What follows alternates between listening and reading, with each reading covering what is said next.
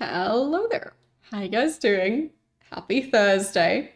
Hope you're all having a good day. The plan for stuff in game, if that's what you're asking. Oh, there's plenty actually. So last time in the game, I got a lot of different information, and I still need to follow up on most of it. So yeah, I'd say that's gonna take up probably hours to follow up on all the different leads I got. Um, so we finally found out about um, a, another new species, which was the Arilu, or however they're called, something along those lines. Um, they can travel between different dimensions, but I think in a different way than how the Ors were traveling. Either way, we met those. We met the Pakuk, or however those space birds are called. Found out about some other species as well. Found out how the I think they're called Unga or something. The weird chewing gum looking blob creatures, the pink ones. Um, how those things have been tricking the Ilrath, which are the ones that look like spiders-ish. Um, so I now know how they do that, and I think I have the same system that would allow me to do the same thing. Yeah, it's just many, many things. Like, even just with all the information I got last time, I tried to go, well, since I tried to not just spend like half an hour sitting here taking handwritten notes, I make that whole process a lot faster by just taking pictures instead. And I took so many that I had to mark out the ones that I really need to follow up on. Because there was a lot of dialogue. So, yeah. Your internet is out and you have to watch on your phone. I hope they can fix it soon. And, like, obviously, like, if you don't know yet what's causing the outage, hope you can manage to figure out what's causing it. Thank you for the gift sub. Second gift sub today.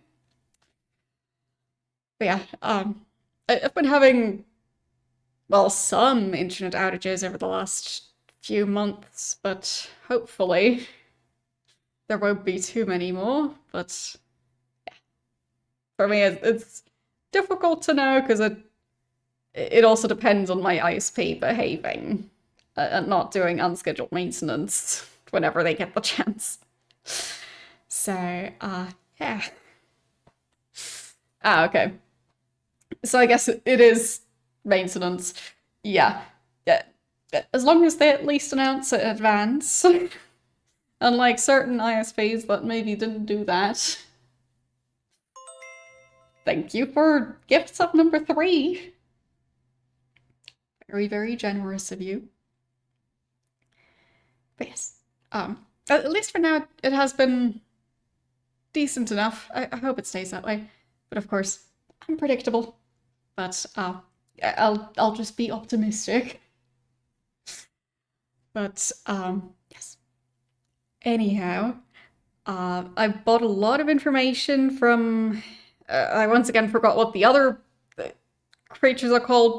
The yellow ones that first were selling me all the upgrades, and then they ran out of upgrades, and now they're still selling me information. So those ones.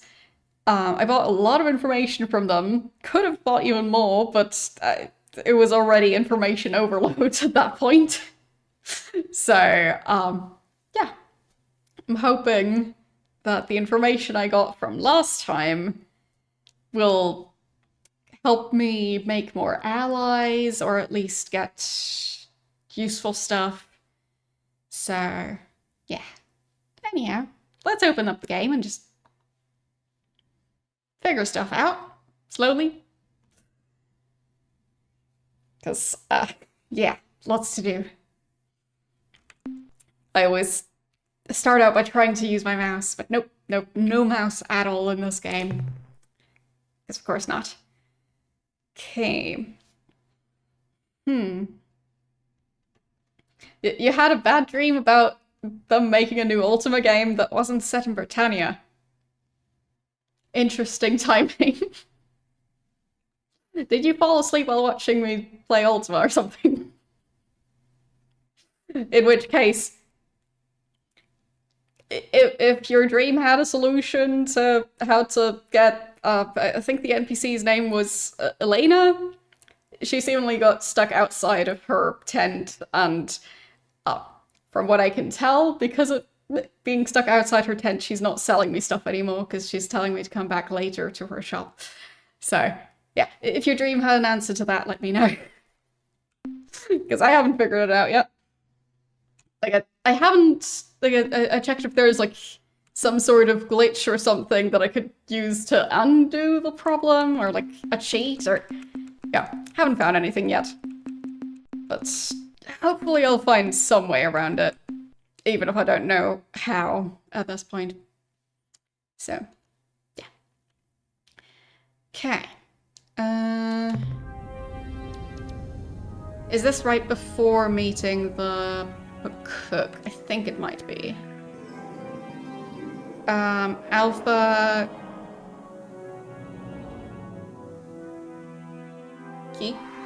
Geekless? Geekless. So the one that they said they were in was... Or the one that I noted down that they were in was Gamma Kruger 1.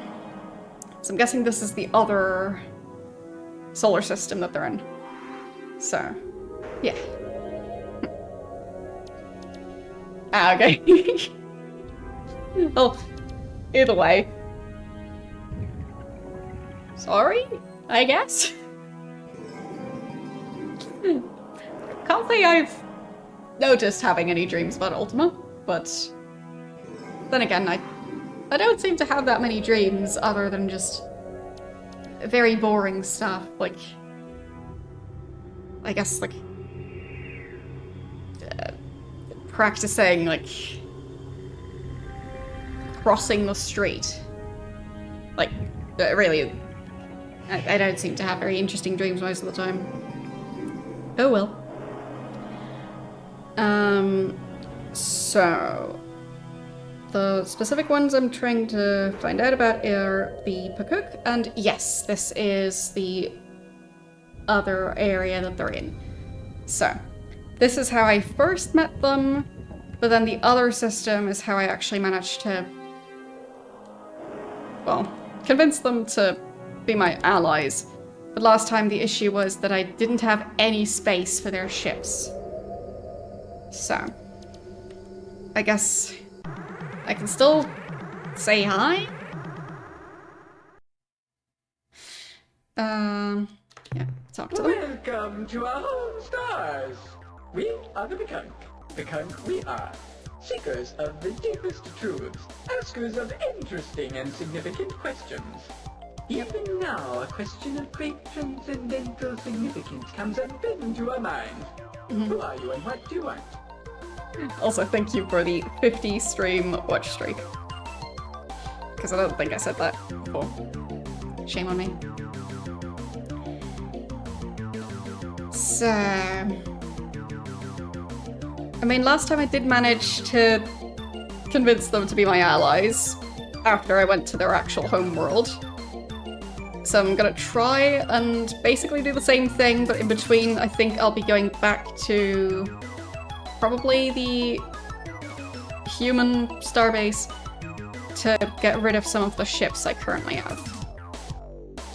Because I need space to get the other ships. So, yeah. Okay. So...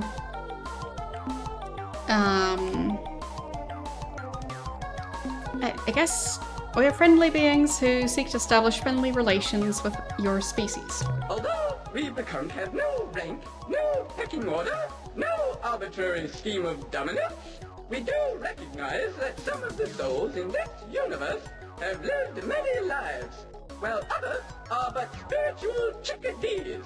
I, Captain, have lived 38 lives, a paltry number compared to those wise and ancient souls who guide our race. You must consult them, Captain.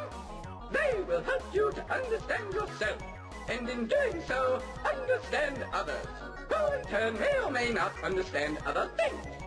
Seek those wise birds at our homeworld, at Gamma Kruger 1. They have all the answers. I mean, my guess for why they would evolve to have like one really long finger, I think there are species on Earth that evolve somewhat similar stuff, and I think most of the time it was creatures that eat insects and need to get those insects out of like some sort of burrow or like holes in a tree trunk or something. So that's my guess.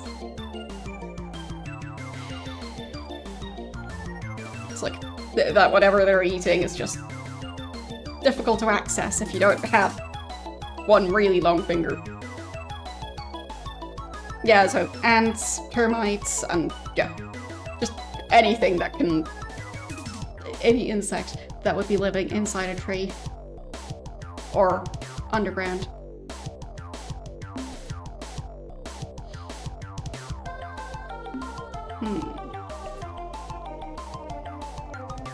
I think I already asked them to be my allies before. Yeah, maybe it's for opening letters.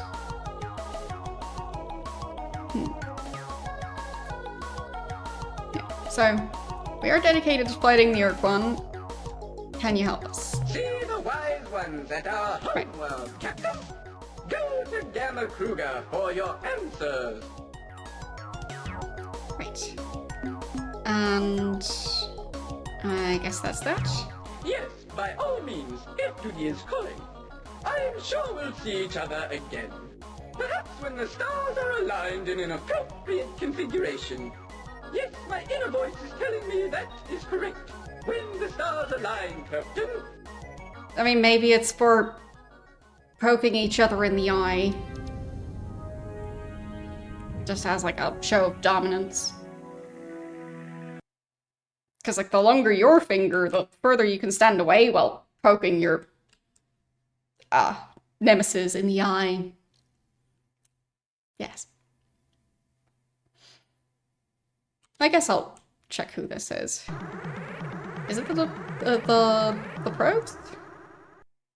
Because I also now know where to go to figure out who has been sending those. Okay. I guess I'll save before I go into this fight. Because once again, it has been a bit. Yeah, it did indeed take me a while to remember which button it was. So, it might just reload, because, yeah, I'm just bad at remembering that kind of thing. Can't help it. Okay. But this time I know control was the main weapon on the ship, so, yes. Okay. Yeah.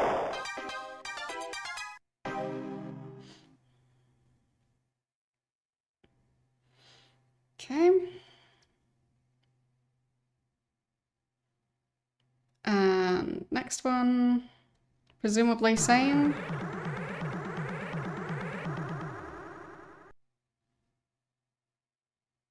I think that's the Pakuk again.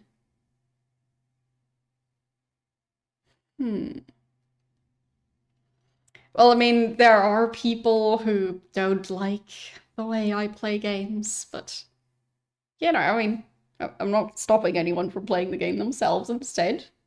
So, I'm playing the games my way. Do not be frightened.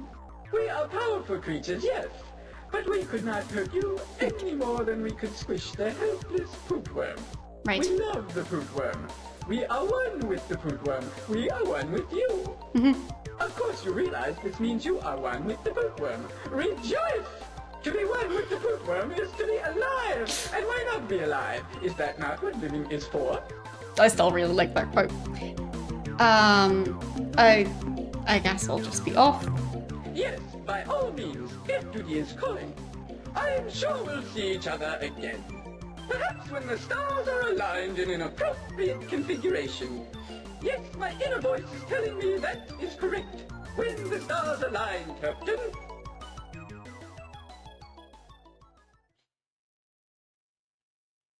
Yeah, I mean, the way that I play games is definitely different from other people's play styles in a lot of cases. So just following a walkthrough step by step, or just basically having already memorized a walkthrough because you've played it so many times, or yeah, many other ways. I just play it my way. Yeah, I completely overshot it. Earth is around here. Whoops. Okay. So, let's go back, because I feel like otherwise I'd be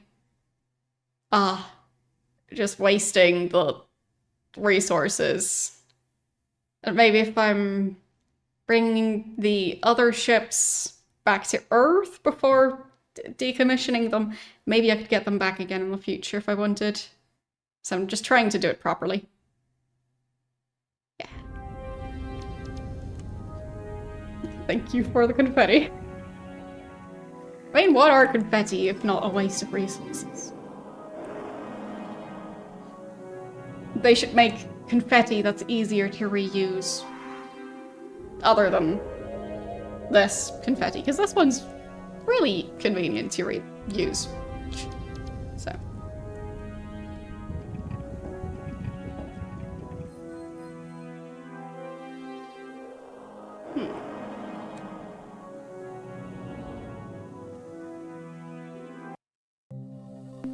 Okay.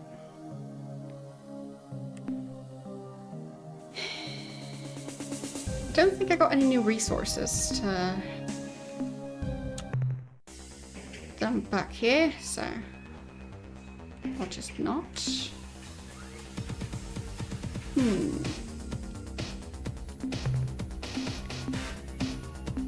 Okay, so I guess I wanted to make room for 4 ships. So that means scrapping that ship. Okay. And there.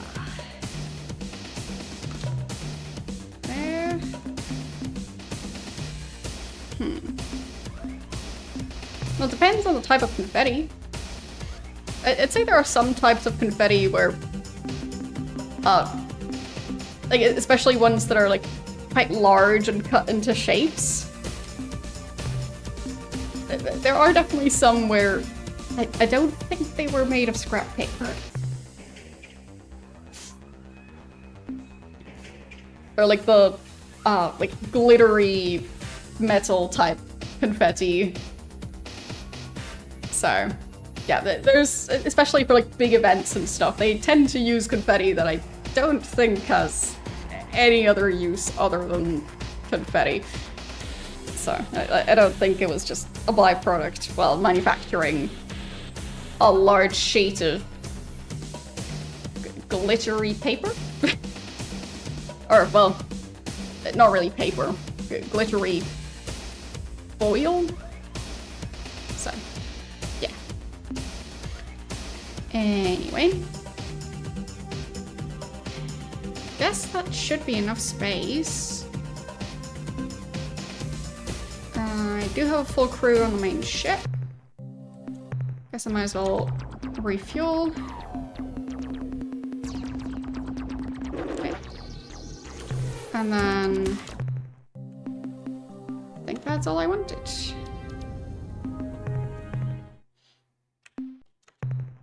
Okay.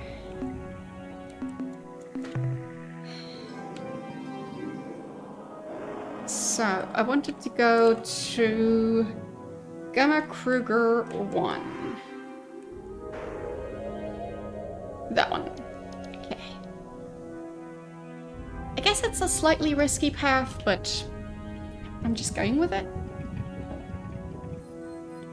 I mean, if I meet the Ilraf along the way, I guess I can use my new space transmitter thingy. Might as well.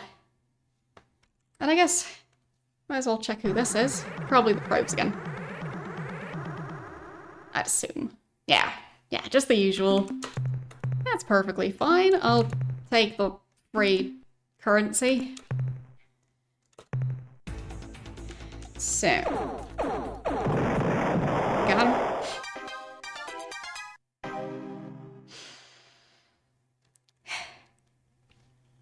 Okay.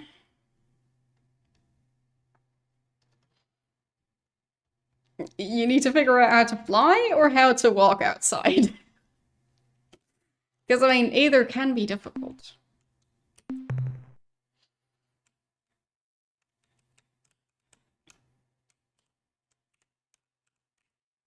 Yeah, so it was definitely Gamma Kruger.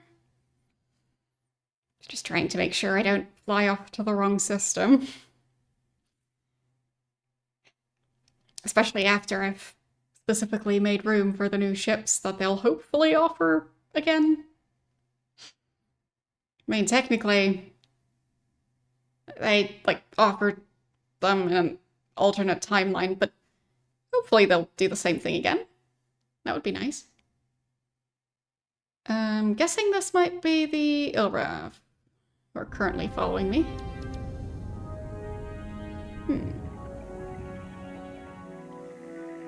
In which case, I guess I could either say hi to them or use this thing. Wonder if that did anything.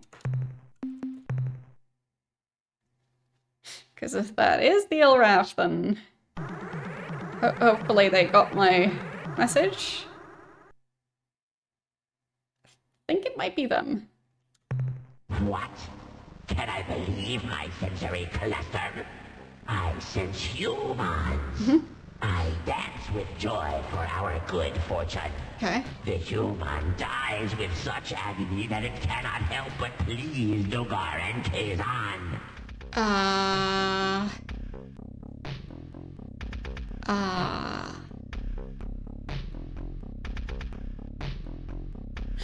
Maybe the thing didn't work. I don't know.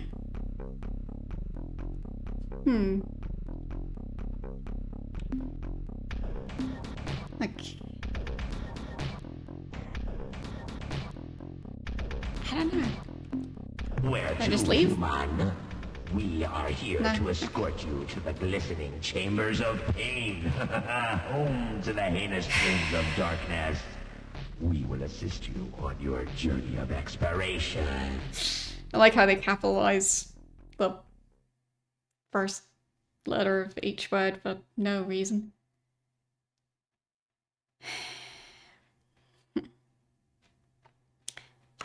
But I thought that device was supposed to have some sort of an effect.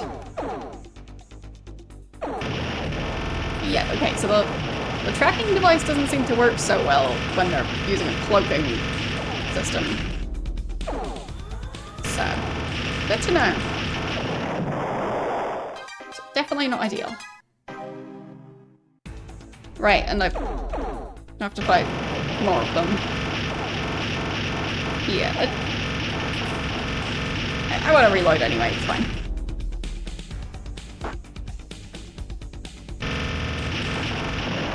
There we go. So. Okay.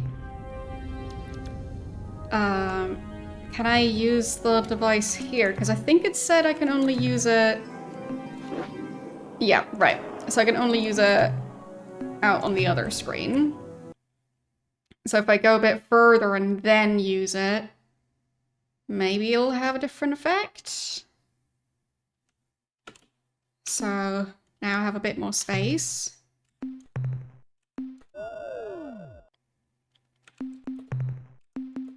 Okay. Another one appeared.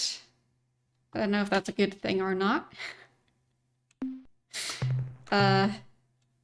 Maybe I can use it again. And then talk to the one that appeared after I started using it. Maybe that'll... Oh, fine. Yeah, that's just the Greetings and various apropos felicitations. We are the hatchlings Yes. of light, spiritual soul beings of the vast cosmic oneness, wayfarers on the river of destiny, students of the mystical dimensions, Right. purveyors of blissful love, bird-like manifestations of glorious light energies from the astral plane. How about yourselves? Yes. Yes, by all means, if duty is calling. I'm sure we'll see each other again. Yes, I'm sure we will. I do also like how they're animated. Okay, so I guess the other ship just disappeared. It's fine, I'll just deal with them later. Doesn't seem to be a huge issue. So it was the first planet in the system, so that would be that small blue planet right here. Yeah, and I think it was the actual planet, not the moon.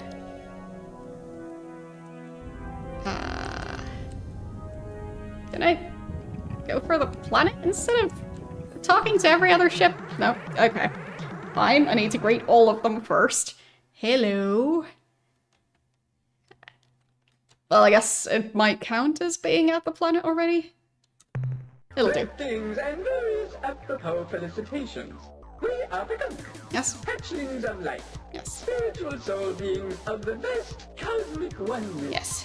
Wayfarers on the river of destiny, students of the mystical dimensions, purveyors of blissful love, bird-like manifestations of glorious light energies from the astral plane.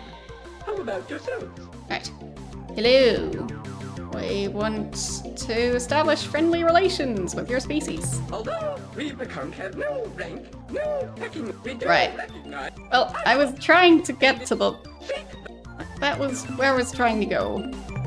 Yes. Get out of my way then. Why do they all have to make it so I can't reach the planet? There. Hello. What? A spirit voice rings within my soul. It tells me that I must give you something. Right. Something to aid you on your noble quest. Yes. What, spirit? What must we give this young human? Mineral resources? No. Important secret? No. Starship? No. Then what is it, spirit? Spit it out. What? That thing? Are you sure? Okay, here you go, Captain. Take this clear Right. spindle. It is an ancient and powerful device built by the precursors hundreds of thousands of years ago. What does it do, you ask? I haven't the slightest idea. Auspicious portents and serendipitous omens have foretold your arrival. Welcome, alien guest, to the home of the gentle and playful Pecan. Children of the cosmic light, hobgoblins of joy, seekers of spiritual truth, and other neat stuff like that. Right.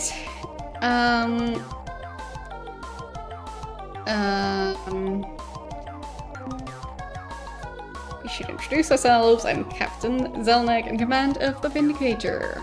Yes, we know all that. Of course they do. We are not known throughout the galactic sector as powerful psychics for nothing. Of course, we already know the answer to this next question too, but we enjoy conversation. Why have you come here? Right.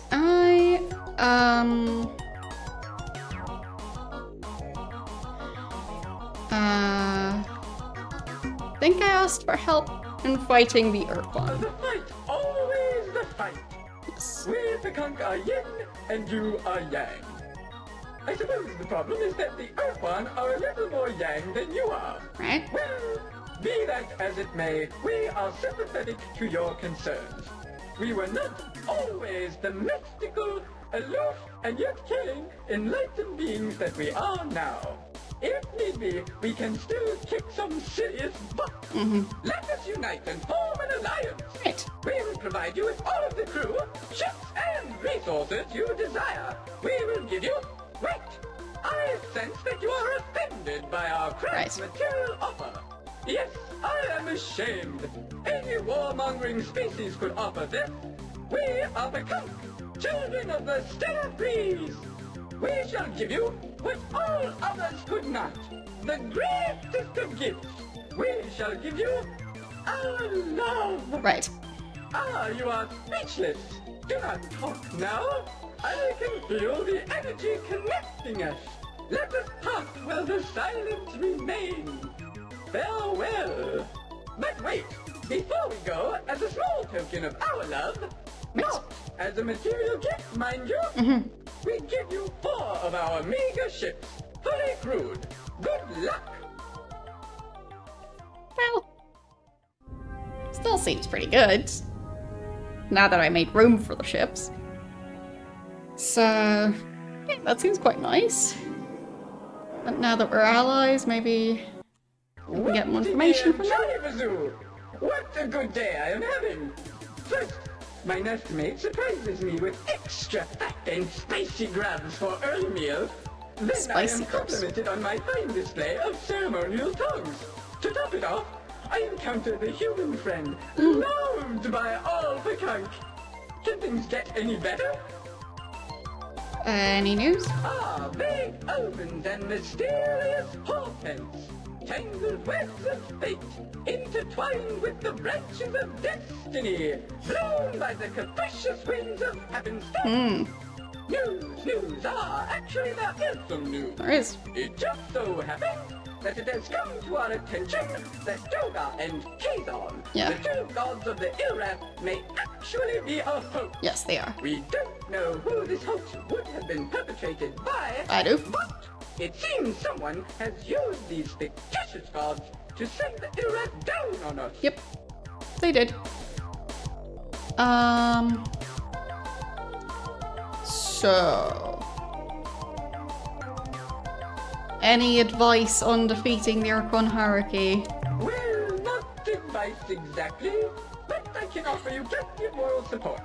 Also, I can tell you about another dream. Ah. Yes, perhaps I will tell you about my dream.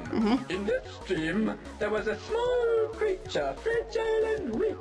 Above it loomed a much larger creature, dark and foreboding. Okay. The large creature was preparing to take the smaller one into its slavering jaws, when the little one looked up and said, "Hold, why do you do this? What you are doing is wrong." This made the large creature pause, while it pondered the question. Then I woke up, and I'm not sure if the little creature got in or not. Come to think of it, it really wasn't much of a dream. I would have much preferred Ocky Birdie's dream.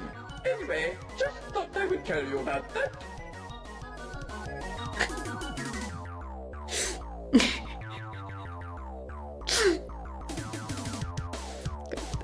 Very informative dream.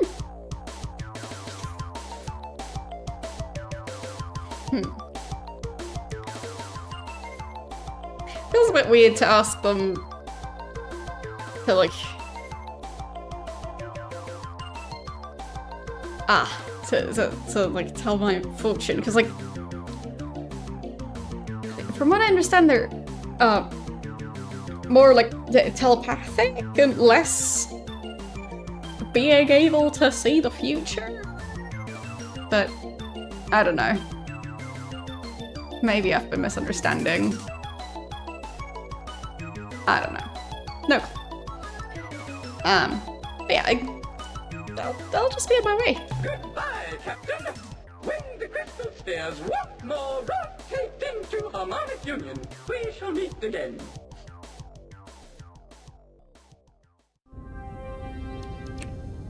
And I'll check the planet again. Before we proceed, Captain, Yeah. I must speak. Yeah, Many of my people have not been sleeping Oh. well these past few nights. they haven't. In fact, I myself did not sleep well last night. Oh. Well, actually, I slept okay in the first part of the night and then had a little trouble later And? on, and maybe halfway through, until I got up and had something to eat. Yeah? Anyway, the reason we are not sleeping is because of a dream. Oh. Yes, a dream.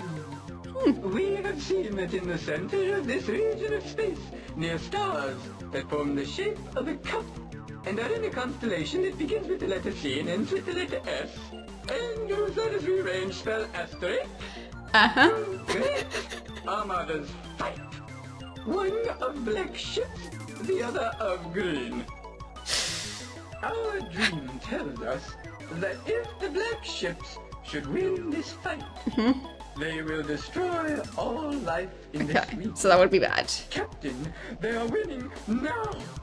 If there is anything you can do to stop them, you must do it, please. Okay, that's all I wanted to say. Captain, Okay. we have been expecting you, of course. In fact, you are here because we wished you to be Ah. here. By channeling our psychic energies through a trans-dimensional flux inducer, I was right we were across able the- to affect the low-frequency stream of a soul particle such as I wasn't that yourself far and away. direct its course. I barely The left. thing is, we can't remember why we brought you here. Okay. Okay. Can I ask stuff about the Ur-Rat? Why should we mind? We bear the spidery creatures no ill will. Without darkness, there is no light. Without death, there is no birth. And thanks to the Ur-Rat, there's lots of birth. Okay. They seem rather hostile. Why is that? We have delved most deeply into the dark and gritty heart of the Ur-Rat. And what do you suppose we found there? Well, we found a torpid, vile, malign, odious, spiteful spirit. Right, no surprises there. What did surprise us, though, was what we saw when we regressed into the past lives. It turns out that in their last lives, the Ur-Rat were all shining beings of pure light and blissful love. They had reached the pinnacle of spiritual evolution and could go no further. They were perfection. And then, somehow, they got just a tiny bit better, and wham! They were all of a sudden totally evil. Wouldn't you know it? Get too perfect and you wrap right around to evil. That's why we've become strive to be perfect, but always do little bad and annoying things to keep from ending up like the Ur-Rat. Good idea. How are you faring in the fight against them? We have calculated that at our present rate of attrition, we will exist only on the spiritual plane in a matter of a year or so. That sounds Of bad. course, the physical realm does hold a certain coarse attraction, a material quaintness, if you will. We will be somewhat disappointed to have to leave it. Yeah. I'd assume so. Any way to stop them? An interesting question. The answer would be yes. Now. If some benign and loving, yet incredibly destructive and powerful force were to simultaneously rip off all of their legs and drop their putrid egg sacs into steaming pools of molten metal, that would have the desired result of ending the conflict. But I jest. Of course, I bear the Ur-Rat no ill will. How could I, when I'm filled only with love? Huh. Yeah. Sure.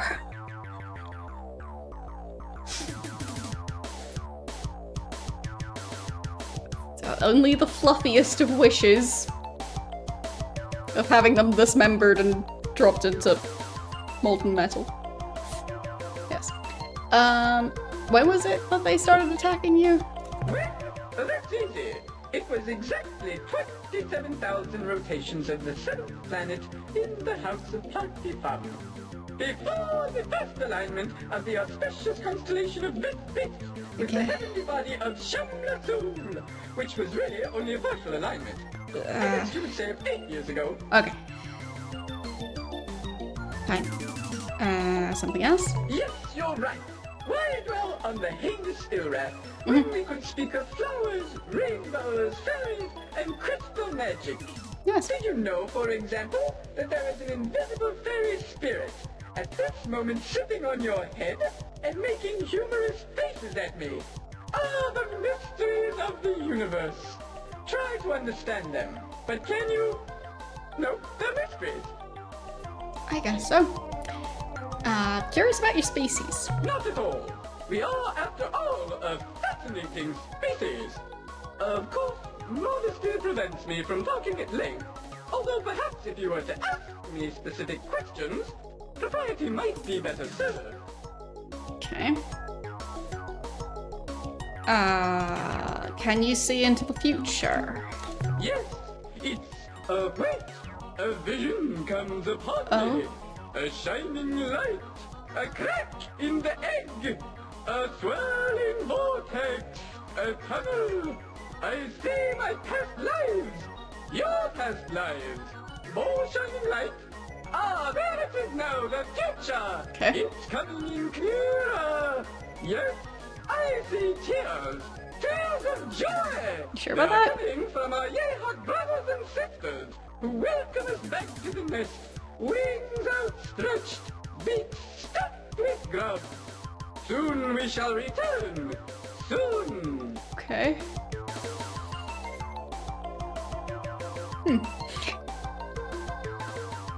What about the history of the book?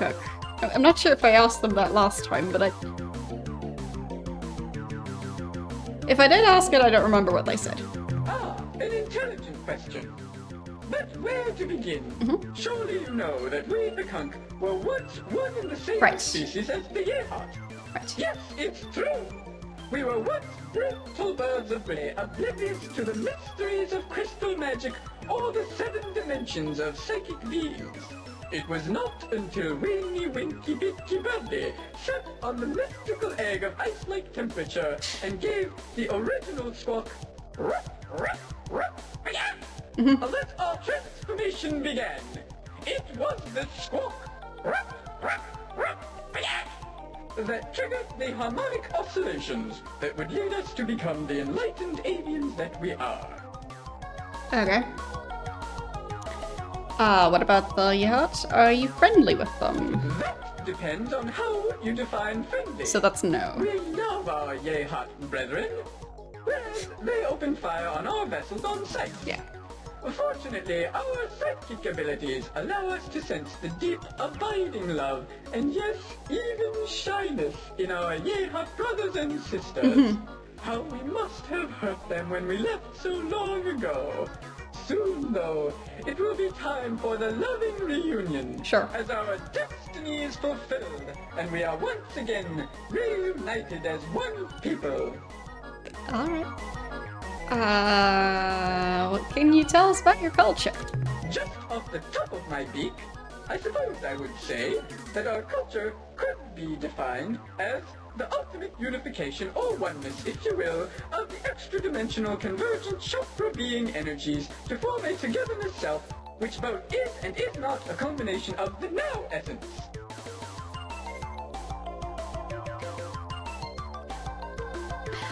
Do you refer to the now essence as an extension of the cosmic whole or as a subset of the totality of oneness? An excellent question.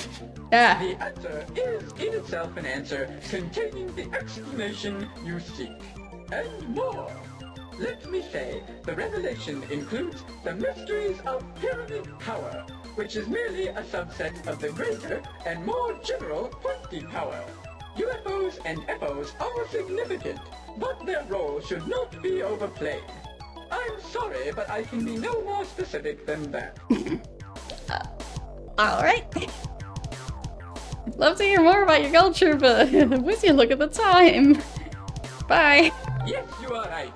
I should be careful not to overwhelm you with my psychic intensities. Perhaps we could talk about something less overwhelming, albeit less interesting. Yeah, goodbye. Farewell, kind human. Return soon. So, did I hear stuff about the location of the yachts? So,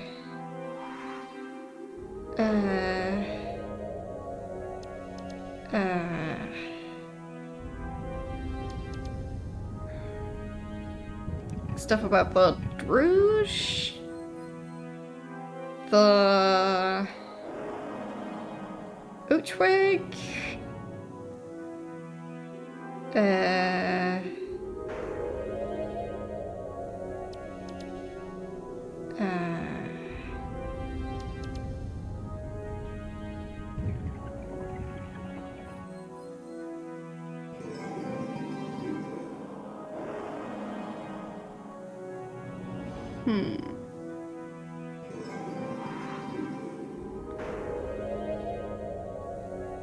I don't think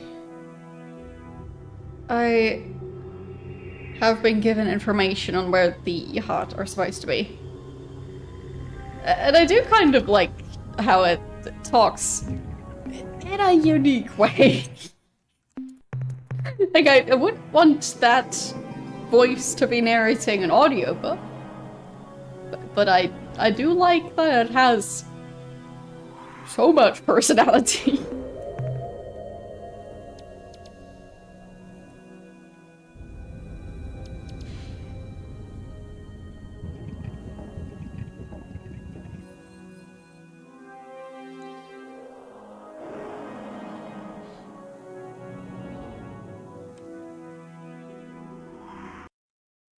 Okay. So, pretty sure that ship is an Ilraf ship. Still.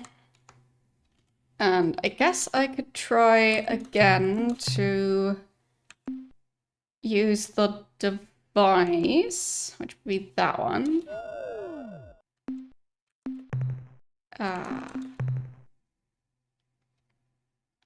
But I'm not sure if that will do anything from this distance. I guess I'll just try and use it a bunch of times as they're coming closer. Okay, they're right next to us.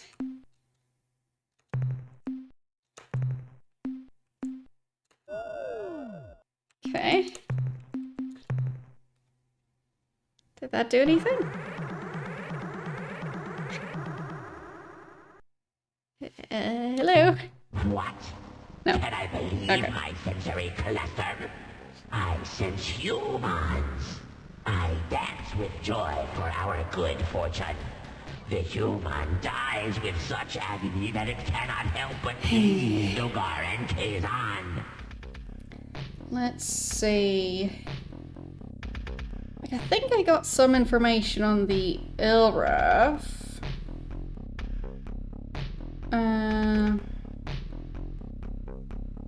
Just not sure if I felt the need to note all of that down as well. Maybe not. Yeah. Maybe not.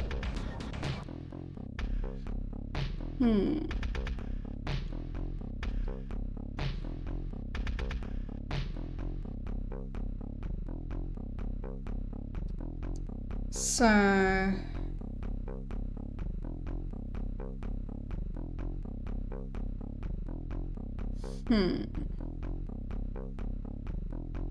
There is stuff where the yacht were mentioned before, but that was by the... I've once again forgotten what they were called. The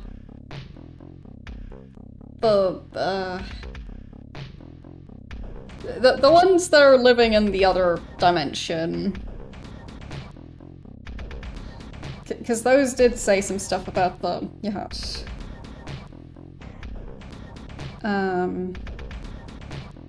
Yeah.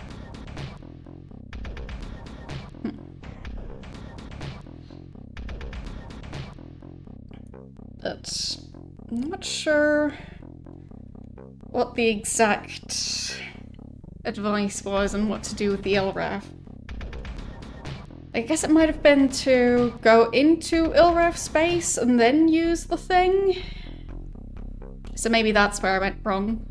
That I needed to be closer to their home world. But not sure which planet or system that would be. So.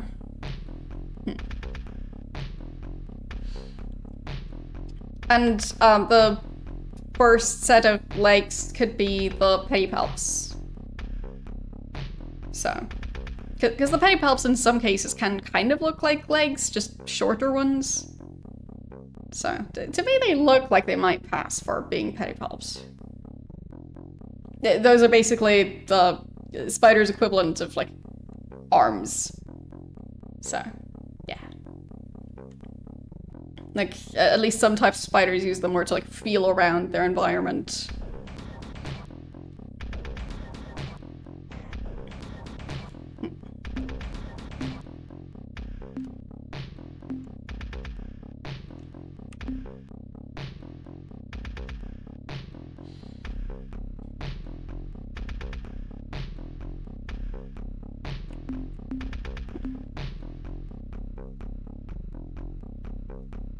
State the nature of your mission? No. Puny human, you make me chitter with amusement. By the will of the mighty Dogar and Kazan, I am here to make you die, die, die! Right. Well, it was worth a try. Was hoping that would get a different outcome. I did want to... The ships are called Polly, Screech, Twitter, and Crow. Nice. Oh, and we also have a ship named TikTok. I do like the ship named Hungry and Frumple. Yes.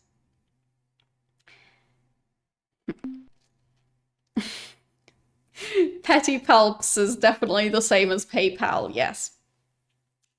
Exactly identical pronunciation.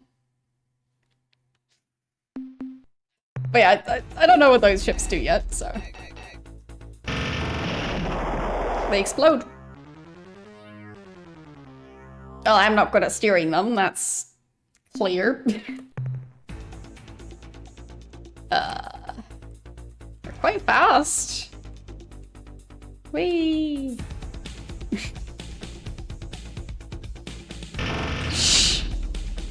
Well, that was bad. But I like how... Yeah, I could just... fly spiral. Perfect.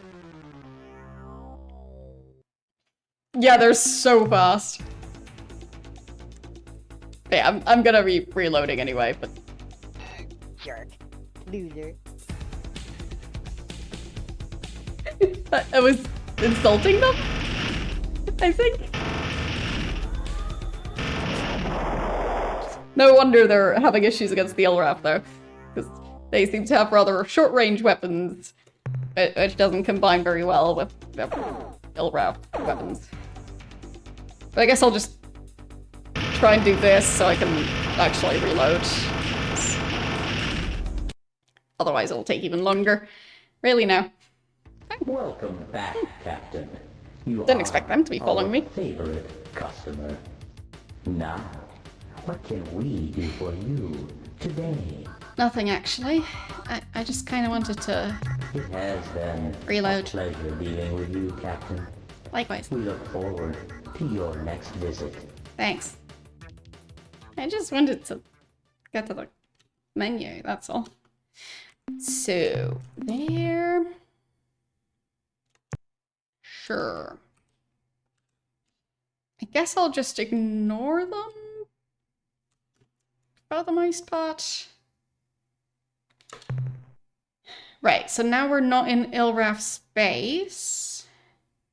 don't know what their homeworld would be, but I guess it's also not the most important thing. So there was something about asterisk or something? Cluster? I'll check the map that seemingly came with the game. They said something about the constellation looking a bit like a teacup. It definitely started with an A.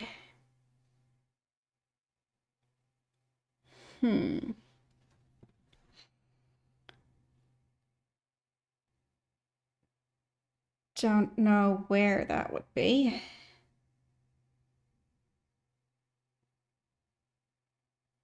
But I also clearly didn't write down the name of the constellation properly.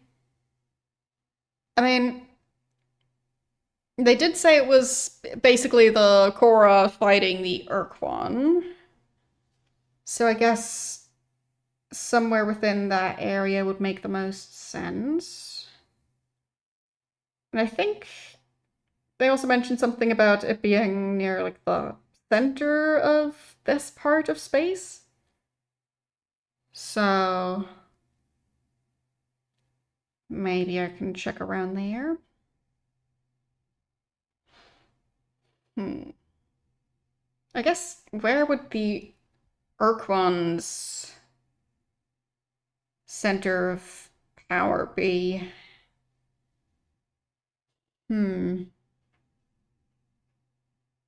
I don't know where I've mostly been seeing them. I guess maybe west of the Korra? Or something? Huh. I guess? Maybe? But I clearly should have noted it down properly, because... Oh, I thought I did. Nope. No, I didn't.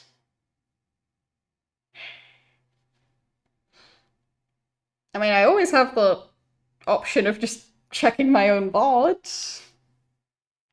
So I guess I can do that. Who's gonna stop me?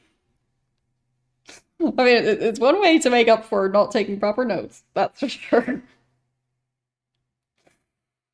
You'd think I should know better, but nope. Nope, I don't. Okay.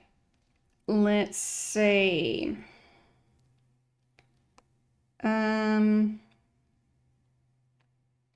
It was near the start of when I was talking to the cook again after getting the ships, I believe. So there.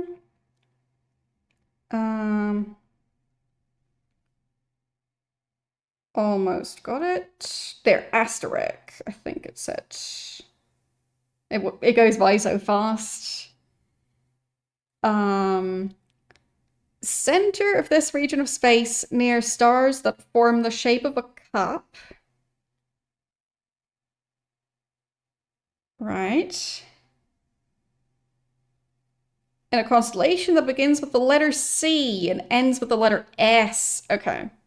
So it begins with the letter C, ends with the letter S, and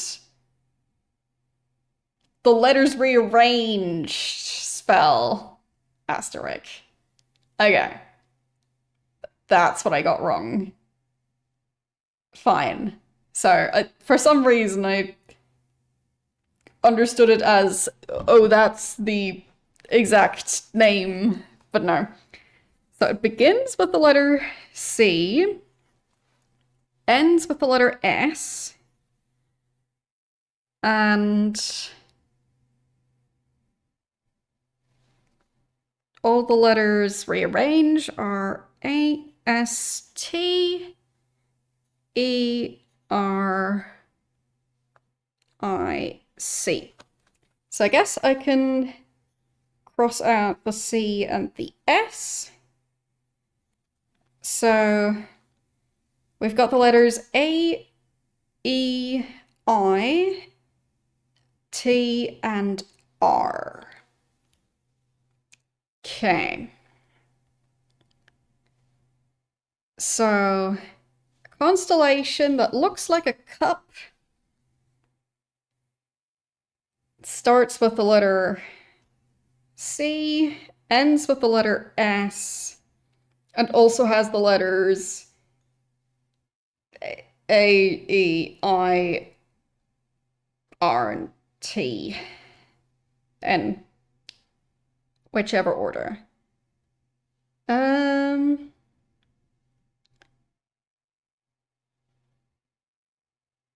How about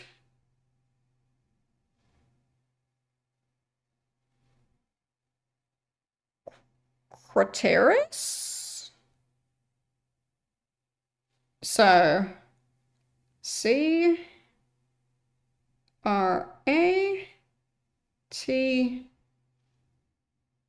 Okay, so it's 2 R's, not 1 R. Huh. I mean, could still be that one, I guess, but constellation doesn't really look like a cup. But, fine. Maybe...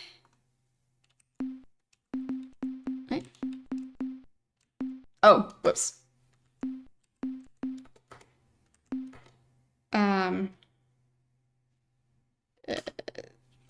Escape. So it would be, I think, this one? Yeah. So the shape is kind of like this, and then, yeah. So it's more of a Y shape. But I guess it could be a type of, like, if you take like a wine glass and slice it down the middle and forget about the base of the glass, then I guess you kind of get this shape. So, does that count as a cup shape? I don't know. I mean,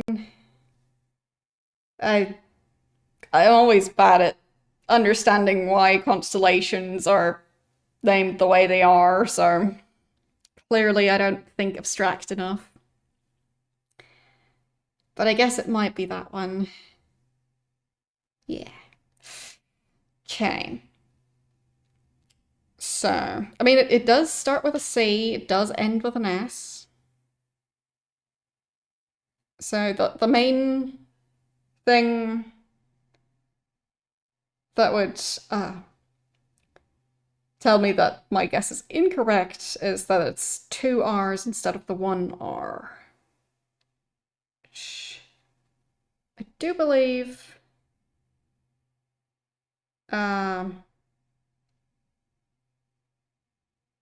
yeah, the way it's spelled in the dialogue, it is just 1 R.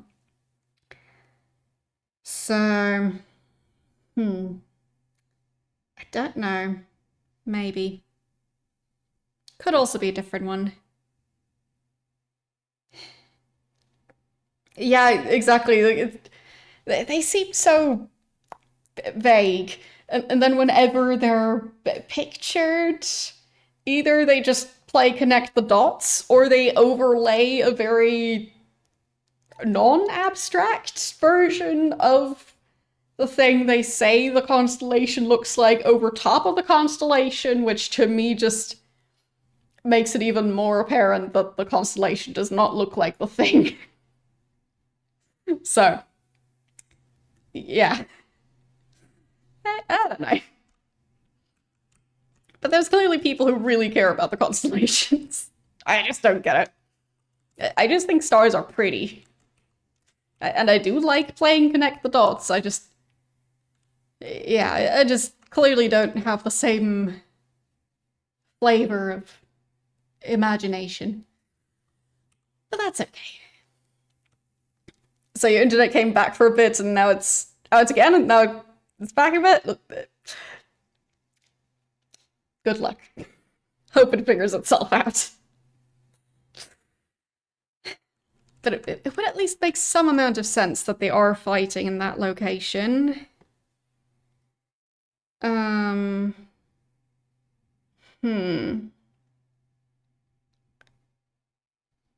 But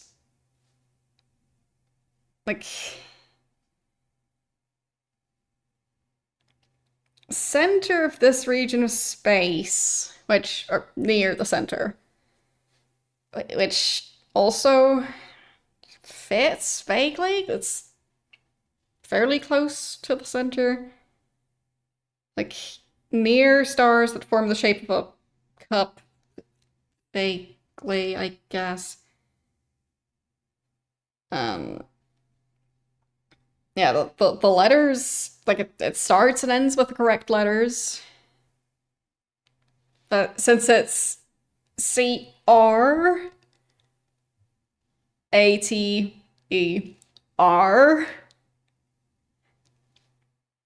that is definitely 2 R's.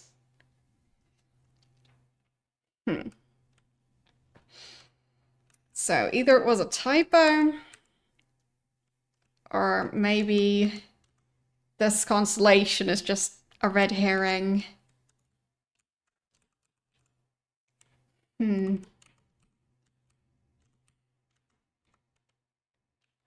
I mean,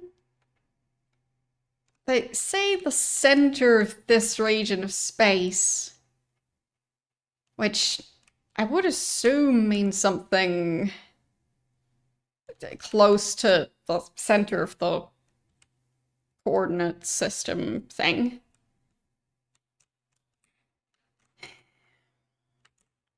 Like, it's definitely not these ones, because wrong letters. Yeah.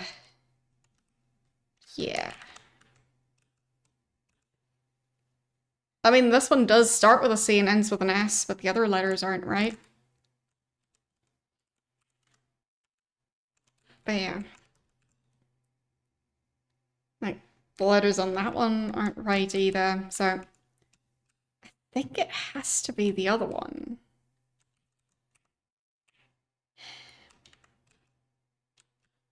Yeah. I guess they just maybe didn't spell it quite right. I mean, unlabeled areas wouldn't really count. I was told where to go based on the name of a constellation.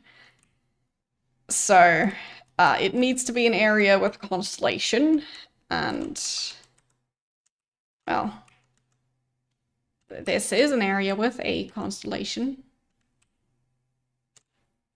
Like, is that supposed to look like a cup? I mean, it's the wrong letters anyway, so it doesn't matter. And that's way off, so probably not. I mean, this is somewhat close to the center still. Don't know if I've checked around this region.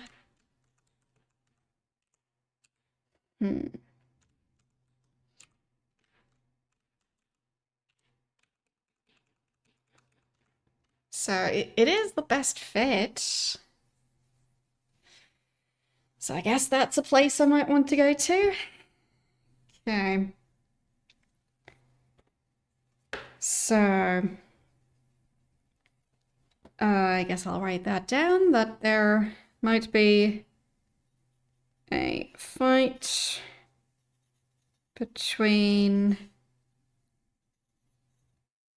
the Korra and the Ur-Quan,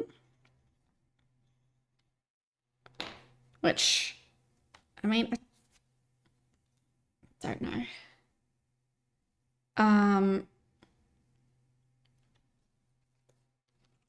Like, you mean this whole section? That's a very large section. That's not really one constellation.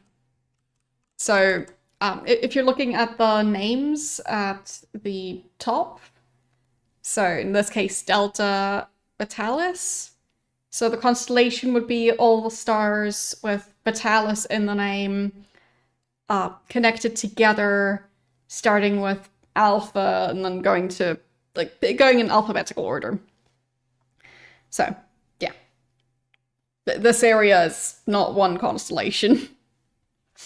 So, I don't think it's that one. So, I believe there's a fight between Korra and the Ur-Quan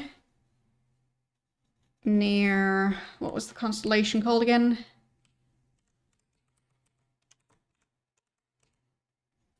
Craterus.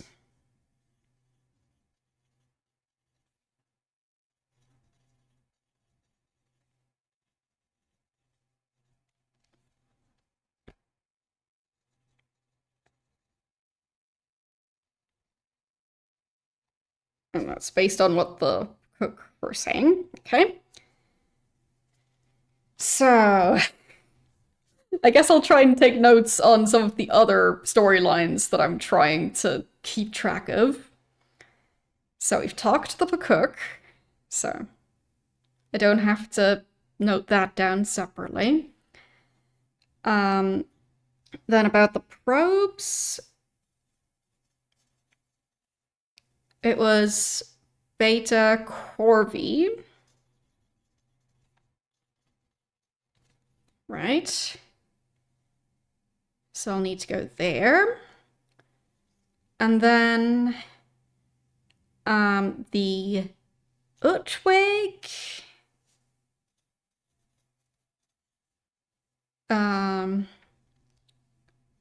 at the Quarry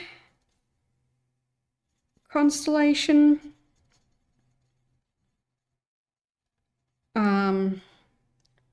So they are supposed to have the Ultron. Okay. And I need the item I just got from the Pakuk. So that's a thing. Then so to gain them as an ally, I need to repair the Ultron, I think. Okay.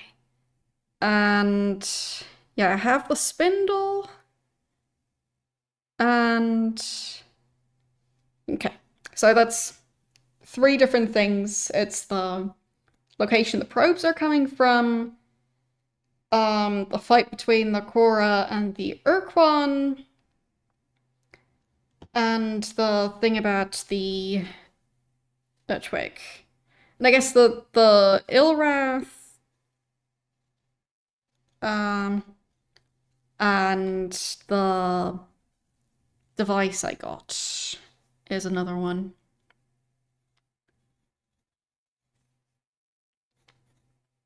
So what's that device called again?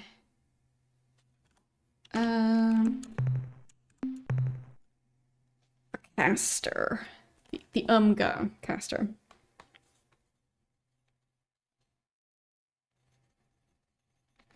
Right. Okay. And still not 100% sure how to use the caster. But I have it. That is important. But yeah, I don't fully know how I'm supposed to use it.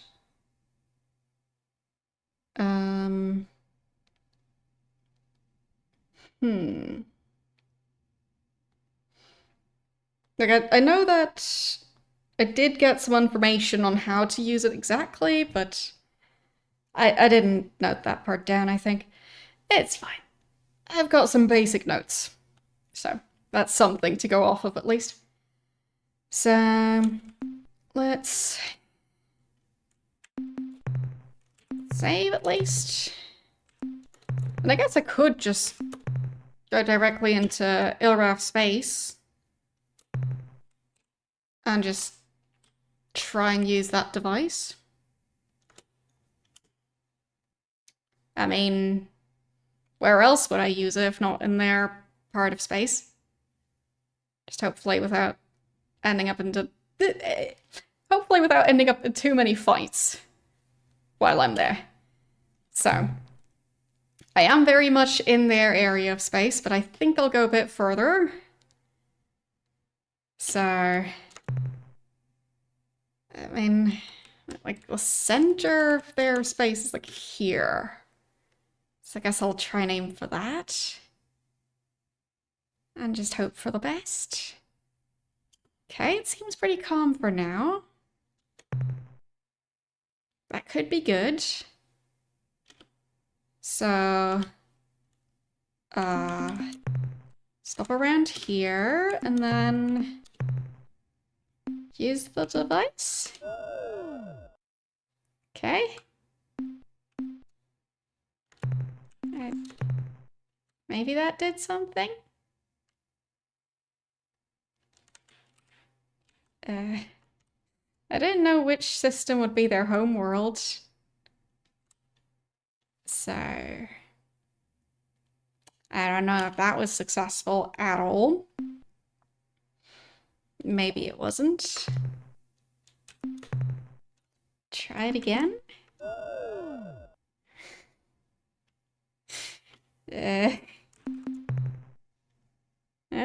There's even more of them. I am very much in their part of space, so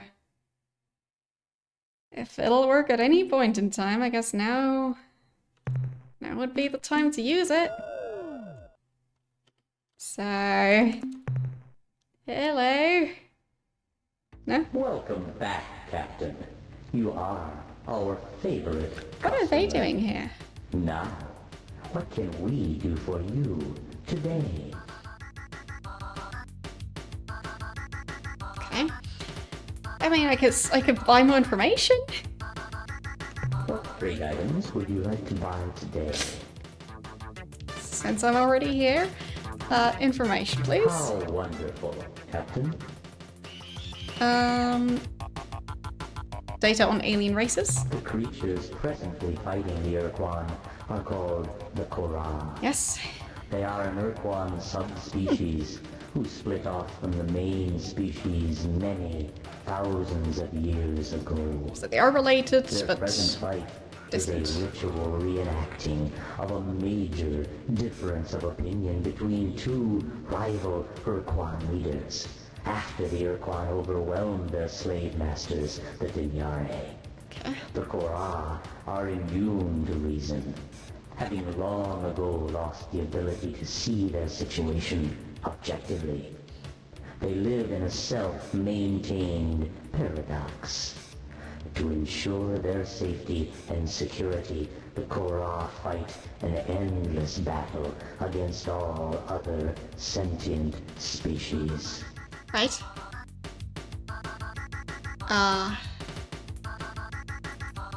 That wasn't that groundbreaking, but it was information. I must warn you about some very bad people. Is this worth so many credits? You ask yourself. I assure you, it is. Okay. The creatures are called the Druge, and they are a callous and evil race. They care for nothing but profit and personal gain through unfair mercantile exchanges. I do believe I've heard about them at least. Why are you looking at me like that, Captain? It is not appropriate. As I was saying, these wicked creatures will try to sell you commodities at unreasonably low prices. Right. Boy, they almost give away fuel. Do not fall for their tricks. There are hidden costs, secret tariffs, so that you may avoid them. I will Okay. tell you that their main trade world is Zeta Persei 1. Got it. Why are you smiling, Captain? Thanks. Any more data? The Berbixies race evolved on the planet Arcturus 1. They lived there. The Berbixies like race that might be evolved on the important. planet Okay. Arcturus 1. They lived there in a relatively benevolent manner until the Korra came and destroyed them Well. during the course of 2 or 3 unfortunate days. Took them a while, I guess. Rouge were largely responsible for the Korra finding the Berbixies. You see, the Berbixies were in law. The Rouge were largely responsible for the Okay. Korra finding the Berbixies. You see, the Berbixies were in long-distance, hyperwave contact with a race known simply as the Keg. For decades, the Geg and the Berbixies traded much valuable information until the Geg came under attack by an invading race who you may know as the Korra. The Geg warned the Berbixies that the Korra located races by their hyperwave transmissions and that they had already discovered the radiations from the Druge. When the Berbixies were kind enough to warn the Druge that a hostile alien race was homing in on their hyperwave radiations, the Druge shut down all their transmitters and erected a powerful hyperwave beacon on the surface of the Berbixies moon. Lovely. The Korra changed course, attacked the poor Berbixies, and sadly destroyed them all. I mean, that does sound a bit sinister. Seems like the equivalent of running away from a bear, and instead of focusing on running, you're focusing on making the person running next to you smell like bear food. Like, yeah. I mean, I guess it worked, because they supposedly are still alive.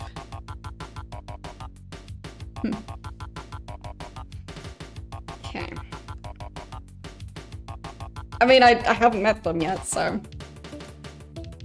haven't made up my mind yet. Just, there's very strong opinions about them, that's for sure. But who knows, maybe the other races have other opinions on the Druge. Like, were they the ones, like the Ultron,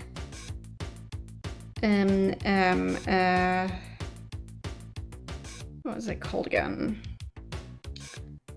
So, right, so the Druge traded with the Ur-Twig, and the Ur-Twig are the ones that have the Ultron.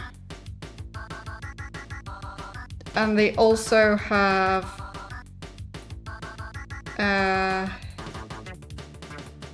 some other thing that the Droge wanted, but the Ur-Twig didn't give to them. So, right. I wanted to go and meet the Ur-Twig. Sure. What else would you like to buy? Nothing, I think. Very well then. I don't think I have anything to sell. We appreciate your intention. Right. I don't think I had anything. As that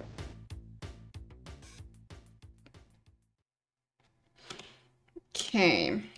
Guess I'll save again. And then... are these the Ilraf? Because I was trying to communicate with them, kind of. Hello? What? Can I believe my sensory cluster? I sense humans.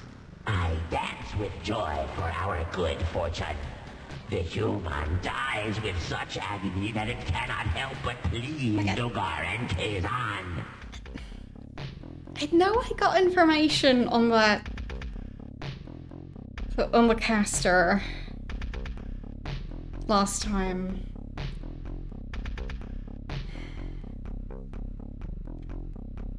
Like, now I'm tempted to check my VOD from the week before, because, like, I was sure it just told me to use the caster in hyperspace.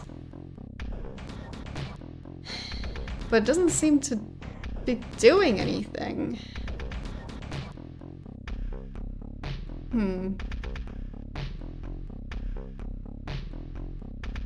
I don't know. I mean, I guess I can just try and do it later.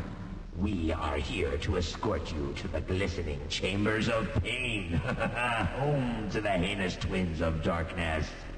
We will assist you on your journey of exploration. My journey of exploration. Lovely. And I thought my journey was exploration. How silly of me. Okay.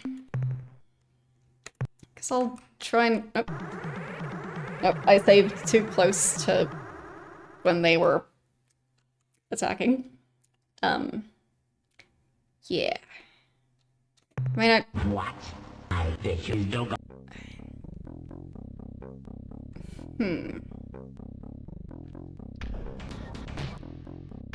I mean, I guess I can try the different options.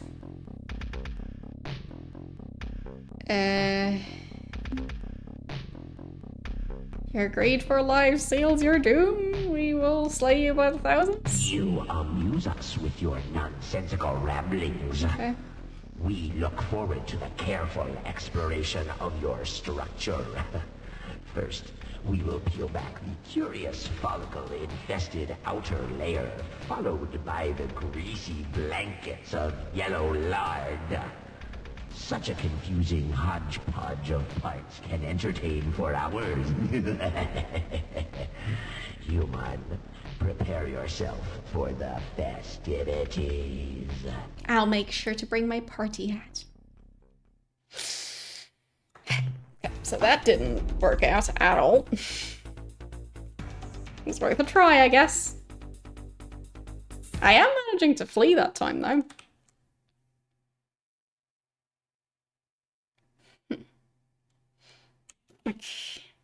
Try and use the thing again.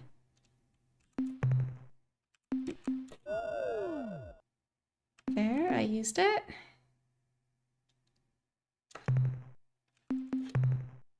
And now I just sit here. Will they like me now? Probably not. No, I don't think I've found their homeworld yet. That's the throats. Okay.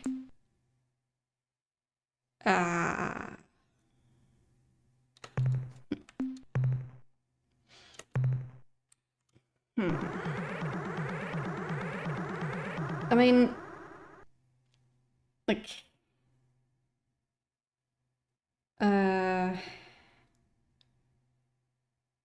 maybe it would just be like at the center of their region of space? I don't know.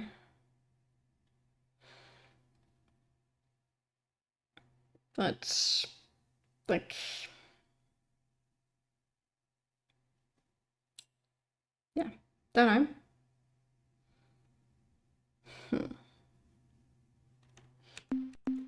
Maybe I load this save? Because I think at this point I can still look around a bit better. I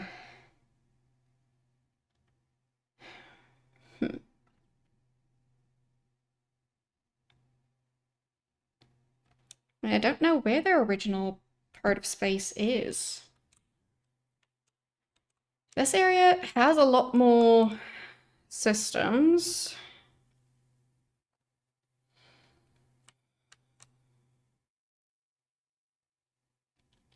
So I feel like maybe they've expanded towards the Pakuk.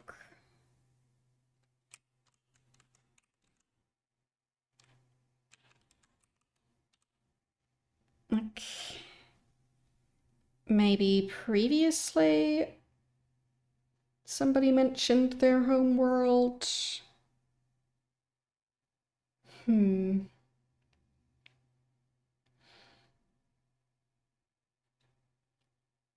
So, Hyperwave Caster to impersonate the Ilref gods.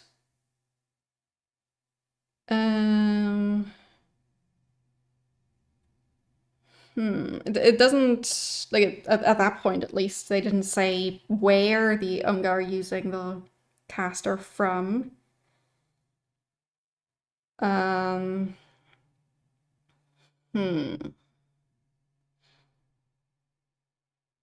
Also not mentioning where the Ilraf are supposed to be.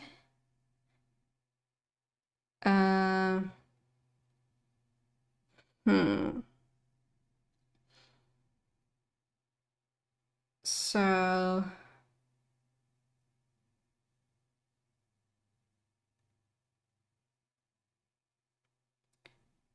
Ilraf are presently attacking the Pakuk in the LaSalle and Kruger constellations. So maybe I should focus my efforts there. So this constellation and the one that I'm close to. So don't know if I should focus on that to try and convince them to leave. Or otherwise I could just explore. Like,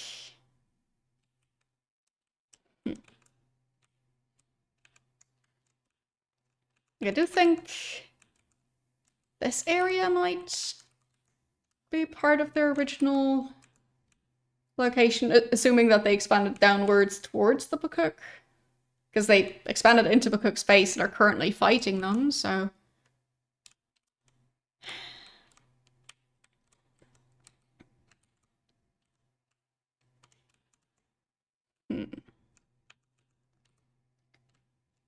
Like... maybe this area could be part of their original homeworld constellation. Like, clearly it's not just that their homeworld is at the center, because there's just nothing there. That's not that.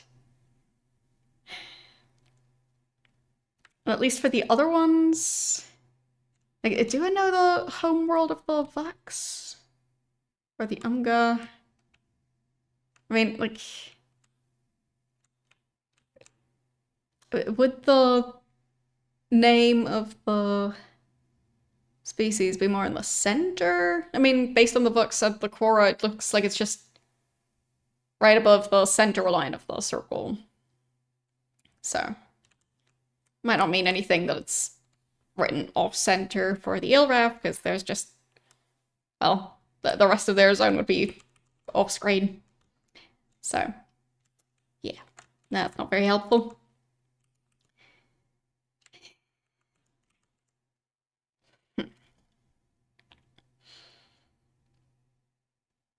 But yeah, it's like... I don't think I was ever told where the Ilraf are originally from. Or at least, I don't remember.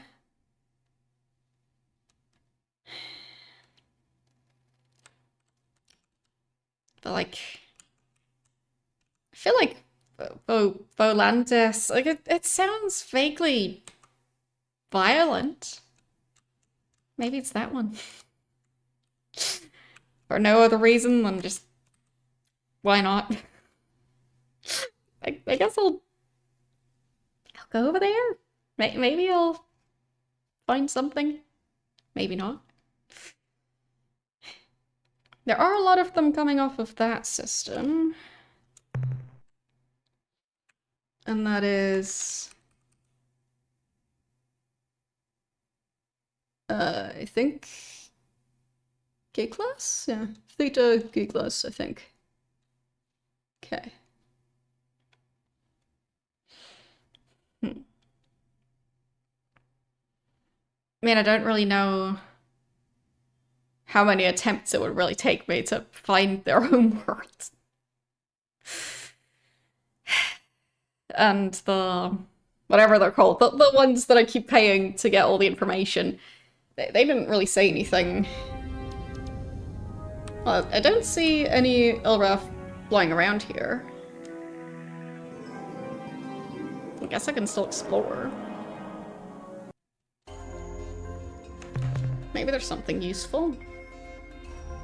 No energy. Okay, there are some life forms. Right, I should also note down the... whatever they were called. The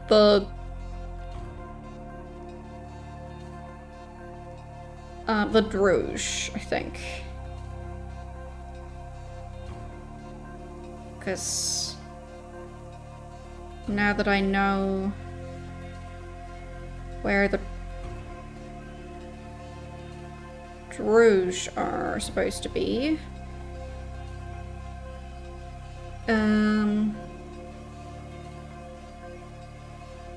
Yeah, I think it was the Druge. Technically, I didn't... like, when I took the picture, it didn't still say, but it's the traders that were being mentioned. Homeworld is Zeta Persei 1.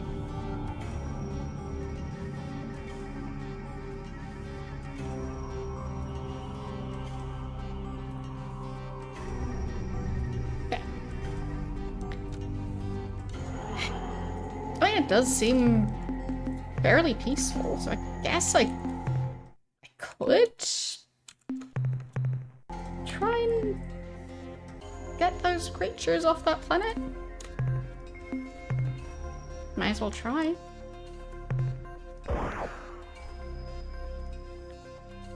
Okay. Right, those giant blobs. At least they make for bigger targets. Not that I'm good at aiming at them, still.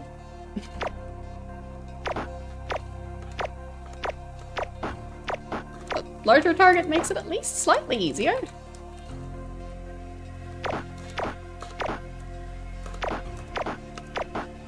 There, got him. I mean, it's not a bad amount of data, I guess.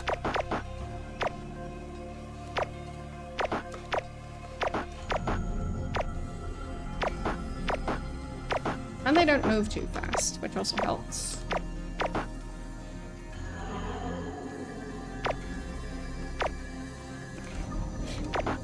There. Very nice.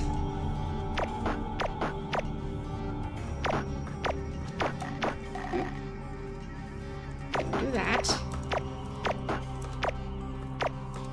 I'd like to keep my crew members around, if possible.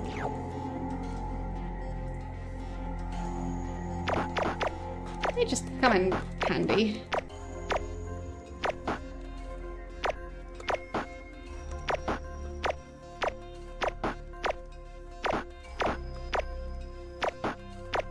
I mean, I can still lose them later on if I don't lose them now. As in, I can always sacrifice them during combat.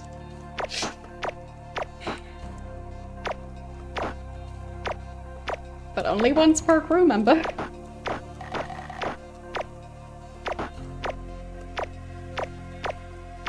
Okay, there. I guess I'll come back for the last one.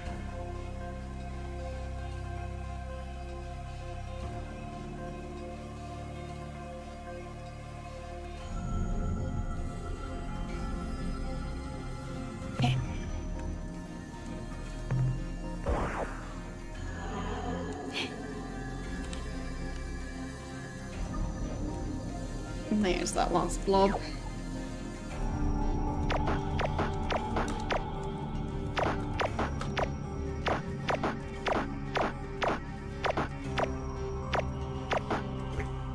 Got him. And I guess I can pick up just some of the resources. I mean, I will have to pay for fuel at least, so just making sure I bring back something. Okay. So that was the second planet in the system.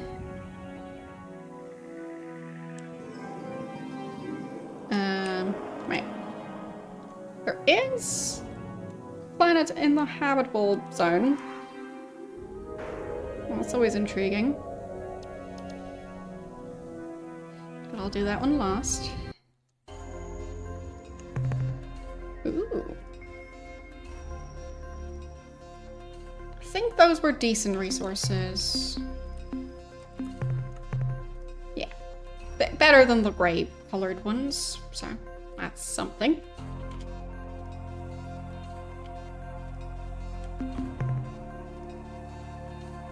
Did I scan for life forms? Yes, but there aren't any. Okay. Well, I guess I can pick up those resources. It'll work. Something.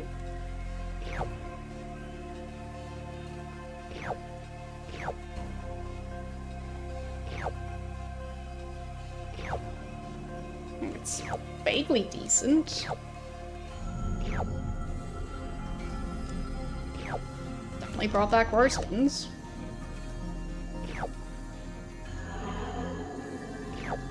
Okay. Those are all the ones I wanted. Okay. Time for the interesting planet.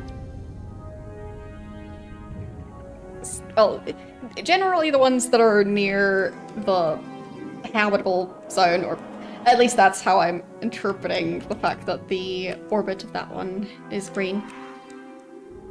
Those ones do seem to be a lot more likely to have life forms on them. So, maybe something interesting on this one.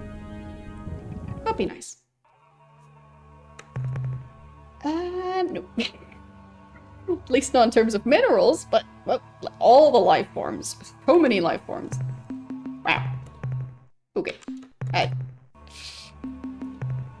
had already partially given up, but nope. Full of life forms. Okay. Oh.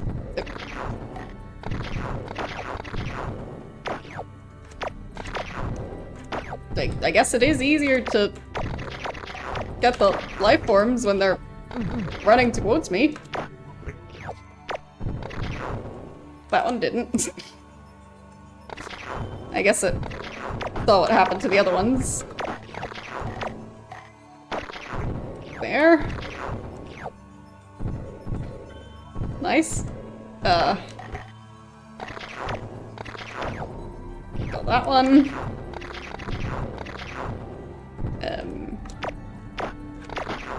Got that one. I mean, I'll be able to buy even more information, and if that other species that is willing to trade stuff, like, maybe they have something useful? And maybe they trade in the same currency? I mean, I don't know if they'd be willing to buy the creatures I collect, but still. I already have a lot of currency, and this way I'll be able to get more, just potentially from the other species and then going back to the new species, and we'll see. But I am curious. I mean, now that I've heard about the other species potentially being willing to trade with me, I have to go visit them. They did warn me, but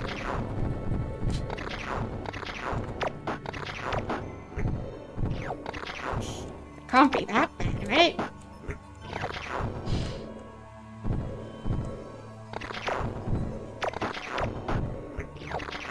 Oh, I missed one in the back. Oops. Not gonna abandon one life form on this planet.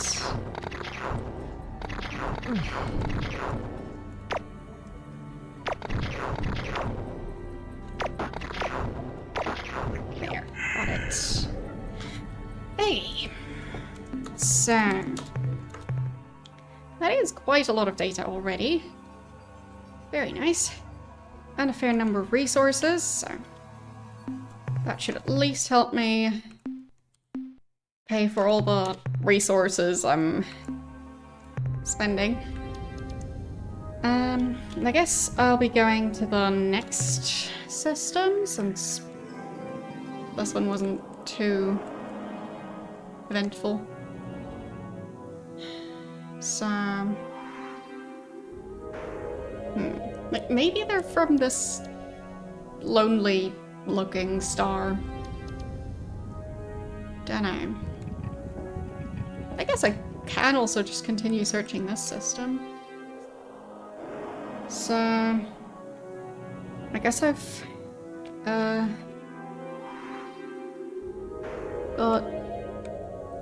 1, 2, 3, 4, 5, 7, I think, of those planets. Okay, so I've checked Alpha Atlantis.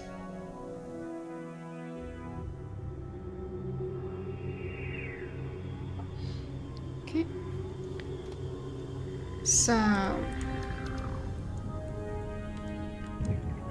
been a while since I've used the Greek alphabet.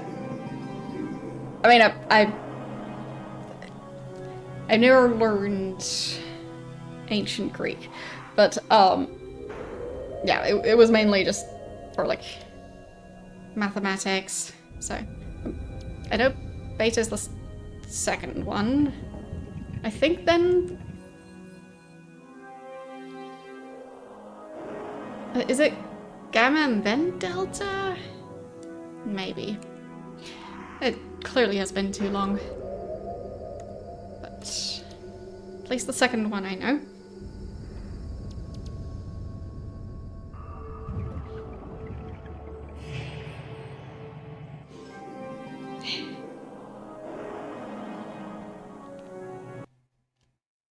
I'm hoping I'll manage to... Yes, okay. I managed to move before the other ship got me.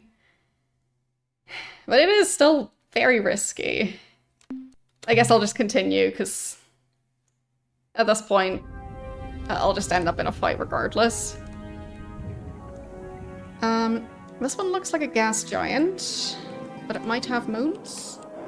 It does. A lot of them. It almost looks like its own solar system. I guess with the difference being that it wouldn't be giving off light because it's a gas giant. So, yeah, nothing very interesting about that green moon. What about the orange one? At least some of the orange planets have been pretty decent. Not sure about the moons.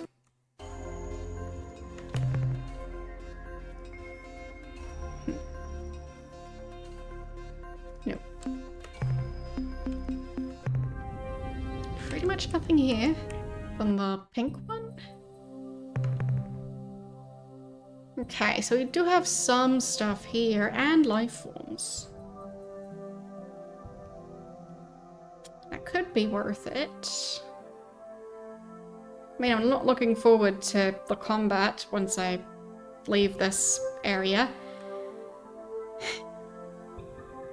But that one is tempting.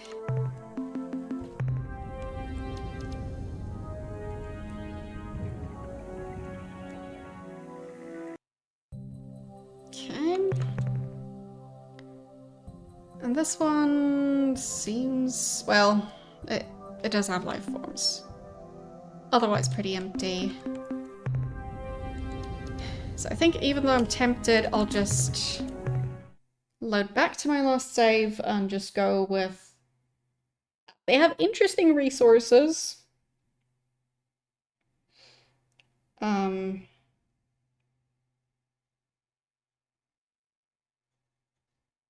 And life forms.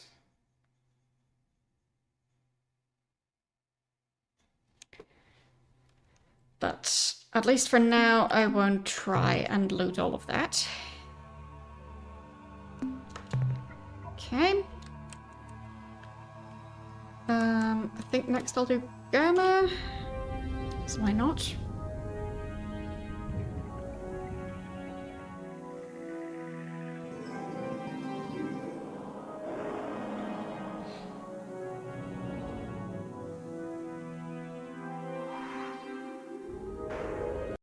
And hopefully this time I'll still manage to go there without major combat. And... oh, yeah, that's... I think those are their ships. So... they are at least more interested in this part of space. Guess I'll check this gas giant. Okay, there's more of them here.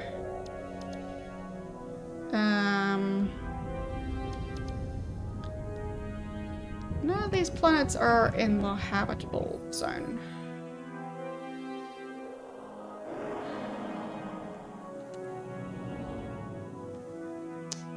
A bit risky to try and explore. But I guess for now it's going okay. As long as I can land on the planet.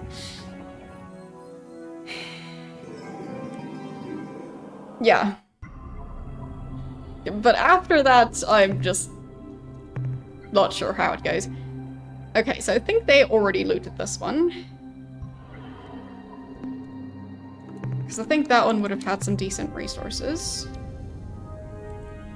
Because I think the other emerald worlds that I've checked were pretty decent ones. Just, well, I guess somebody else got here first, and it was the Ilref.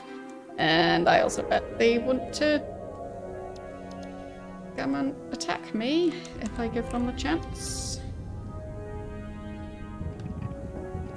So... I mean, that smaller blue planet... they do seem very interested in that one.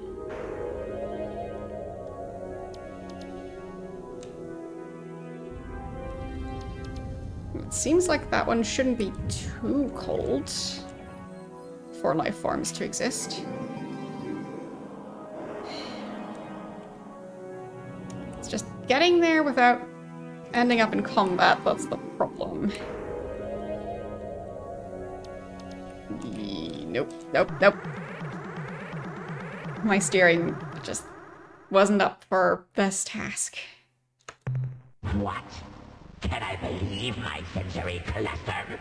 I sense humans. I was hoping that I could get with joy for our good fortune. a hint where they're The from. human dies with such agony that it cannot help but please Dogar and Kazan. Right.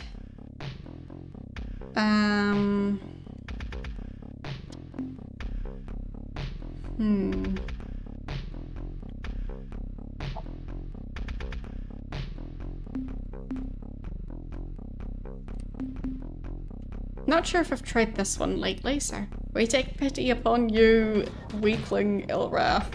Go now before we change our minds. Foolish flesh sack. Your obsession with strength spells your doom. Right. Only through enlightenment achieved with diligent ritual worship of the twins of darkness can a being truly be victorious. Death, no matter what the source, feeds the wicked pair. It is an ultimate honor and victory to die for this purpose. We know in the end only the truly devout will reap the reward that Dogar and Kazan dispense. Right. Still didn't tell me where they're from. Rude.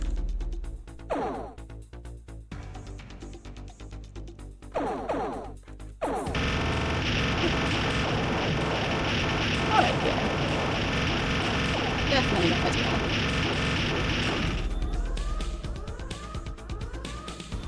Why is the ship getting blurry?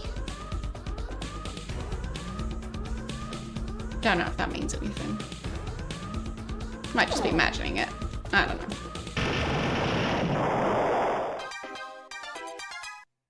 Weird.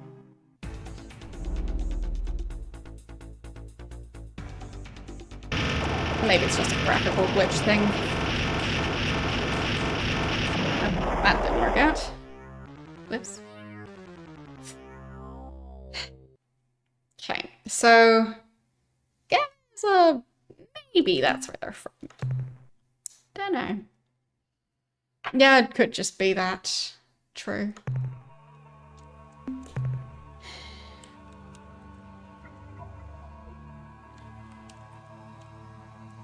I guess I could try Delta because it's right next to it.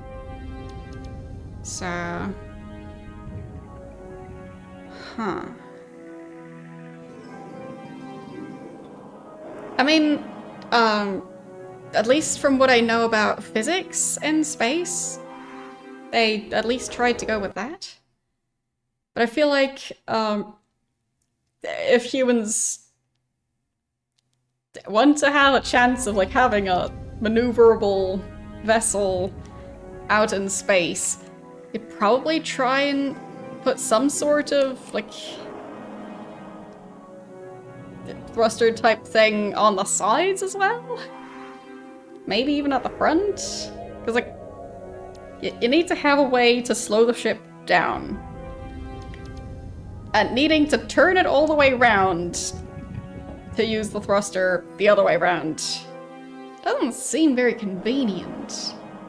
Because, like, if you're turning it, then I guess technically that part they didn't really stick to that much, because turning it would work the same way as moving. As in, you'd have to also counteract it. So, if you start turning, I think you would continue turning. The same way that if you start moving, you continue moving. So, at least you'd continue for longer than you would on a planet.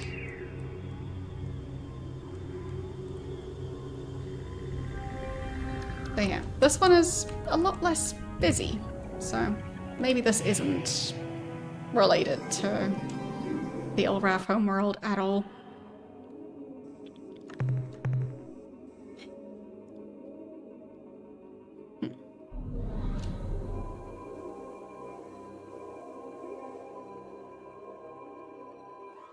Okay. Right. Yeah, for me, I think I tried to learn them at some point, but with math you rarely ever, like, sometimes you need, like, epsilon and a couple more, but you never really need all of them, at least not in my experience. And, like, some of them are also used for specific things, like pi, for example, of course, and like lambda is also used for stuff, and a couple other ones. Either way, overall, I've never really needed all of the Greek alphabet, so clearly not my area of expertise. I kinda want to check that one because it looks bright and big. So maybe there's something important near that star. I am expecting to just be reloading.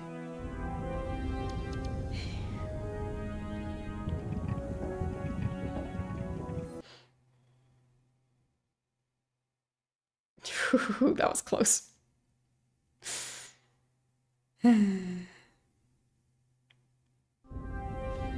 Okay. Well, I don't see anyone flying around. So, makes me think that it's not this one.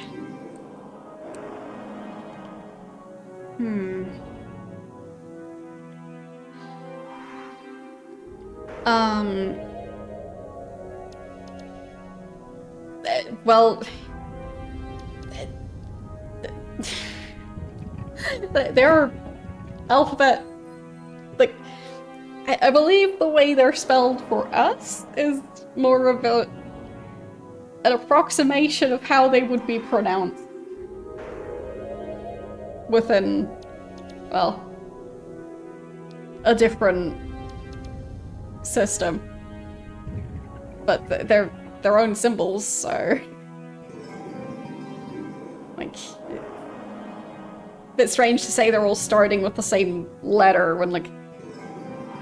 They're starting with similar sounds, I guess.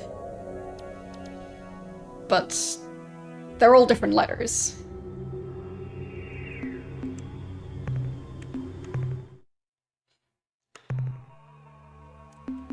Like, maybe in our alphabet we also have some that sound, or start with similar sounds.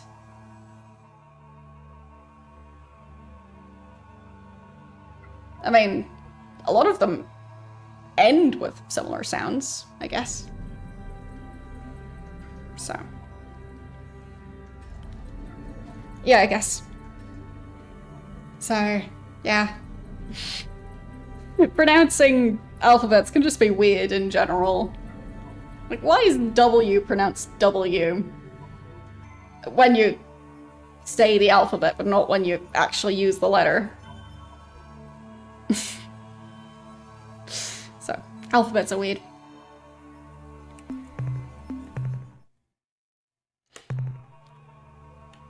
Because I feel like if you're pronouncing it that way when saying the alphabet, and you pronounce it completely differently when you actually use the letter,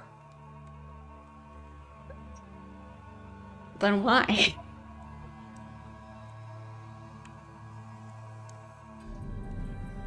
Yeah, I want to check this lonely star system in the distance.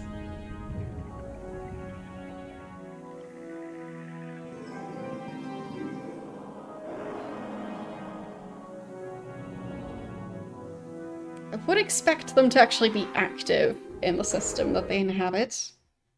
So my best guess is still that maybe they're from Gamma... whatever this constellation was called, something with a V. Voluntis?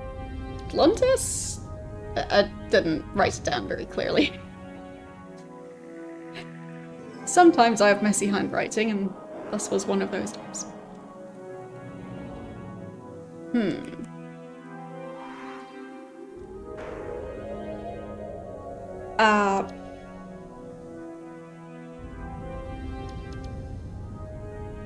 No, that's Dutch, not German. Where when you pronounce out the alphabet, you pronounce it something like that. But in German, V. And V would be Bau.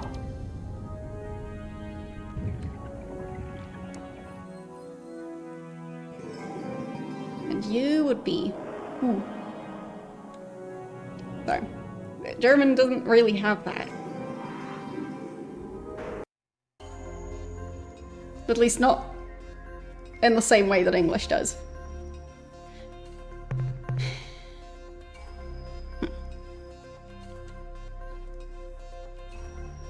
Yeah, exactly. I just feel like it is just strange to think about how kind of arbitrary some of them seem.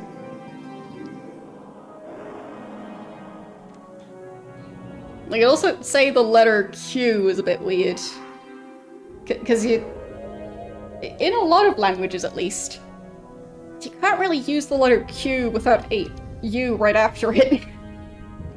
So, at that point, like, is that really that useful? couldn't you just say that the letter Q already includes the U sound as well? Like, it's weird.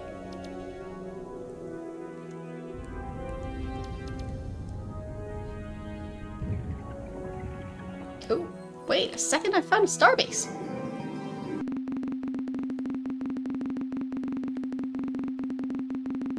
Found it abandoned.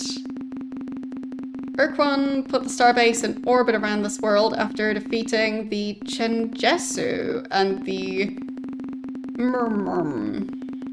From what we can determine, the Chenjesu and Murmurm, who were assigned to this base, set up mindless robots to run the station, and somehow returned to the surface of their planet, penetrating the slave shield. Further analysis show that they were exploring synthesis schemes to create a hybrid race of half Murmurm and Chenjesu. Robots who run the starbase are armed and will not permit us to scavenge materials, so we are returning to the ship. Yes.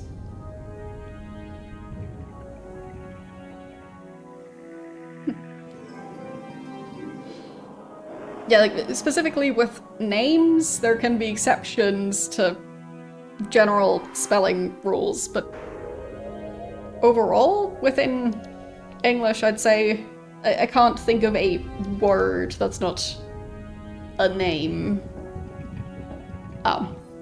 That just uses a Q on its own without a U right after it.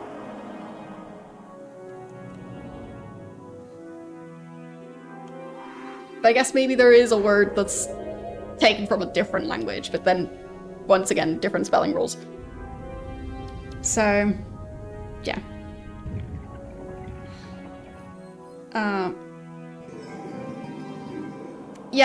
With German, it's actually not that unique to German specifically, but that's just the grammatical genders. Like, Latin has it, Dutch has it, to some extent. French has it. I believe Spanish also has it. And Italian? But yeah, there's a lot of languages that all are related to each other, and yeah, English is just the odd one. I think at some point I was looking into it, I think English also used to have it, but they stopped with it. If I remember right. Because English is from a similar line of languages.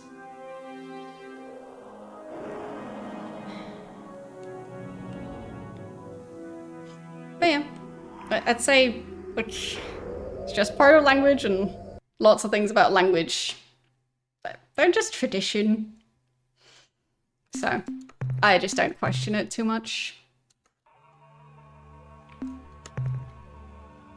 So, this area was the Murmurm and Shinjesu. I didn't note down which planet it was, but it was in that galaxy at least. Or that system, not galaxy. That solar system. So.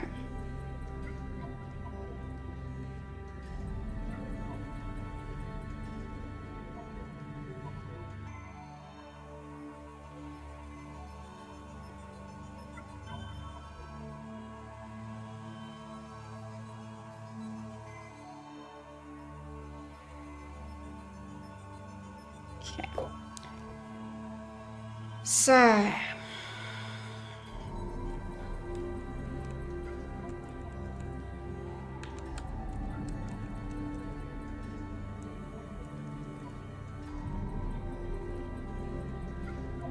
I'd say English also has plenty of weird quirks, so it's just a matter of if you're used to it, then it makes sense. If you're not used to it, then it doesn't make sense. So, yeah.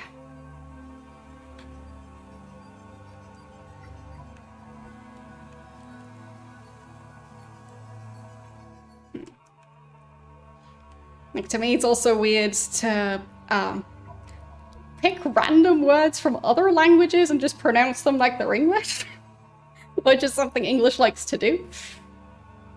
And then in some cases even change the spelling slightly because, ew, there's an umlaut in there, can't have that. So, just strange. So instead of making up a new word, you kind of butcher an existing word and misspell it. Because convenient, I guess. So, to me, that is strange. But, yeah. But also in English, you've got some, I guess, remnants of that concept. Like, a lot of languages associate some sort of grammatical gender with, like, the moon.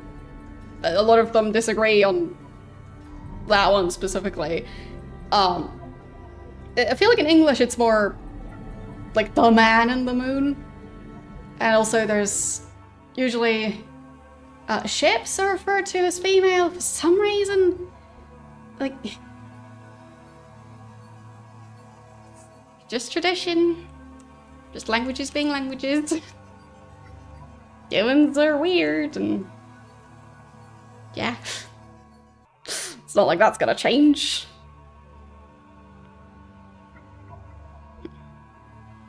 I really don't know where the Ilref originally came from.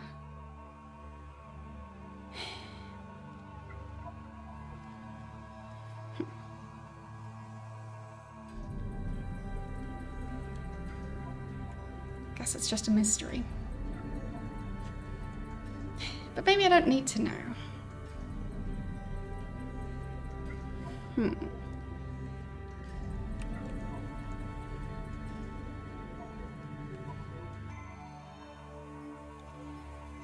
Yeah, that as well. Or is it more related to German regarding describing the names of farm animals? But yeah, the using a different word for the animal and for the meat is also weird. Because, like, I mean, how do you get from, like, cow to beef? Like, those words aren't even remotely related. So why? Just to feel fancier?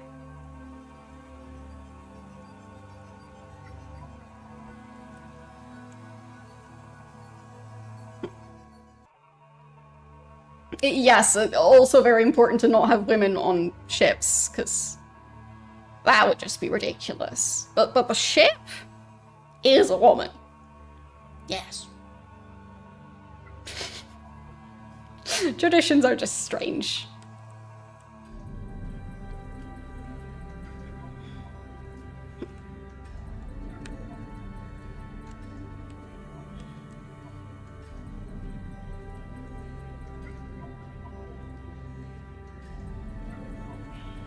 I guess I could also check this area. It does feel somewhat central to their part of space. Maybe I should just focus on something else. I have other things to try and do. Okay, so... I guess I could... check where the probes are coming from, which is pretty far away from here. So the Ur-Quan and the Aquari constellation. That is really far away. Okay. Okay. Then the traders at... Okay, that's still quite far away.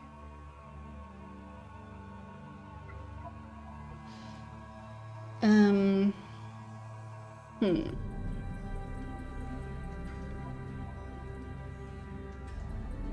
So I guess...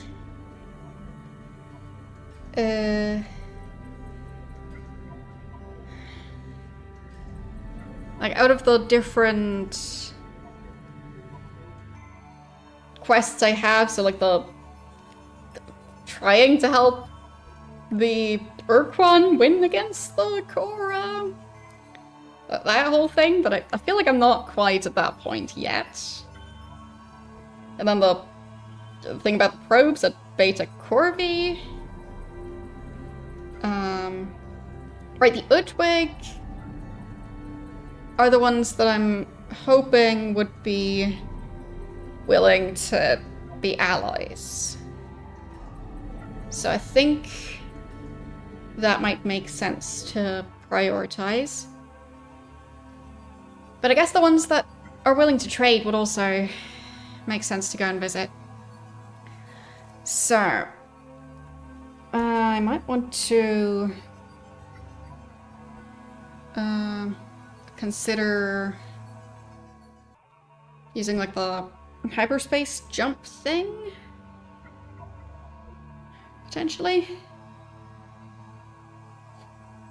I don't know if I'll have any location that's nearby. I mean, there's one that's not too bad. It would at least be a lot closer to where I currently am. I guess, I think it was 10 fuel to create the portal. And then traveling through it, basically free, but then creating the portal to go somewhere else would be another 10. But even just going there, not there and back, would be 80. So, dunno.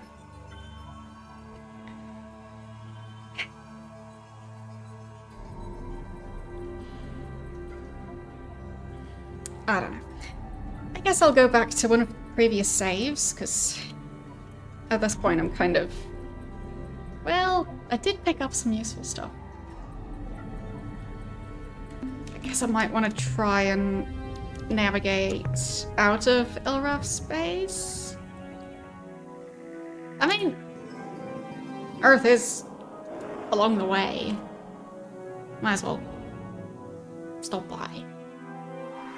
Speaking of which, that is very close to Earth. So, yeah. Should make sure that they don't expand too far. Oh boy. Yeah, I'm still not entirely sure where the Ilraf originally have their planet. Because... I mean, I'm also not sure how to properly use the device I got. And are they gonna despawn? Or are they just gonna follow me? They just keep on going. Okay. Fine.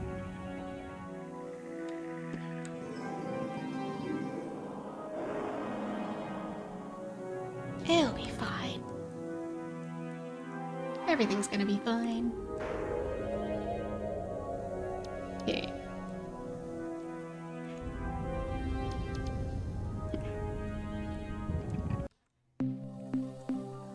But I think most languages and cultures just have stuff that's weird. So, yeah. It's just the... from an inside perspective, you don't notice it as much.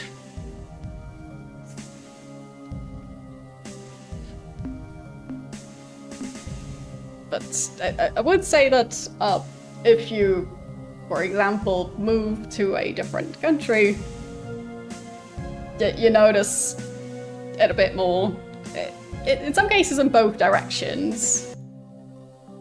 So, yeah.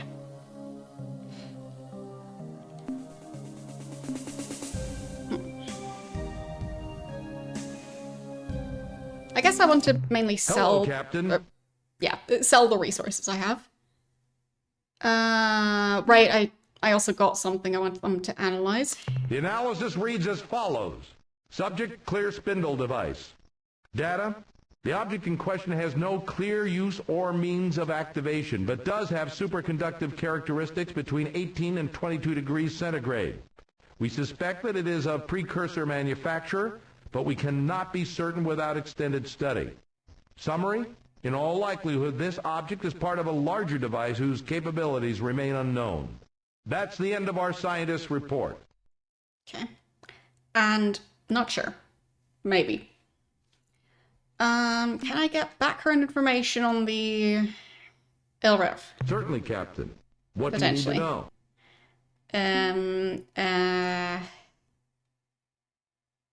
No. Historical? What aspect of history, Captain? Other races? Which group of aliens? Star Control 2. Star Control 1 is not very similar to this. Star Control 2 was basically called Star Control the Ur-Quan Masters. This is based on Star Control 2. So, released by at least some of the original devs of the game. Yeah, it's a long story, but feel free to research it if you're curious. So, I guess I'll ask about the hierarchy, because I'll go with asking about the LRAF, if I can. Yes, there. Okay. I still have nightmares about those spiders Please tell me their taking home me planet. prisoner, using me as one of their 6 sacrifices to Dogar and Kazon, their twin gods of destruction and torment. Yeah. Those guys were almost as scary as the Andersons to those of us in Deep Space Patrol. Their Avenger ships could appear out of nowhere and melt a cruiser down to slag in seconds. Luckily for us, the bulk of the Ilrath fleet was thrown against the Genjesu and the Myrnaherm. Okay. Well, that did not tell me what their home world was, so.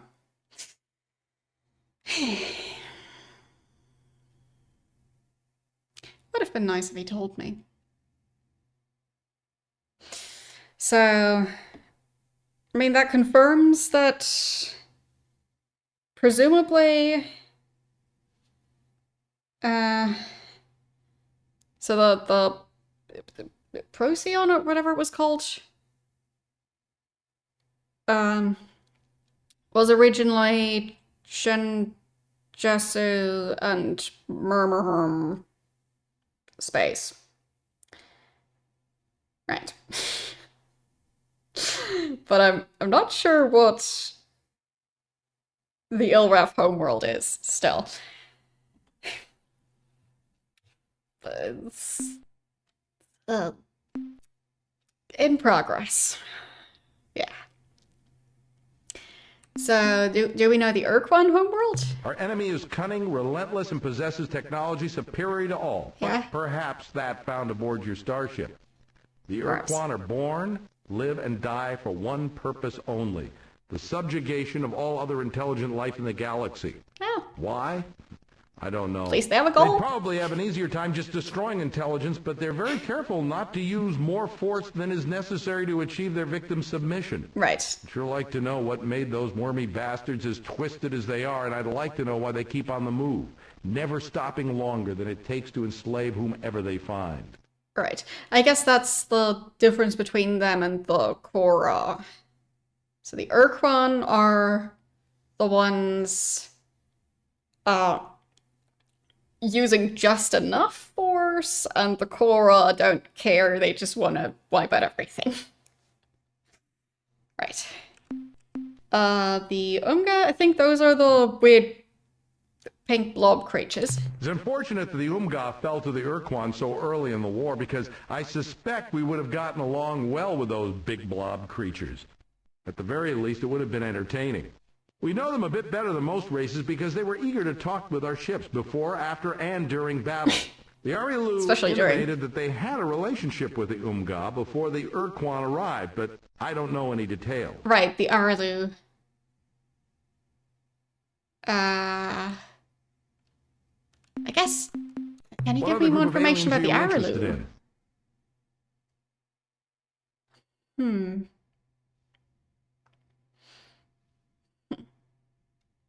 What is rally English?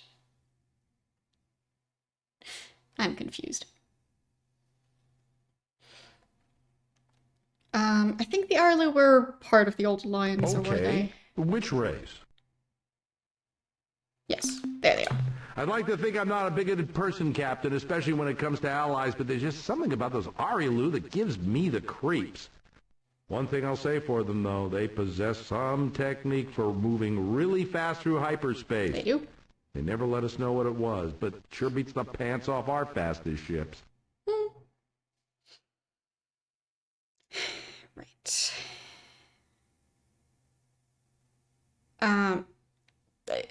Rally English is when you roll the R sound? Or am I misunderstanding? I guess I can ask more about the and the Shinjasu.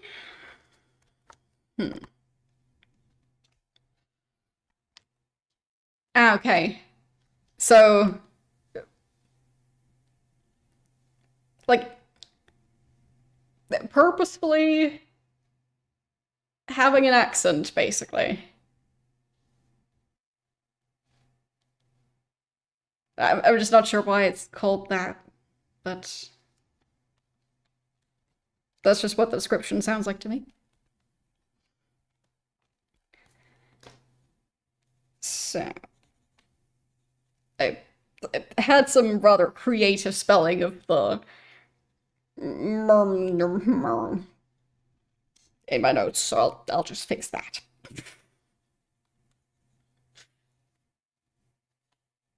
And I think I'm pronouncing it slightly different every time, which works.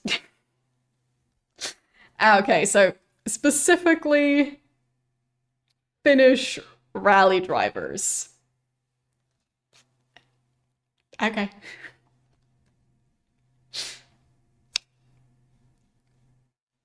I mean, clearly that's not a topic that I know much about. So, if you say so. We didn't really get much of a chance to learn about those mechanical beings, but I'll tell you what I know. They're the product of a distant, unknown culture who sent a giant factory ark into our region of space many centuries ago. The Mother Ark, that's what the Earth Press called it, turned out millions of robots and finally broke down. I don't know why the Myrnaherm didn't repair the Mother Ark. Maybe they can't. My personal guess as to why they were sent here is that they're on the leading edge of a colonization project. And once the Myrnaherm have tamed enough new worlds, the genuine colonists, whoever they are, will arrive and claim their due. Okay.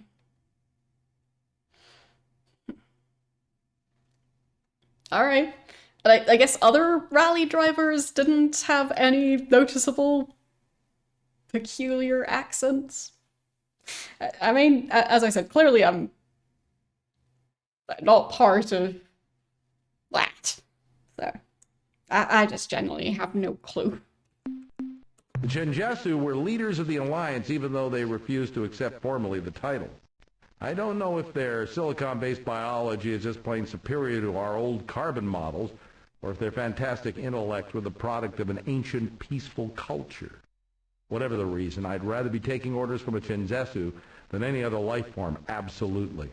One of the more amazing things about them was they never used hyperwave communicators. They could send messages naturally, and their natural hyperwave receptors were much more sensitive than even our best units. Huh. So I guess I might be able to communicate with them using the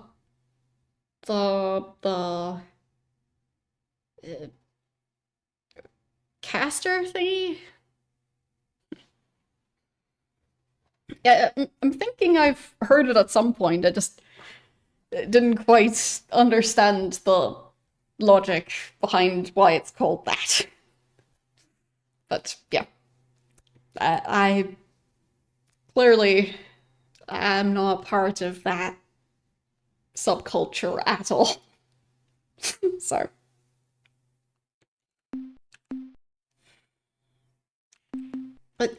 We do know the Shofixti, I think. The Shofixti are a race of intelligent marsupials who had been civilized for only a few decades when the war began. They were discovered in the Delta Gorno star system by the Yehot, who adopted and then uplifted the Shofixti, giving them advanced technology and cultural definition. Shofixti are noble and fearless warriors, Captain. In addition, their incredible fecundity and rapid maturation rate kept Alliance ranks solid even at the worst part of the war. Oh. You know, I once flew as an observer aboard one of their ships on routine patrol. We never saw the enemy, but I could never stop thinking about the glory device it had strapped to the bottom of its hull. Right, so I think the Shofixti are the ones that are almost extinct, but not quite. Okay. There's just so much going on What other group of aliens are you interested all at the same time.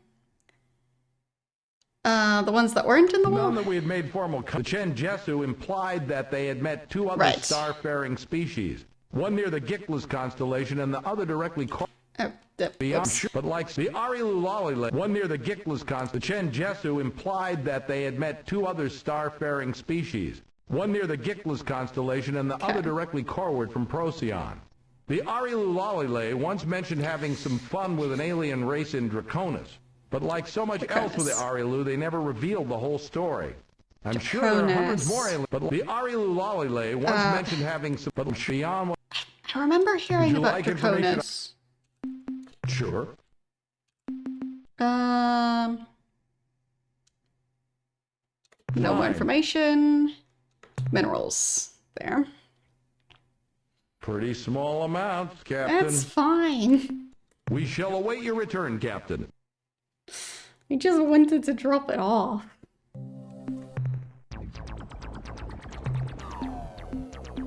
At least I brought something back.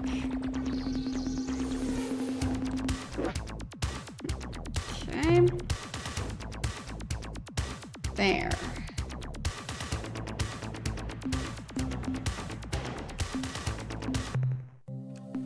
And need to get a couple more crew members there. I could change the ship around a bunch if I wanted. But I'm not sure I want to do that right now. I mean, at least I have some spare currency to do stuff with. Okay, so I do have more stuff to sell to the... I always forget what they're called. The ones that live near Alpha Centauri. So, right. I'll do try to be nice to them. Probably not their fault that the company is the way it is.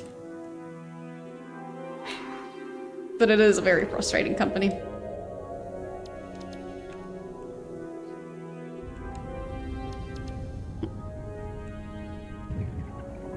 Yes, I do think they're the Melnorm, the yellow ones. I somehow always forget their name. I guess it's because nobody else really constantly talks about them. Like, do the other species even know about them? Okay, so I think the Druge, are the ones I was going for, which is supposed to be,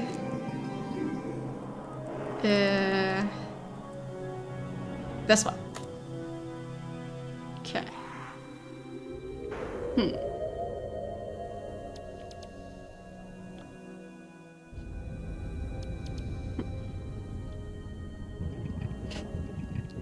Oh, best of luck. I mean, there's worse hobbies to have. Like, he did say something at some point about... Yeah, I think it was him analyzing the hyperspace portal device thingy. It said something about not knowing how many times it can be used. But I should just use it. It's fine. Otherwise, I'll treat it exactly like healing potions. Just never use it ever. And that doesn't make much sense. So... I'll just get out of this star system, because I don't think I should be creating the portals... well, that close to a planet.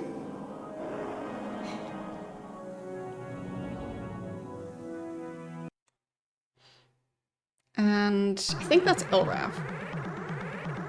Might as well deal with them, I guess. Oh, no, that's not Ilrav. Okay. Not what I expected. I guess I'll take that as a sign that I should not forget about dealing with the drones. Or probes, drones, whatever. I just keep on using the terms interchangeably.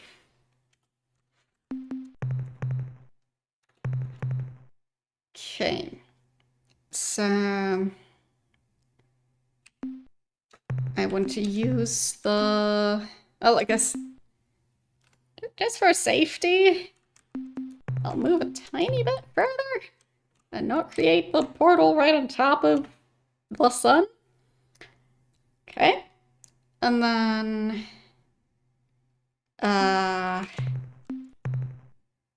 use the quasi portal. There. Alright. And the area of space that I wanted to get to...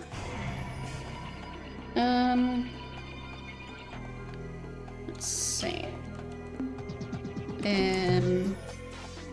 Coordinates of the portal I want to go to 488538.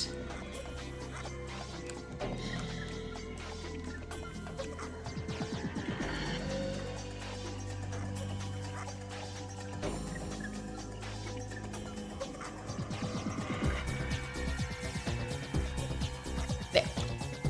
That one.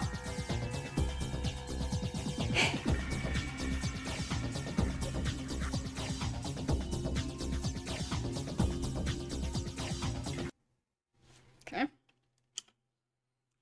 And then from... well, I guess I can check which species is currently flying towards me. That could be interesting. Hello.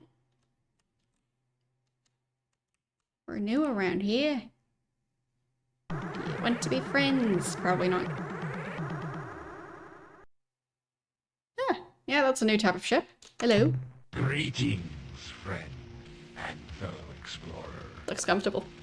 I am an officer of the Crimson Corporation. Okay. We Oh, are the Druge. hello. We are delighted to make your acquaintance and hope that we can do business together.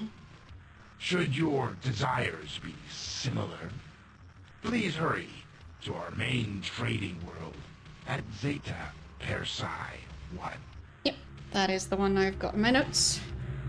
Tell us of your culture, your species. More than a culture, Captain. We are an organization. The Crimson Corporation.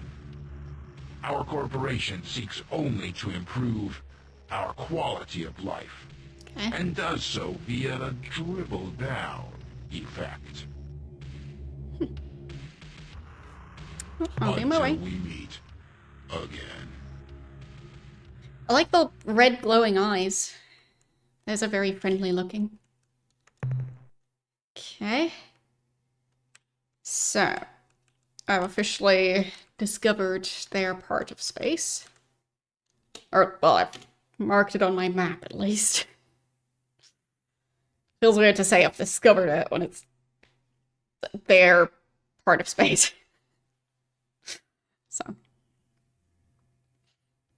This should be their trading world, I think.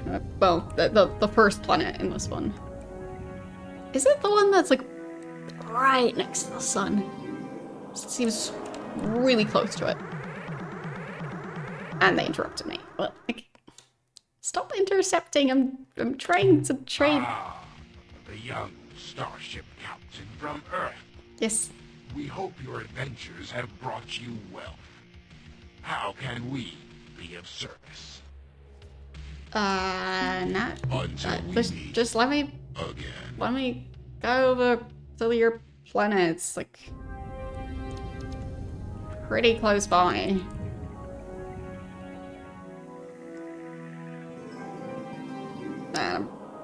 Yep. I mean, it was gonna happen regardless. So.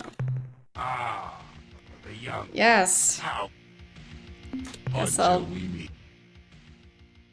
be able to talk to them when I'm actually at the planet. Attention, finally. alien starship. You have arrived Yes. at the central trade world of the Crimson Corporation, home of the Druge. Yes. Be welcome and take advantage of our excellent deal. We note you possess the Vortex. Yes, I do. Spark. In exchange for the simple device, we will give you No thanks. 3 Mauler starships and fill your fuel tanks at no extra charge. Yeah, not happening. I want to buy something.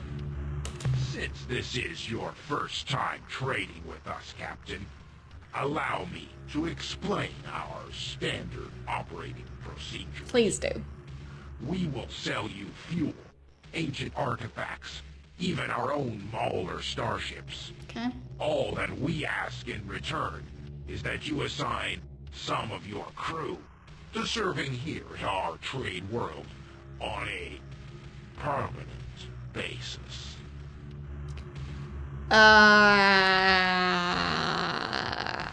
Sounds a bit like slave trading. No, Captain. Slaves have no choice in their destiny, no freedom. We would never accept the permanent assignment of one of your people unless we knew that they had granted you the rights to make such a deal. What would they do here? People as skilled as your flagship's crew will receive immediate posts in our Starfleet. They will serve alongside our own true starship personnel, sharing every duty. Uh-huh.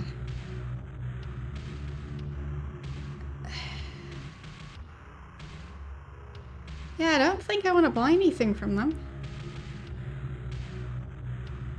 I mean, can I at least know what they have?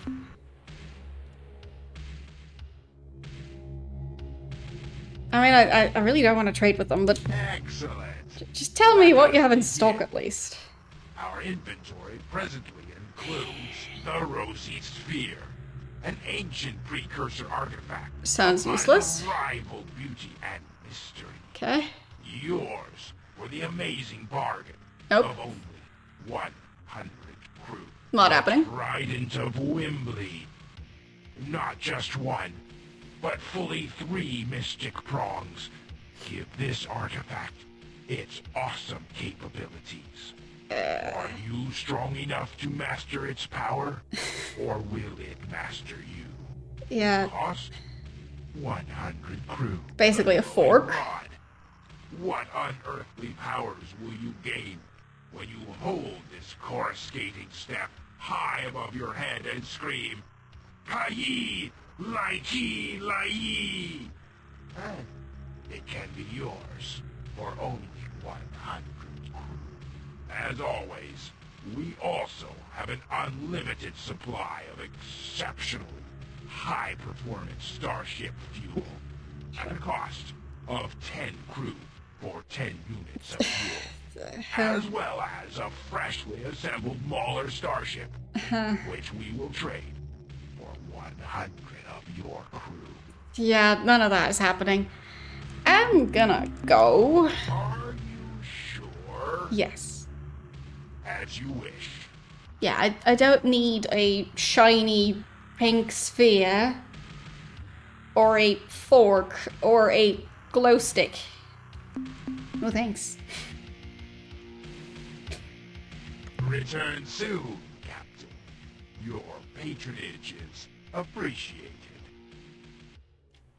I mean, none of those actually sound useful. So even if I could just buy them for currency, I don't think I would want them. Like, maybe if they gave them to me for free and I didn't have to worry about cargo space, then maybe I'd think about it. Like, I would probably be curious, but not for that price. No.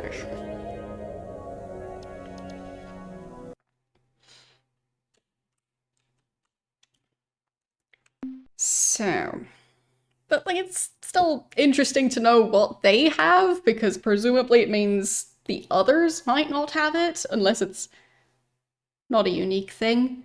So, like, if I'm searching for something in the future and I find out that it's the thing they have, then I mean, I still don't want to be trading with them, but I can deal with that in the future if necessary.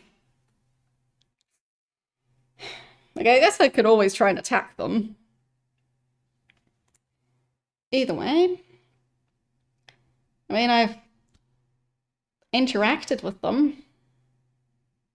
Not sure that was worth the hyperspace jump. I feel like it wasn't.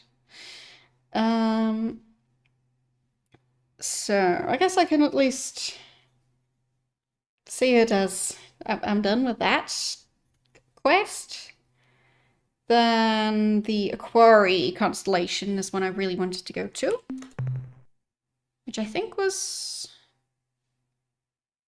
Well, I think I'm at least closer to it now than before.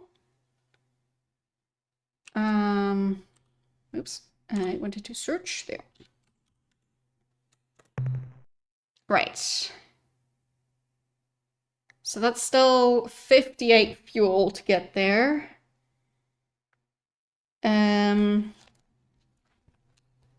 Maybe I can find a portal that has coordinates that are somewhat close to that.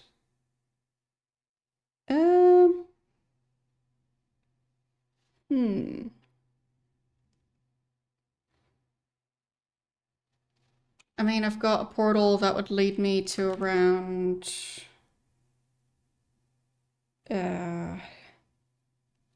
here? That's pretty close. Like, oh, closer to there-ish.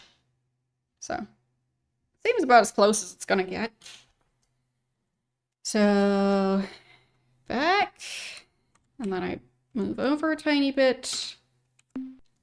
And I use the device. Lovely. And then I search for the portal. So...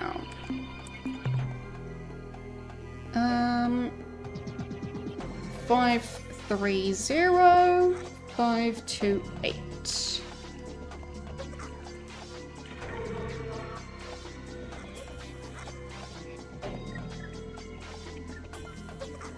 No. Okay. Off we go. I mean, this definitely reduces travel times. And makes it a lot less risky. It did seem like there was something following me, but that's fine. I'm sure I don't have to worry about anything sinister happening in that green dimension. So... the Aquari constellation. So... that's over there. So I guess I'll go there. Because, I mean, I don't know which of the stars they're going to be closest to, but might as well go to one of the ones in the constellation. And just see what happens. Oh, I see another species, so maybe that's already the one I wanted to go for. So I'm looking for the Ur-Twig. Are you the Ur-Twig? I suppose as a courtesy I should extend an appropriate greeting. I'm guessing it might be them. On Yes. behalf of the Ootwig Proctors, I truly hope for your sake that your day has been better than ours, although this really isn't saying that much.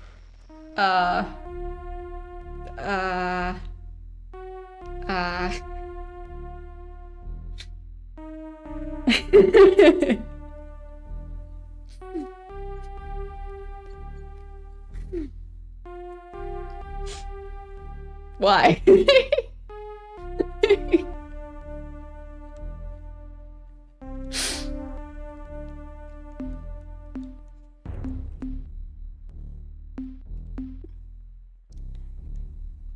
So, this is Captain Zelnick representing the Empire of Zelnick. Please respond. What good would that do? I mean, why should we? We agonized for hours, wondering if it was a cruel twist of fate or simply a serious case of butterfingery. The lifetimes that have been spent in the pursuit of the elusive answer to this deceptively simple question has driven many of us down the dark road of self-destruction. Indeed, even as these words strike the ears of any who care to listen, the real question is, does it matter? I cannot say. I wallow in a quandary, unable to determine what better atones for my part of the great sin. Should I engage in slow and painful self-termination? Should I commit myself to a long life of painful self-flagellation? Should I throw myself with enthusiastic verve at the problem of collective annihilation? I do not know. Even now, my mind writhes in anguish of indecision, lest the outcome be inadequate. I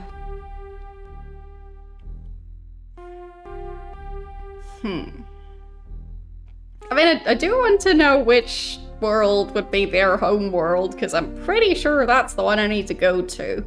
So, I detect that recent events have not gone your way. Why don't you start all the way at the beginning, preferably at telling me where your home world is?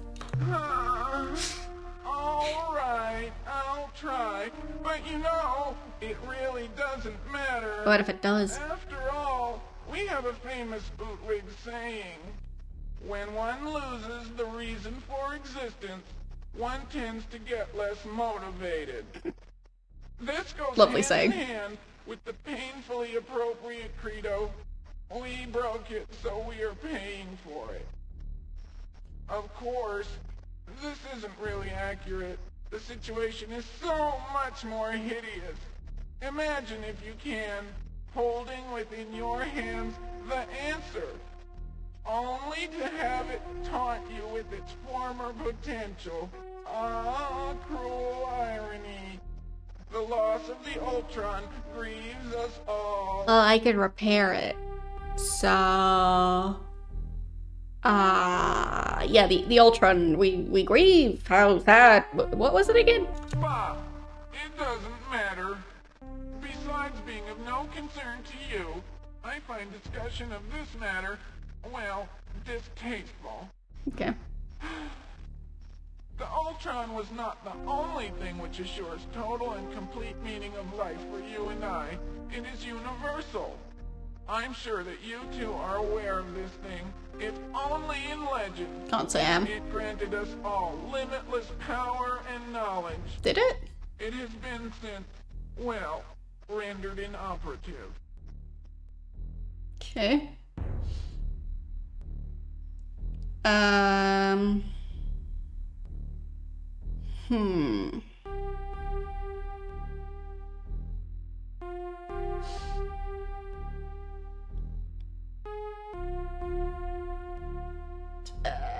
Know anything about the Ur-Quan? We know nothing of this species that you mentioned. Interesting. However, while while we are on the subject of evil and powerful species, we have encountered a particularly gruesome race that seemed to come from the direction of Arcturus. When we hailed them, they responded with mighty weapons that sent our delegation guessing it's just to the- their deaths. The Korra. Lucky fools. We have encountered a particularly gruesome This race way I can that seemed check it again. when we lucky fools. The aliens' dark, crusty battleships are capable of guiding spinning Yeah, light that's the Korra. into almost any Yeah. location. And should an enemy get too close, a fiery corona emerges to inflict fearsome damage.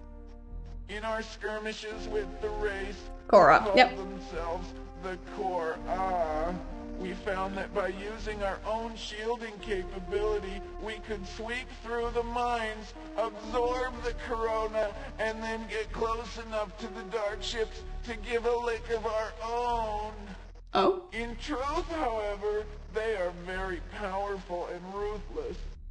When the Korra started to press toward our home world, we thought that our deserved punishment was being administered. It sounds like their ships are really good against the But Korra. then, a mystery? They suddenly became disinterested and veered away. Okay. Bah, confounding frustration. With the Ultron, I could speak knowledgeably on this subject. To have this quality torn from our grasp. Why would they just emphasizes leave? How meaningless our existence really is. This lack of meaning is what drives my species to the serious contemplation of a... Well, I don't have their ships yet. But their ships sound powerful. I just need to find their home world, so... What more do you know about the Korra? Your query once again painfully reminds me of the Ultron and what it was for the universe. I could tell you all and correct all that is wrong in the universe. All I can tell you is that the Korra live to kill. Okay. Their stated purpose is to seek out new life Yes, and kill new them. civilizations and then annihilate Yep. them. We seem to qualify as such, and that is why it is puzzling that after pursuing us with some tenacity, They just left. suddenly turned away and headed toward Craterus. Okay. All this speculation Oh. would be they suddenly turned away and headed toward Craterus. All this speculation would be unnecessary if only we had saved the Ultron. Well, I'm here to repair Would it. not have taken much.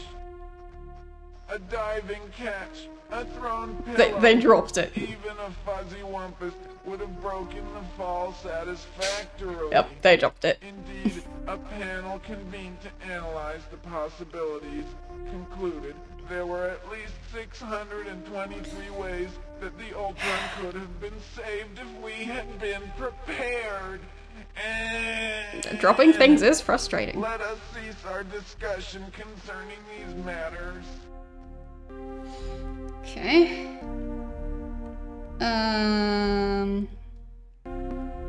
Truly unique set of events put you in your current state, am I right? Ha! To say the least.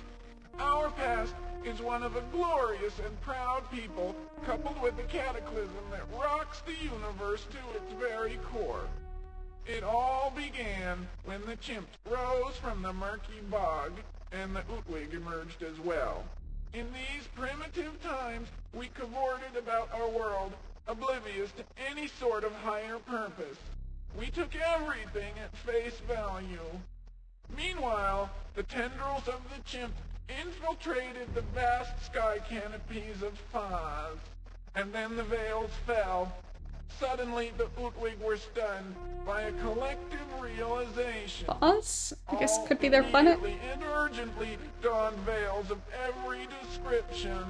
Hides, leaves, shells, rocks, even living drells were donned in the early days. You see, The face is the mechanism that expresses many of the primitive qualities that hinder sentience. Now rid of constant reminders of greed, rage, hatred, and lust, the wisdom of the Utwig was no longer hampered by constant reminders of the primitive urge. Over many generations, mask etiquette was refined to a rock-solid foundation of our society. Sure, the morality riots were expensive, both in lives and infrastructure, but the result was better mask regulation. Specification from your basic mask of grueling but necessary activity to the most highly decorated countenance of stellar representation. These were clearly defined, Great. recognizing the importance of flexibility. Clear-cut and efficient procedures for revision and redesign dealt with the few anomalies. From that moment, when we covered the source of our intellectual oppression, we knew that it was a grand purpose that defined our destiny. Are you still listening? Barely. Our entire development as a sentient species was coordinated to coincide with the appearance of a remarkable device, the Ur-Quan. We were oblivious to its tragic implications. Okay.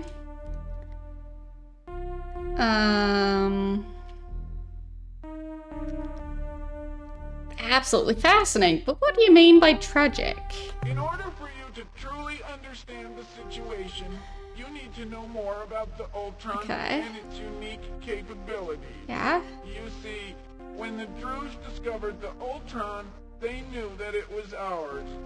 The Druze were compelled by intrinsic universal direction to take it to where it has always belonged. Sure. They brought it to us. Oh, the Ur-Quan. It assured total and complete meaning of life for all, the universal. With the Ur-Quan in hand, I could sense not only your motivations and desires, but your purpose. I could act upon these things in ways that would most likely seem mysterious, if not, well, daft. Years later, you would herald our participation in your development as the turning point for your species. The Druze were only one of the few to benefit in this way. Even now, they are puzzled by the way we rewarded them for the delivery of the Ur-Quan to its correct place. In 24 years, 2 months, and 3 days, they will all dance the dance of jubilation. Sure. Indeed, the Ur-Quan has allowed us to fundamentally change the Druze forever. Neat. The Supox, too, received many benefits Supox? from our use of the Ur-Quan.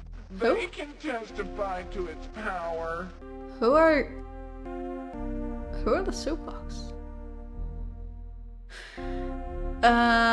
Sounds like things were going pretty well. What happened? Yes, things were perfect.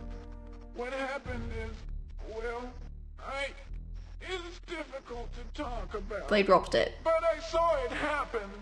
I witnessed the Chin's-Ra celebration. I felt the Ur-Quan fill the empty place that I did not know was there. I saw the Grand Proctor pass it to, well, they say that the chief crew did not know that it was so heavy and slippery. Perhaps it was a combination of factors. That person dropped it. Some who have reviewed the records claim it was actually a conspiracy. The commission investigation officially stated that the Ur-Quan was rendered inoperative by the fall to the ground. Yet many feel that the whole story has not yet been told. As it struck the ground, I saw its glow fade, and then the painful void incapacitated all. All Utwig immediately donned the mask of ultimate embarrassment and shame, with a vow to wear it forever. Bonfires all over Foz consumed all but this mask. What? No other mask was spared. What? The visage of ceremonial orations, in all of its contexts and revisions, as I'm sure you understand. All of the courting masks, from the clever and intriguing veil of flirtation. You'll find all other types of to the masks. infamous lewd monocle, all Yeah. consumed by the hungry flames. Even the most fundamental fixtures were committed to this irreversible fate. The mask of natural bodily excretions once hung in every lavatory. Most of the public facilities have removed the disposable mask dispensers, but every once in a while I still see such a repository, always empty. At that time, many suggested that we use the precursor relic as a form of self-punishment. The proposal was that we collectively go to the second moon of the sixth planet of Zeta Hyades. Yeah, that. Coordinates 850.3 by 937.2. And Say that again. Coordinates 850.3 by 937.2. And use the ancient planeteering device to end our existence. After much discussion, we decided that we deserved to suffer. But did they go to that location? We can use the bomb if we ever decide the time is right. In the meantime, we atone for our grievous mistake with our collective misery. I suddenly sink into a chasm of depression. I must go. Well, I'm here to repair that thing. So, I guess I'll try and follow those coordinates. As do we. Go now with neither malice nor joy. Okay. So...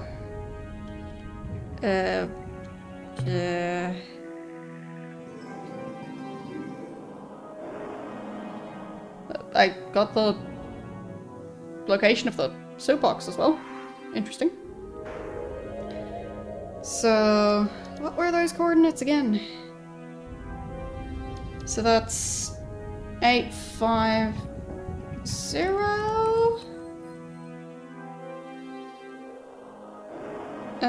937.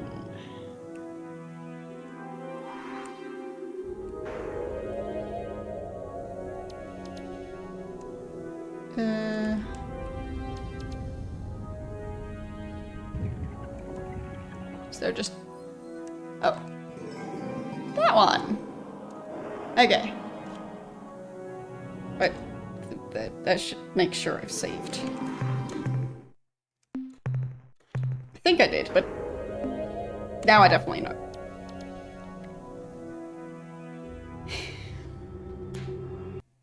Because I don't know if they actually went there or not. I feel like they were being a bit vague, but... Like... They had plans to go there, but did they go there?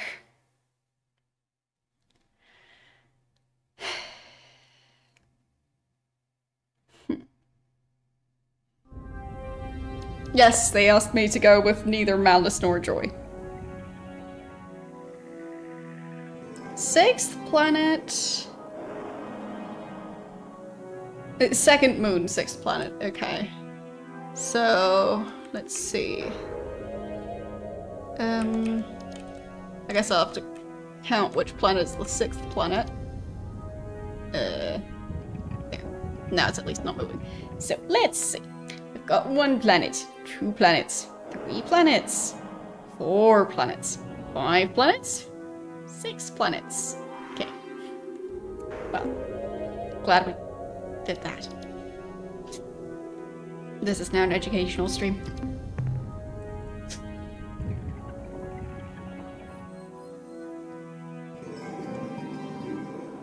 And the second moon, so this one.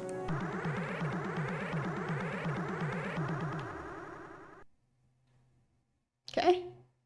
Looks populated. Attention, alien vessel! This world is under the full jurisdiction Yeah. of the Ur-Quan Proctorate. Mm-hmm. We extend a subdued but civil greeting. Right. For what purpose do you linger at this location? We are the stewards of the bomb. Okay. We keep it from those who would use it unwisely. Okay. In addition, we are prepared to act under the direction of the Proctorate, should we decide to make a final atonement for our most grievous blunder. Okay. Must be a pretty special bomb to have all of you keeping an eye on it. You are correct. It is a relic of precursor origin. Mm-hmm. It has the power to destroy entire planetary objects, perhaps even galaxies. That sounds bad. The Ur-Quan have been entrusted by fate to watch over this device so that it will be used in the way that it was intended by destiny. Huh. Right.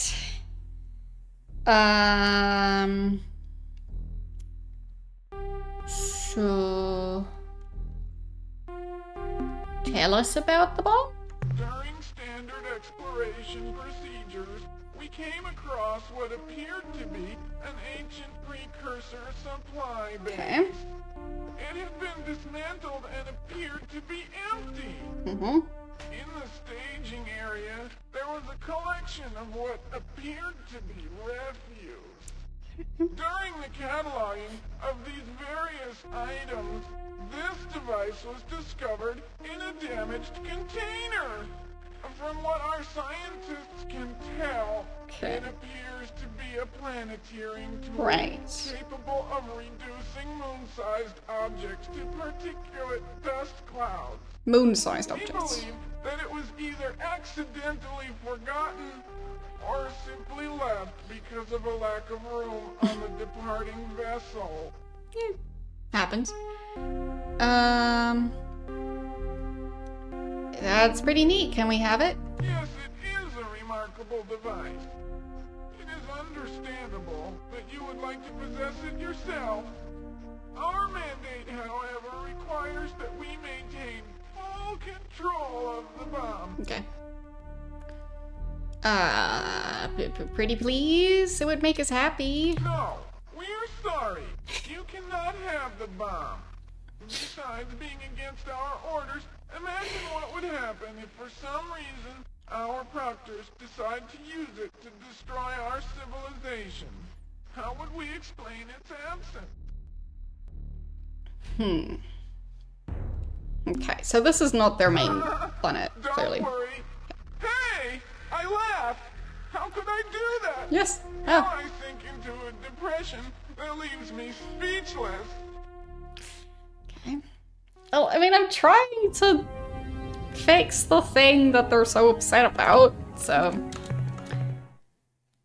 Presumably then they'd be less upset? But I don't know.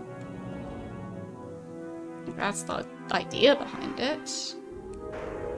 At least. But yeah, I just don't know which system they're originally from.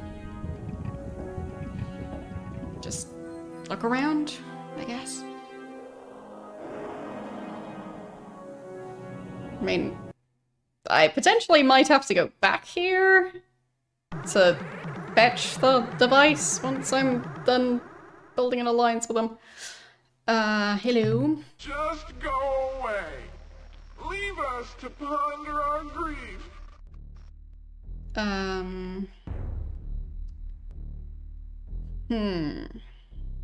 I mean, I did save, so... I don't like the way it's worded, but just don't be upset. Yeah! Now you've really done it. Yeah. Your As if that blatant would help. transgressions have me hopping mad. Hop, hop, hop. Okay, that's it. Put up your dukes. Nobody makes fun of the Ultron. Yeah. Exactly. I mean, it's like going like, hey, stop having a headache. Like, It's not how anything works. Would be convenient, but that's not how it works.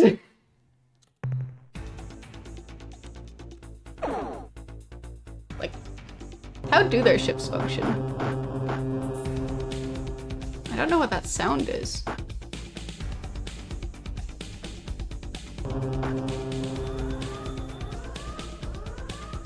I mean, I'm not entirely sure why they were so good against the Korra.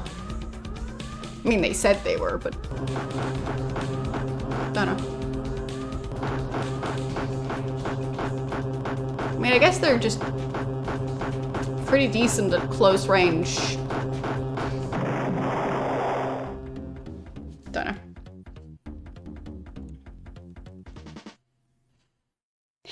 So, back over here. And let's go.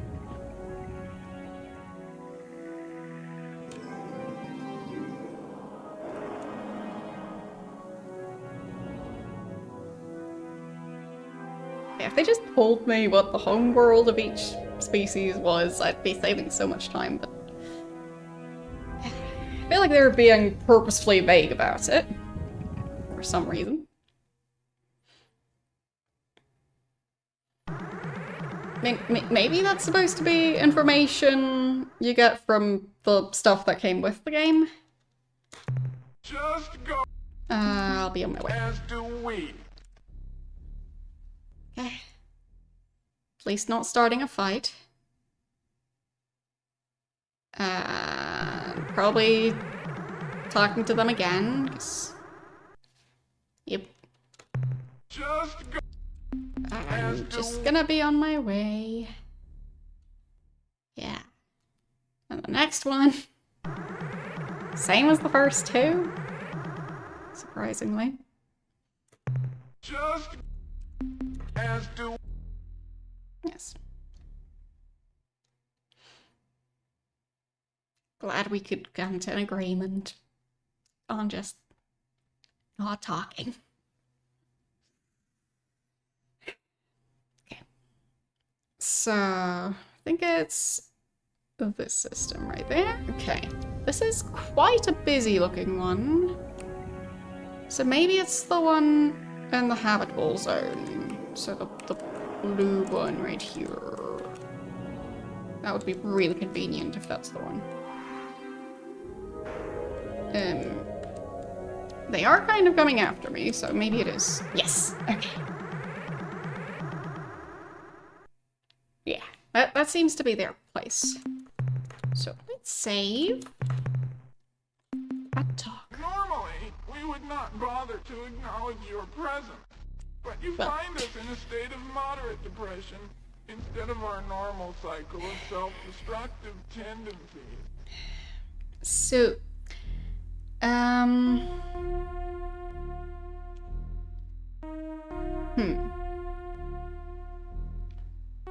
reminds me of when my pet dog ran into a rock chipper. You are kind. If we could wield the Ur-Quan to resurrect your splib, we would. But I suddenly am overcome with waves of depression. I must retire now to perform rituals of anguish. I'm just trying to repair the Waves of Ur-Quan. trauma wash across my being even now. I must go. You just gave me the dialogue option. Okay, so that did not really help. Do I get more dialogue options when I get back? I'm just trying to help them. Just go away. Okay. I will go away. I'll try the planet again. I mean, maybe this is not their main planet. Vessel, grieve for the loss of both the Utwig and the universe at large. What? As do we. Do I just use the thing while I'm near the planet? Is that how I repair it? I did save, so... There, the spindle. No. Does not do anything.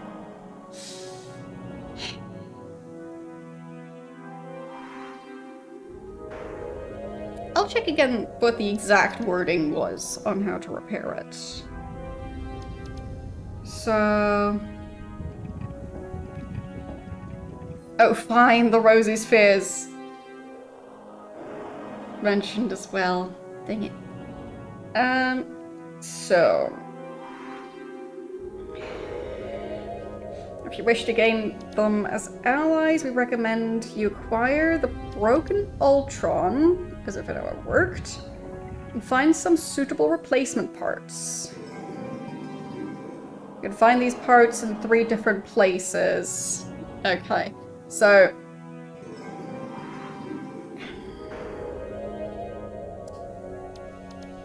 Right. So I guess I need all 3 parts. Ugh.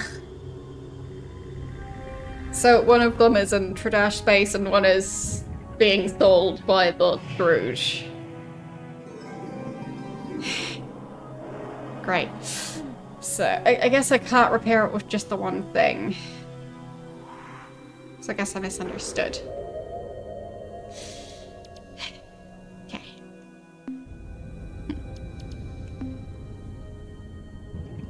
I mean, I talked to them, so...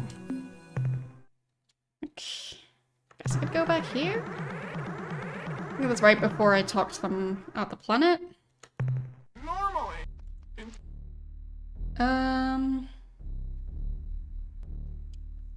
We'll just leave. Okay. Good talk. Anyone on the moon? No.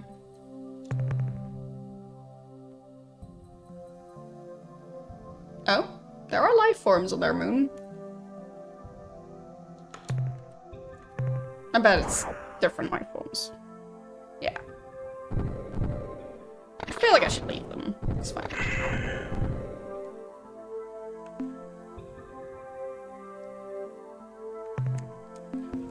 Okay. So... I guess... Can't do that one yet?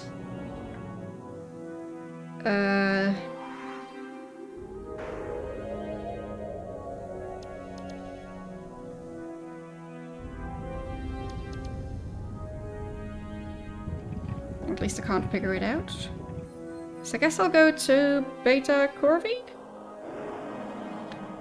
Because that's the next one I remember I really wanted to go to.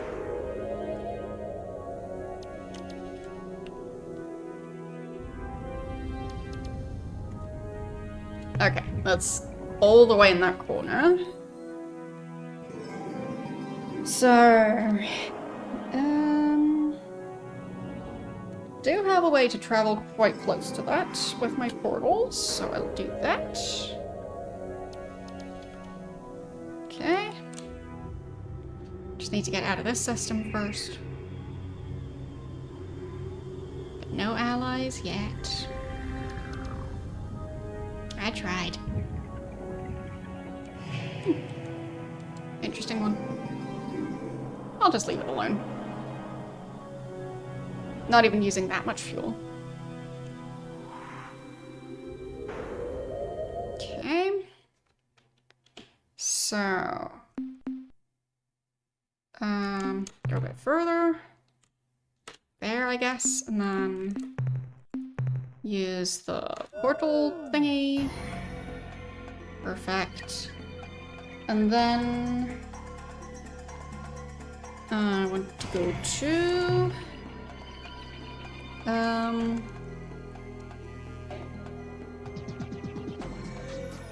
this one.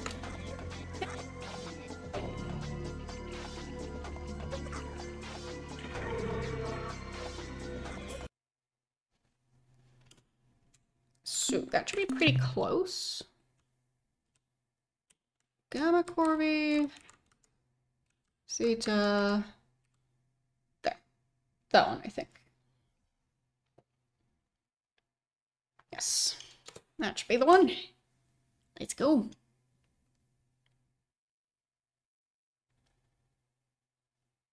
Hopefully it's worth it.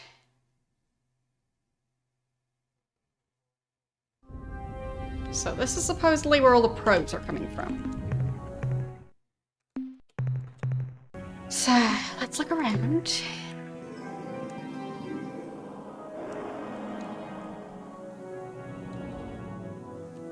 I mean, I'll check the planet in the habitable zone first.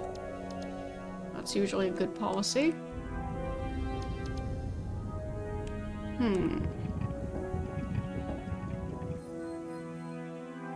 Yeah, I'm quite tempted to make something like that.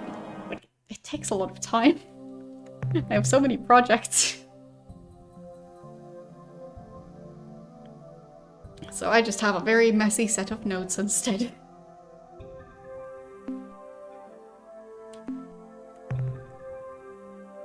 I guess I'll get some of these creatures. Yeah, I think they're even the fairly lucrative ones to pick up. Yeah, they are. I did remember correctly. So I'll be able to buy so much information after this.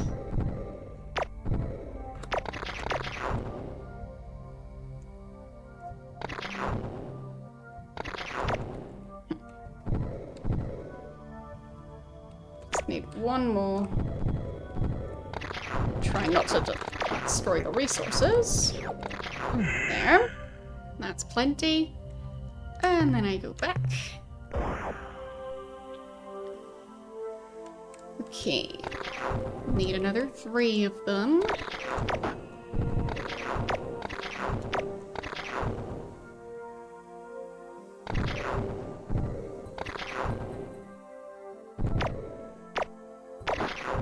There, that's 1. Then that's 2. And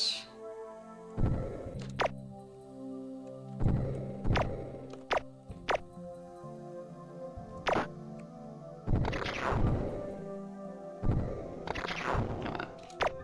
Nope. That's 3. Okay, that's another 3 down there.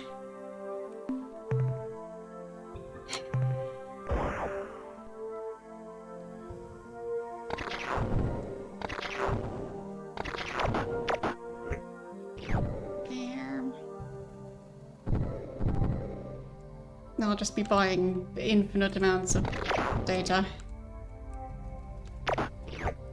That's 2. Still need the last one. Teehee, got it. Okay. I mean, that's useful. So I've got 259 units in cargo, and each of them is worth 2 of the currency, and getting 1 unit of information costs 150 currency. So, it's decent.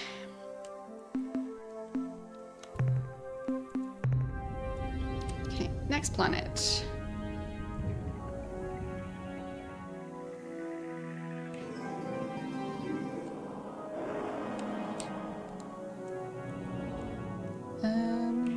Maybe that one.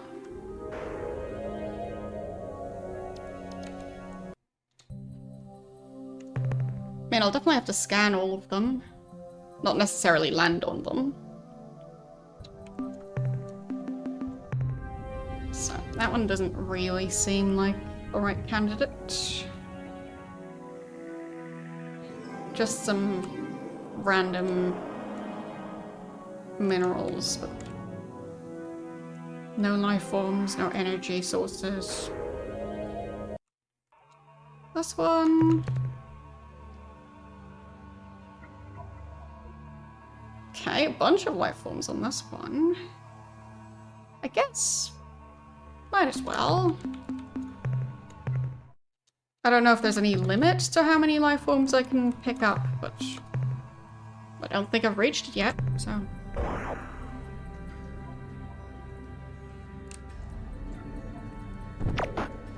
There, got one. These aren't worth nearly as much as the others, but that's okay.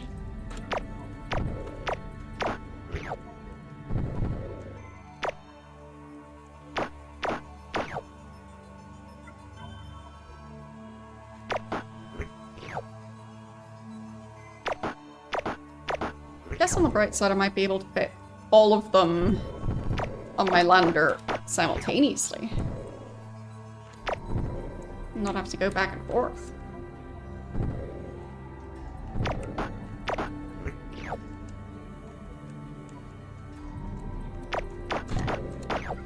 There.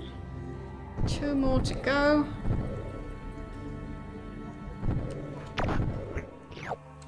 Got that one, and that one. Okay. Next planet. Planet number 4.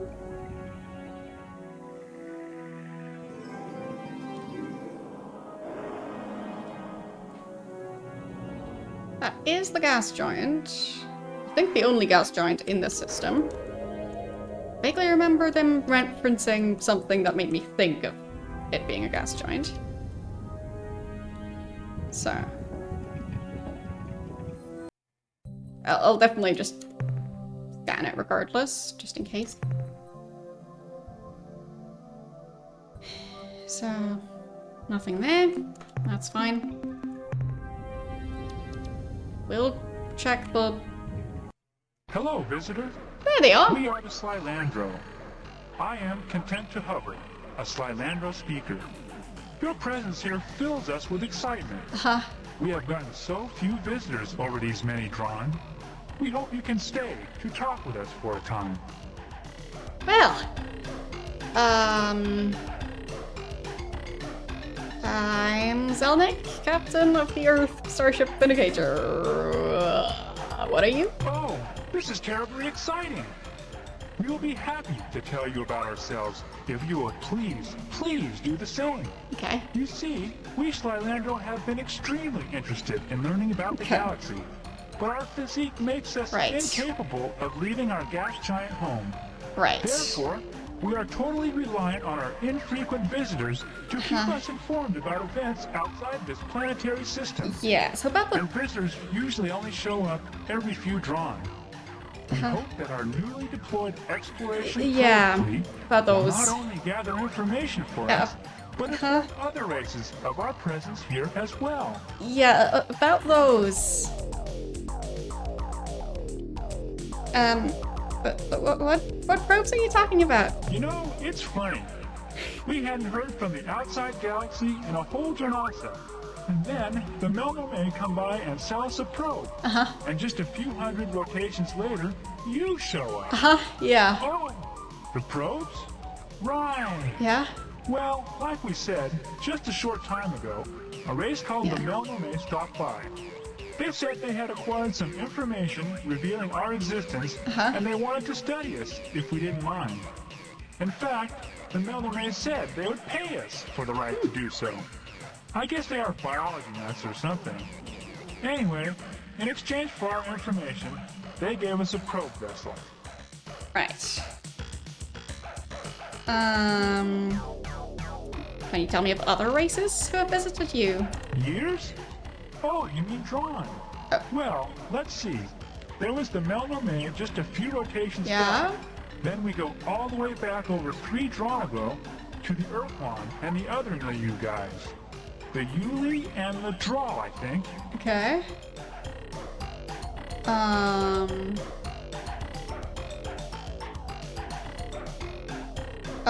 What is... Who? Let me remember. That was a long, long time ago. I was only a nymph then. Okay. Oh yes, that's it. The Sentient Milieu was a cooperative association of sentient alien species. The Yuli, the Draw, the Taelo, the Melno, the Foz, and the Ur-Quan. who lived across a wide section of the galaxy. They talked with us fairly frequently for almost half a drawn. Then suddenly, the visit stopped, and we haven't heard from them since. So they will know other information about those species, including the Ur-Quan. Any other visitors beside those two groups? Yes, there was another race, a highly sophisticated species of shaggy giants who made repeated trips to our world over a period of several drawn. They even installed a broadcasting satellite in orbit around our world, which let us talk with them whenever we wanted. They were called I'm sorry, I can't remember their names. It was a long, long time ago. Okay. Sounds like the precursors. What else can you tell us about them? I wish I knew more of the information you seek, Traveler. But we last saw the shaggy ones just over 39 drawn ago. It sounds like a long and very time. little from that era has remained intact in our history chance. Hold on a minute. Let me consult with associates Joyce Lifting and Solid Plummet. Joyce Lifting, who has a better memory than I, recalls that the shaggy ones were described as being worried. They were always hurrying from place to place, seeking knowledge as though they were in a desperate search for some important secret, some answer to a question that they never shared with us. Solid Plummet remembers that the last time the shaggy ones visited our world, they came aboard a great circular starship, one even larger than your own. Okay. They had discovered their answer and were leaving to go somewhere, and they didn't tell us exactly where somewhere was. Alright. This is extremely important to us. Do you not have any more information? No, I have told you. One moment. Joyce Lifting transmits. Okay. Joyce Lifting has remembered something else, Yeah? though it does not relate to the shaggy one's question, answer, or departure destination. What my associate communicates is the description of a set of 10 worlds, unlike all others. Yes? The shaggy ones either discovered these planets, or, this is garbled, assembled them? Uh-huh. We were told the planets were, again, this is confusing, organized in some pattern which in some way alluded to the shaggy one's ultimate fate. One of the worlds was described as orbiting one of a pair of blue stars not far from here. Another of these worlds circled a large white sun. Okay. That is all we can remember. Interesting. So, how long is it drawn? The drawn is our primary unit of time. Yes.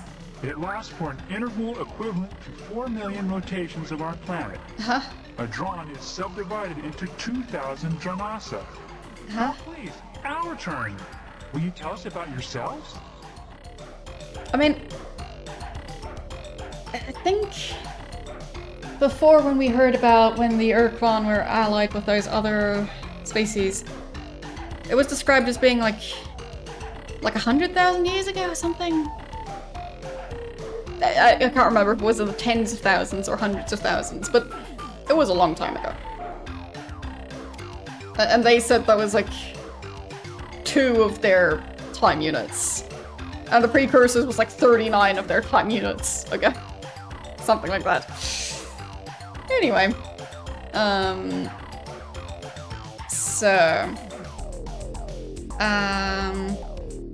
We're interested in studying unusual planets and life forms. Oh, then you should go check out a planet orbiting a blue star not too far from here. Okay. I think there is another blue star. Oh, then you should go check out a planet orbiting a blue star not too far from here. I think there is another blue star right next to it. Okay. We can't describe exactly where it is, but the people who told us about it, the Ur-Quan I think, said that it was one of the rarest worlds in space, and that as far as they knew, there were only 10 of these planets in this part of the galaxy. Yeah, sounds like pretty similar.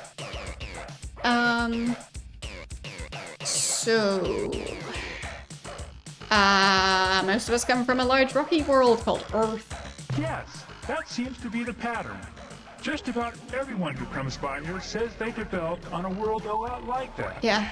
As far as we know, we're the only sentient species who's ever evolved in the atmosphere of a gas giant. Of course, from what we know, most travelers like yourselves don't have much interest in gas giants. I've So been maybe scanning there them. are others like us, Thylandro, out there somewhere. So I keep on scanning the gas giants. So I kept on thinking maybe at some point there will be something, and yep. We travel the galaxy in starships seeking knowledge and contact with other sentients. That must be great. To leave your planet and roam the stars. You don't know how monotonous living on a gas giant for 3 or 4 drawn can be. Clouds, clouds, clouds. Wind, lightning, clouds, clouds, clouds. That's it. We know a lot about clouds. If you've got any cloud questions, ask us. We have over 800 different symbolic references just to describe them. Just 800? Most of the time, Just over 800. when we aren't eating, we hover around and talk about what the clouds look like. Of course, the only things we know about are clouds, food, and other Thylandro. So generally, that's what we think the clouds look like. Makes sense. Primary objective right now is to free ourselves from the evil Ur-Quan. The Ur-Quan?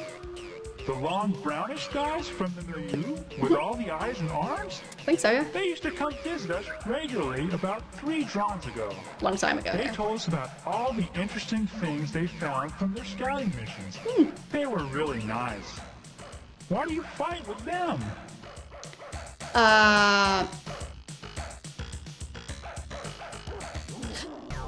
Those aren't the same we're talking about. Ours are green. But the Ur-Quan were such good guys. They had lots of interesting things to tell us about, and they never Like got what? impatient with our questions. Well, I guess a lot can happen to a species in 3 drawn. Yeah. Like turning green and evil. Yeah. Enough about us for now? Okay, but please, can we talk about you some more later? Later. So could you tell me more about the probes? Sure, if you are interested. Yeah. In exchange for information about the life on Source, the Melnor may offer to give us a remote exploration probe. Right? It would roam the galaxy, gathering information and contacting alien races. And when it had filled its data storage units, it would return here and reveal to us everything it had learned. Yeah.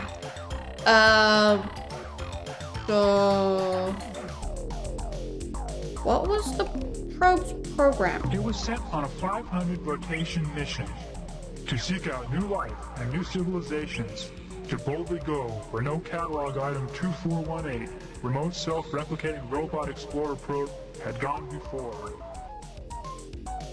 Can you explain the self-replicating ability? Well, we're not hardware people, so we only know the theory. What happens is that while the probe is exploring space, whenever it's not doing something more important, it hunts for asteroids and similar space junk, zaps it into its component parts, absorbs the debris, and when it has enough raw materials stored inside, it manufactures a perfect replica of itself. So even though we only bought 1 probe, by now there should be hundreds of probes, maybe even thousands.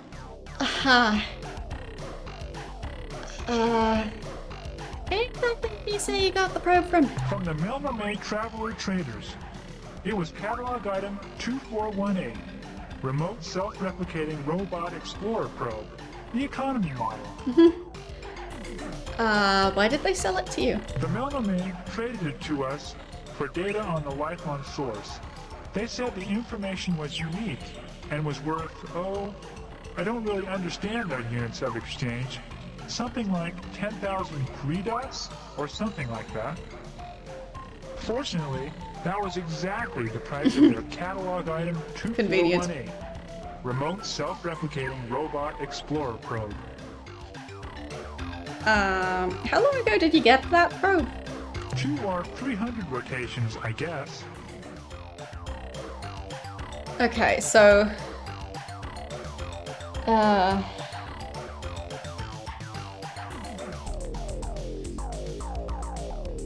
So they said that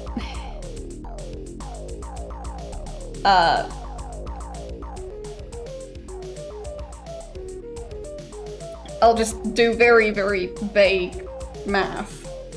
So they said that the Ur-Quan thing was like, I think they said 3 of the larger time units they have ago.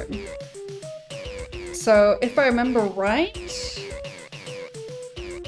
the Malnorm said something about that, like, I guess I can quickly check, because I think I took pictures of that conversation. I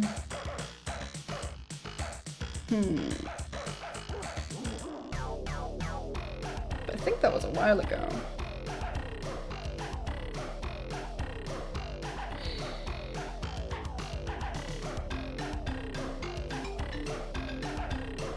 Don't know.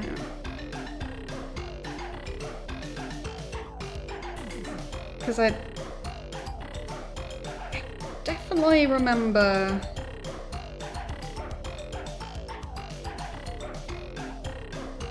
them saying something about it.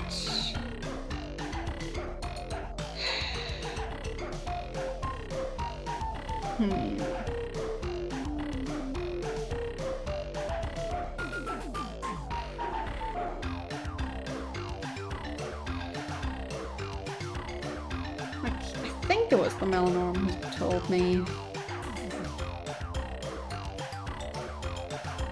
Stuff about the Umga. The hyperwave stuff. Blah blah blah blah. Still about the Umga.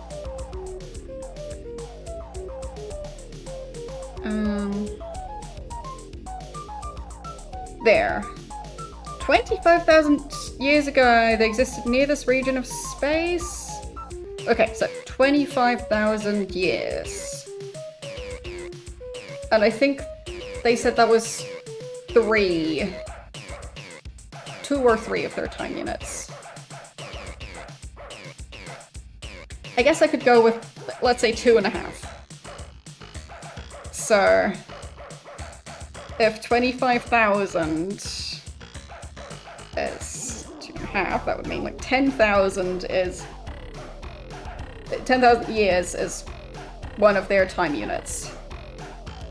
And they said that one of their time units was like 1 million or something rotations. So let's say just 1 million, whatever.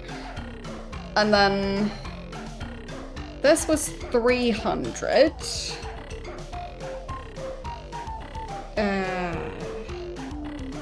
Rotations ago. So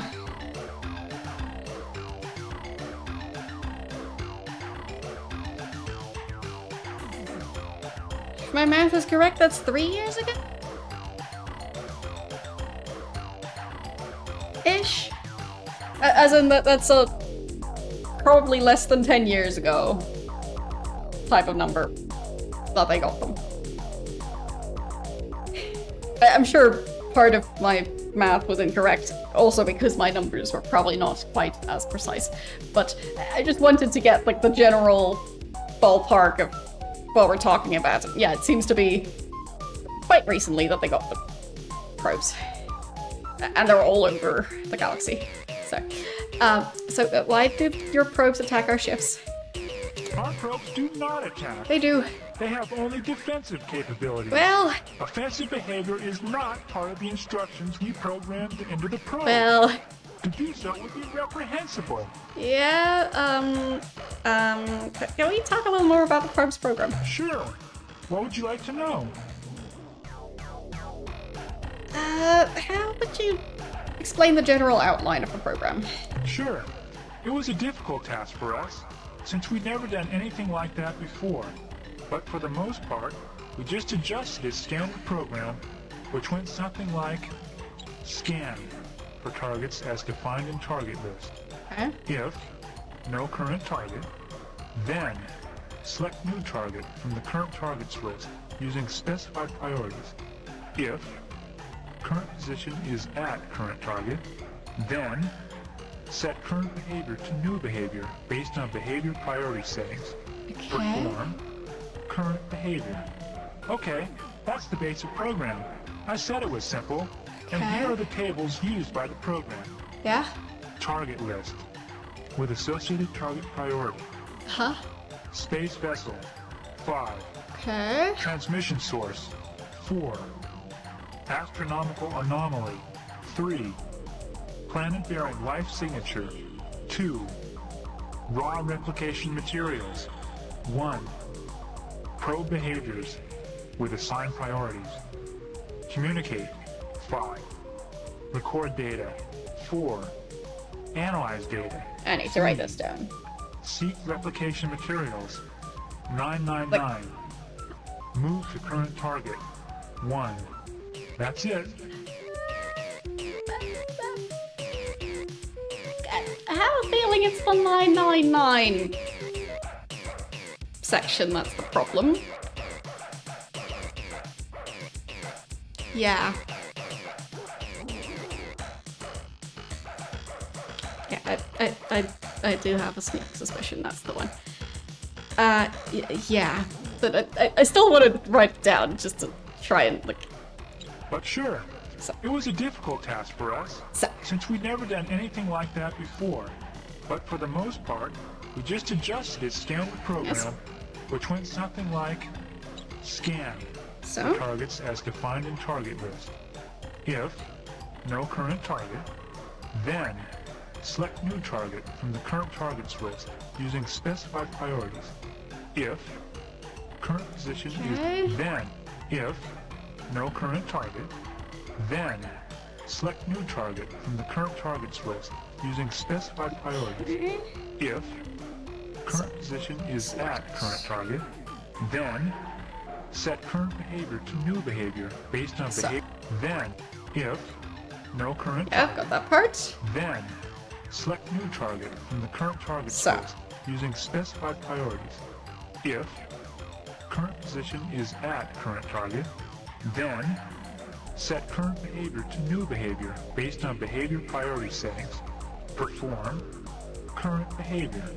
Okay, that's the basic program. I said it was simple. And here are the But what was tables. the last part? Then Yeah, okay, set and then current perform the... behavior to new behavior based on behavior priority settings. Perform current behavior. Okay, that's the basic program. I said it was simple. And here are Okay. the tables used by the program. So, Target list with associated target priority. Space vessel 5. Transmission source 4. Astronomical anomaly 3. Planet-bearing life signature 2. Raw replication materials 1. transmission source was 4. Astronomical That was anomaly 3. 3. Planet-bearing life signature 2. Raw replication materials 1. Probe behaviors with assigned priorities. Communicate 5. Record data And what was the last one? Raw Raw replication replication materials. 1. Probe behaviors with assigned priorities. Communicate 5. Record data 4. Analyze data 3. Seek replication materials 999. Yeah. Obviously, that's the Analyze. problem. So, communicate, 5. record data, 4. Analyze data 3. Seek analyze. replication materials 999. Move to current target 1. That's it. So it was Record data 5, 4. 4, Analyze data 3, and then instead of 2, Seek they have replication the... materials Yeah. 999. Yeah. Move to current target 1. That's it. Okay. Yeah, so I'm assuming the higher the number, the higher the priority. So, yeah.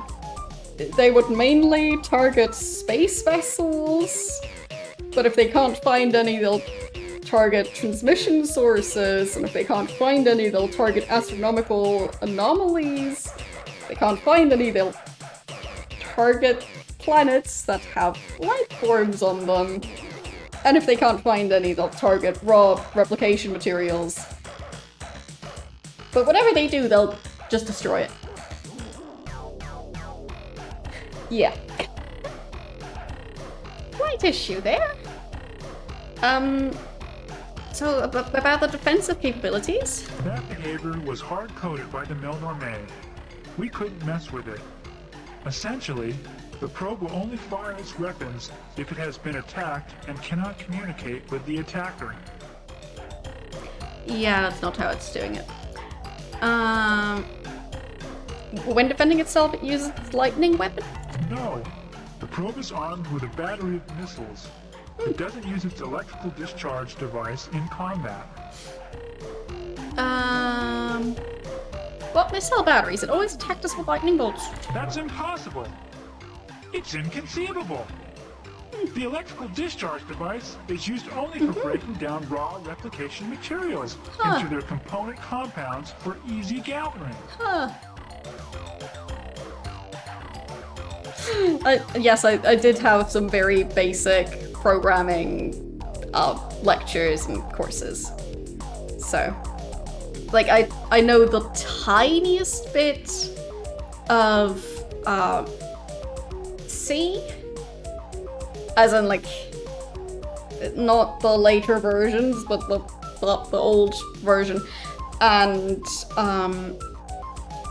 also some Python, I think 3. So, yeah.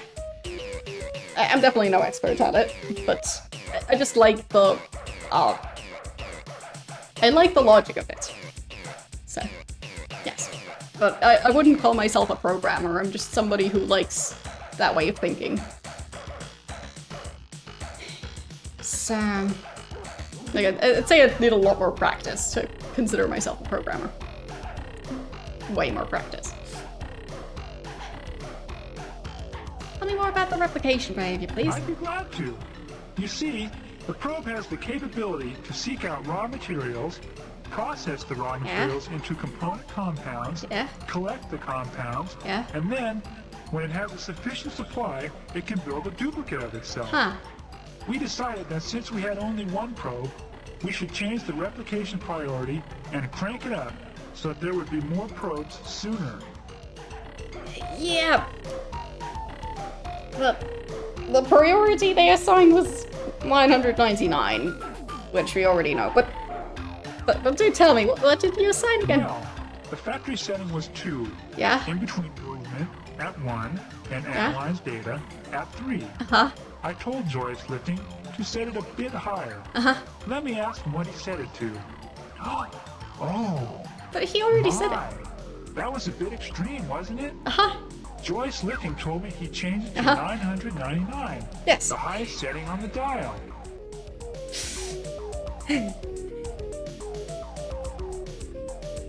But yeah, like, at some point I tried to do stuff in HTML, but yeah, not successfully.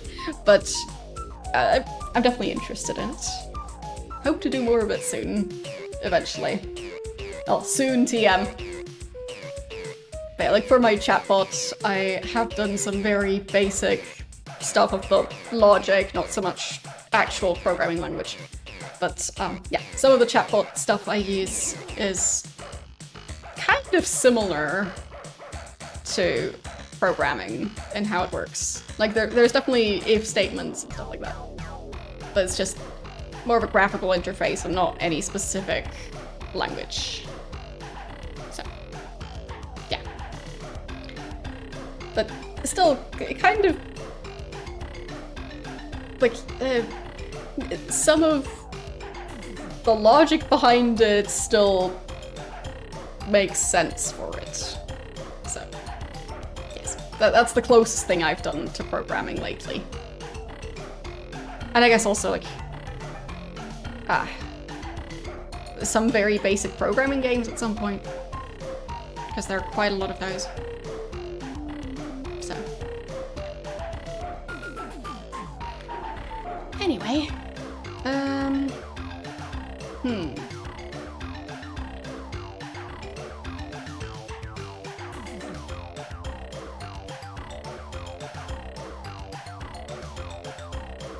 I guess, what's the effect of the priority setting on the behavior? I'm pretty sure the way it works is that every time a behavior is completed or interrupted, the program selects a new behavior based on the defined behavior target priorities and what kind of target is currently selected. I think a really high priority would cause a probe to focus its attention on that behavior. Well, the thing is, within this community, the who's the oldest competition is probably gonna have a bit of a different outcome than the general, like, average Twitch community. So, yeah. Because, like, yes, this version of the game was released in 24, but the original was released in 92. So, we're not playing the most recent games. Not that I play super recent games off stream, but yes. Anyway, your probe does destroy ships, and I can prove it. No, it cannot. It is not programmed for hostile behavior. Yeah, well. What is your reasoning?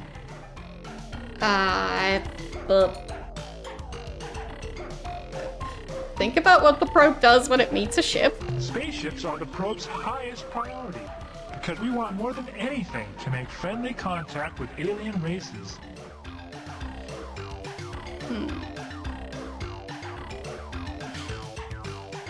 Okay.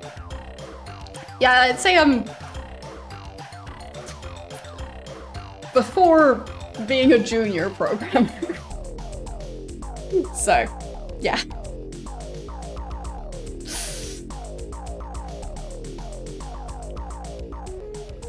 Anyway, think about the replication bait. The probe seeks raw materials and processes them in preparation for replication. Think about the effect of changing the replication behavior priority. The answer is simple. It would spend more of its time seeking raw materials for its replication process. So what?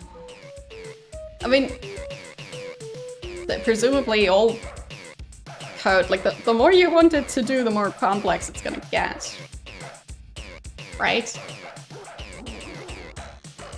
I mean, if you want it to only have a super simplistic function, then it shouldn't really be too convoluted, but, like, few things are that simple now.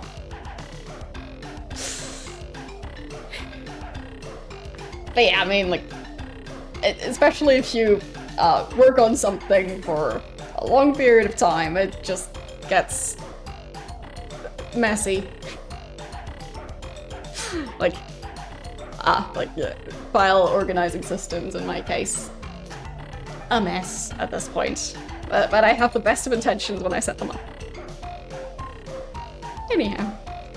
Now, what will it do to a ship given that its replication priority is set to maximum? I don't see what you are getting at, but I'll play along with you. Yes, do Like I said, alien ships are the top priority target. Once a probe scanned a ship, it would instantly move toward it. Then, when it got to the ship, it would initiate communication automatically.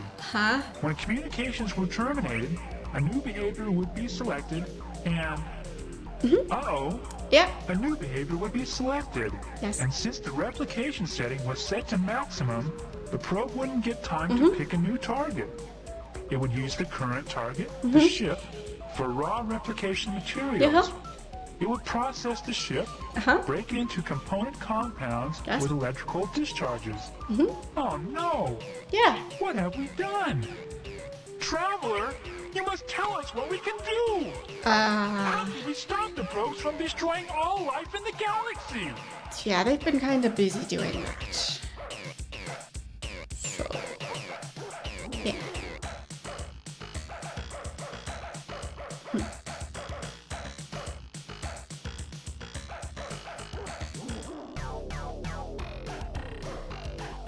I don't fully get it. But it's been a while since I used C. So, yeah. But compiling stuff in C was very different from compiling stuff in Python 3 with the way I was, like, the programming environment, or whatever it's called. The thing where you write the text. So, yes. Anyhow.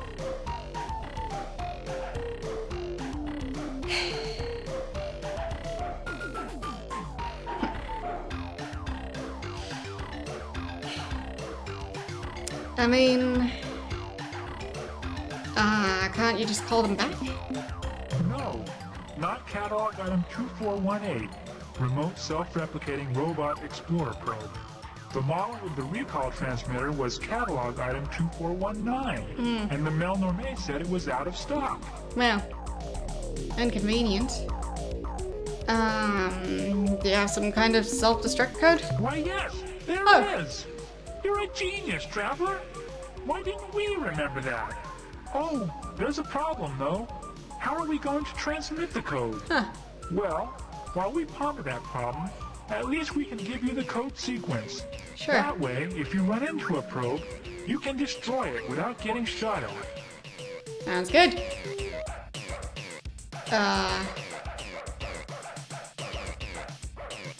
But they didn't tell me what it was. Or at least they didn't say it out loud. Okay. Yeah. Fair. That does not... At least I'm not aware of that working. Like, maybe you could copy and paste it elsewhere, but I don't know. Would be weird if it did have that feature, though. Especially with all the other stuff that, like, Microsoft Word allows you to do. Like, what would it do if you just insert a picture into your code?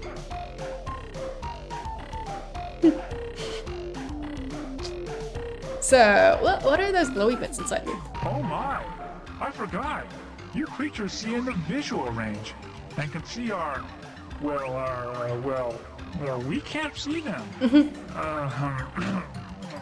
What I mean to say is, they are, Yeah? well, we use them in the male and the female. Right. Oh, look. I'd rather if you didn't ask about them, okay? I won't ask. Especially not in front of Soul and Plummet. She's shy. Okay.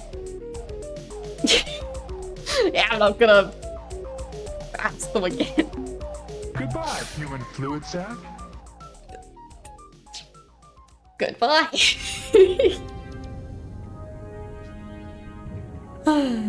Well, we sure met them. That was interesting. Yep.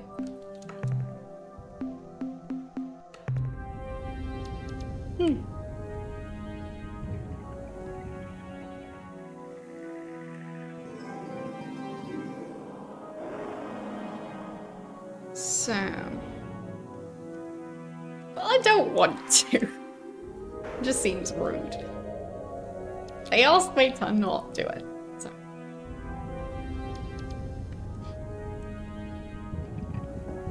They didn't mean to accidentally turn every life form in the galaxy into a probe. So... It's fine. I guess that's the downside with not testing stuff.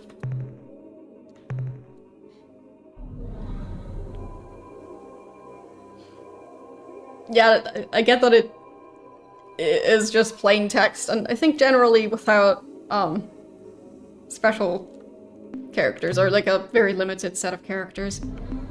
Which is especially fun if you weren't told that and you have to figure it out as you go. Because you got your instructions with like words that have characters that you're not allowed to use. But yeah. I definitely ran into that problem.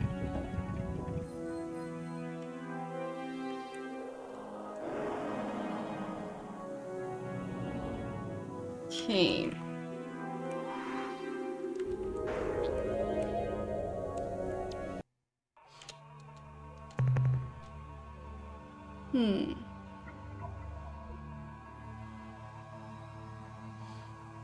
Oh, it is Class A tectonics.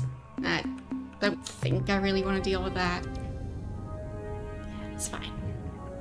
We've got a lot of life forms already. It'll be okay. If they had some really good resources, then maybe.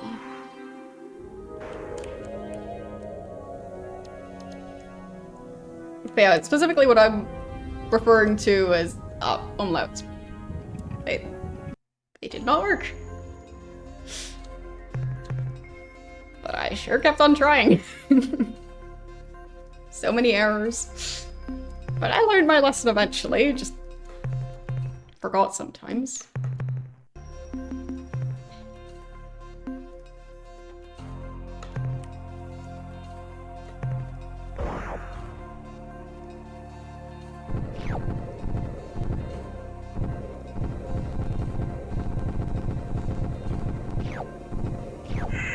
Okay. So, I mean, at least I got those.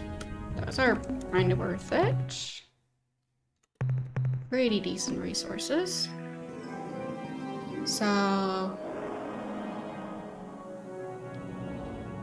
don't think there's really much else I wanted to do in this part of the galaxy. Oh, wait. They shifted over.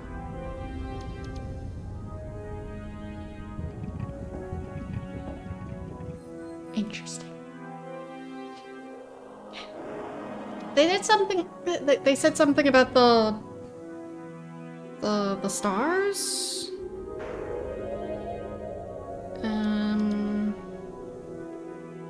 I'll check again. So 10 planets. A blue star with another one right next to it. Not too far from here. So, I'm guessing those two? Because I mean, not too far from here.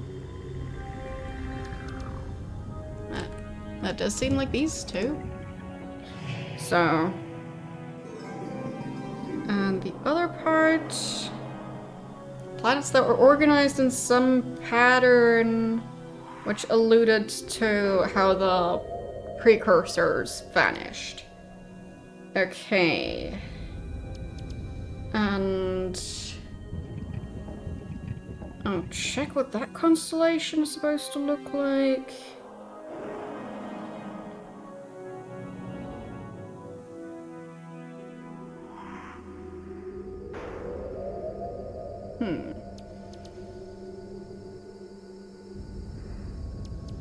No, maybe it's not just one constellation.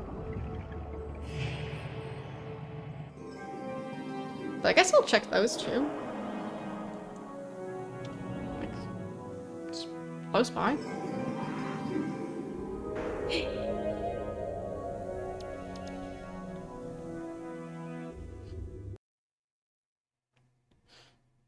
I mean, my best explanation for it as not a programmer, but somebody who has learned a non-zero amount of programming is because there's different things they're meant to be good at. So, yeah. And I guess also the eventually finding out that there's issues with the old version and then upgrading to a new version that hopefully doesn't have that issue anymore. As far as I know, that's the overall idea behind it. So, yeah. Like, I mean, stuff that's maybe especially good at, like, doing, like, scientific calculations versus stuff that's especially good for making websites. Like, that's not necessarily the same tools. So, like, to me, it's like, why would you have more than one size of screw? Because there's different uses, like different scenarios. Like, you're building a bridge versus building a bookshelf. You'll probably need different stuff.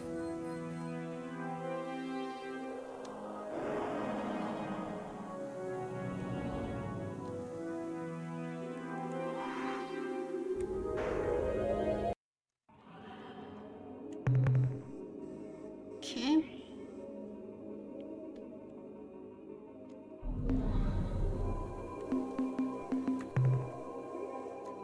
But if any of you have a better explanation,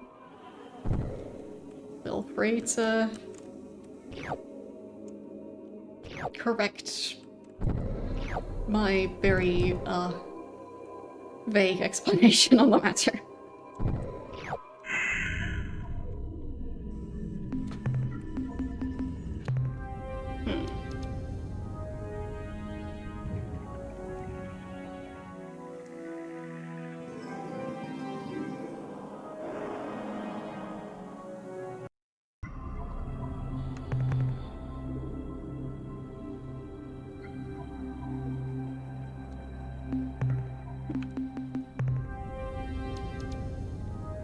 I mean, this system doesn't seem that different, I guess. Okay. Were those the decent materials? I think so.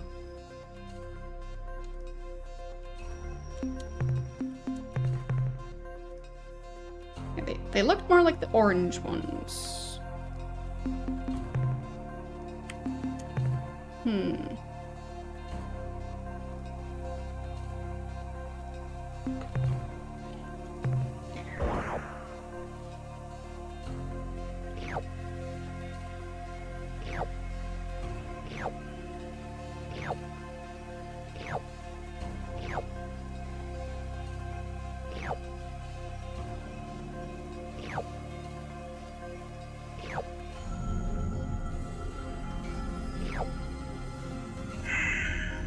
Okay. Down again.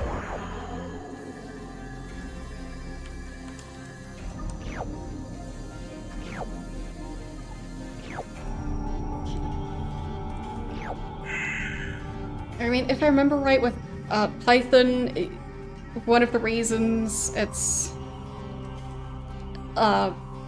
more used with like universities is because it's more on the scientific side of things. So it is very much used with the sciences. But I think it was not so suitable for making more like commercial programs, but yeah.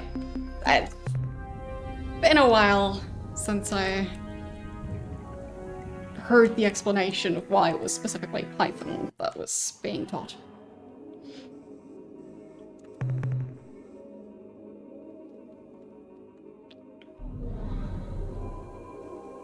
So... that and I also didn't actually get too far with it. Okay. I was learning about Python for like, I think a year or so. Really not that long.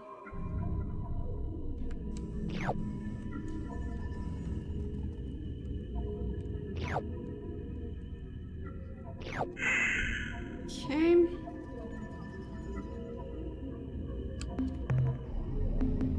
Yeah, I guess so. It seemed like Python was, like... if it's something you want to, like, sell and not be able to, like, reverse engineer or something, I don't remember the exact explanation.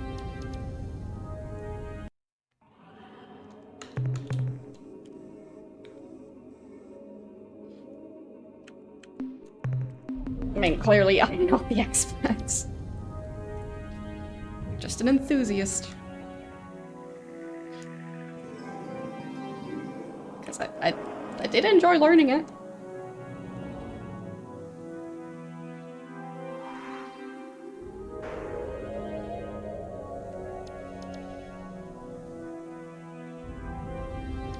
Okay.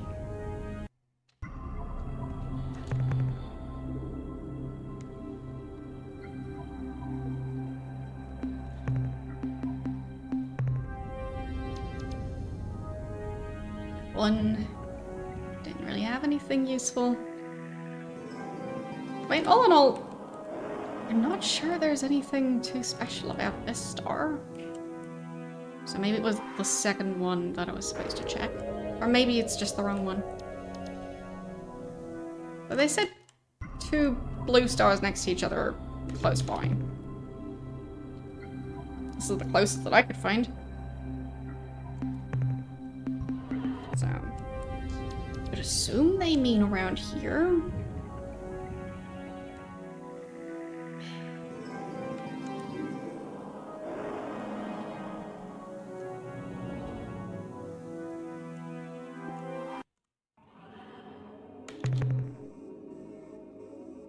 Okay, I guess I'll pick up some of the resources. And some of the life forms. Sure. Why not? Already here.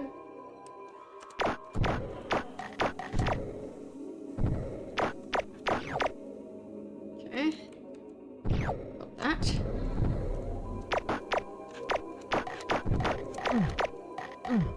Oh, come on. Got him. Oops.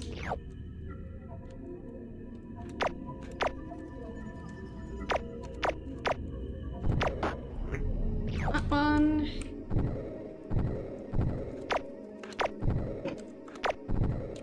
Okay. There, got that one.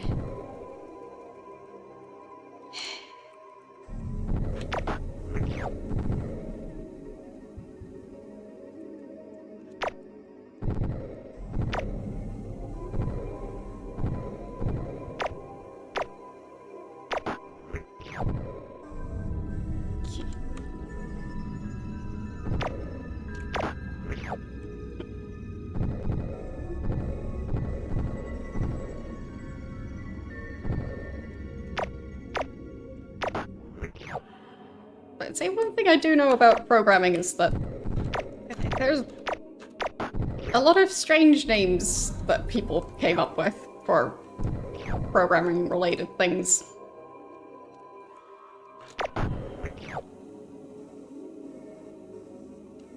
Which, I mean,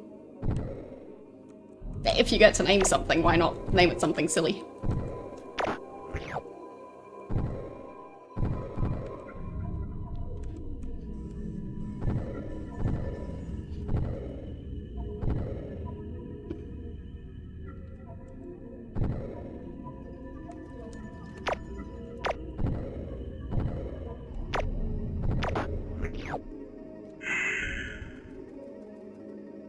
Okay. Got some resources. Might be useful later. Did I check this one already? Maybe. Maybe not.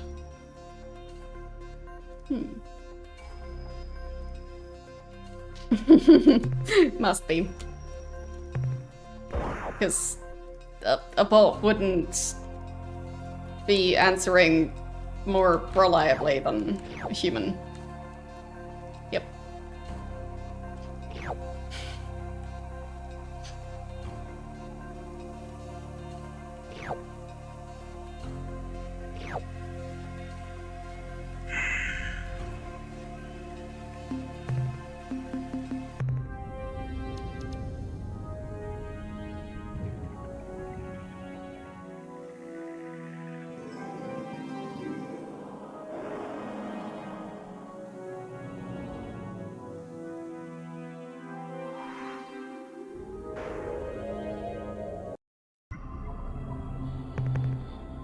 Treasure World, nice.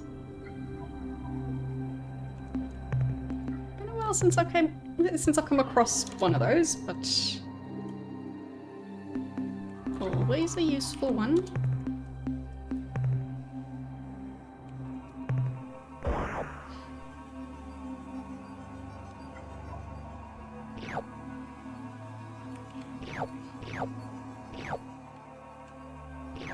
There.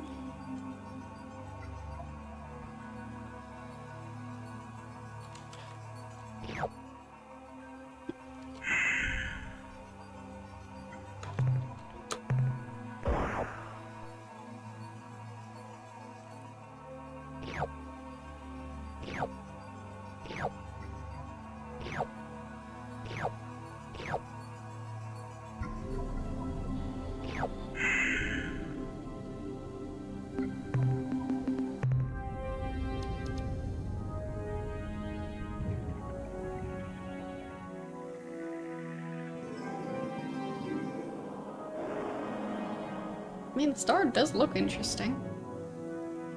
I'll give it that. It's very blue. Definitely some decent resources around here as well. I'm hesitant to pick all of them up, because what if I find even better stuff? Decisions, decisions.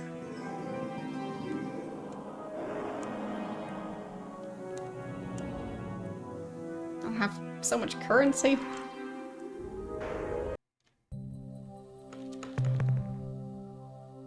Okay. Basically nothing going on here.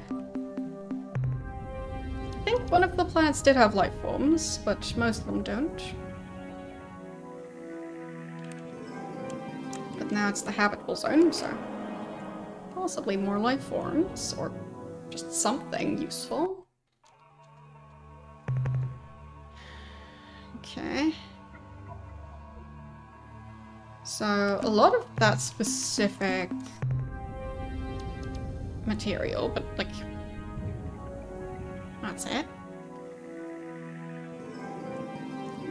So, what else do we have on this planet? Life forms. I guess I'll travel to the surface of that one. Might as well. Just the worms. Right. Okay.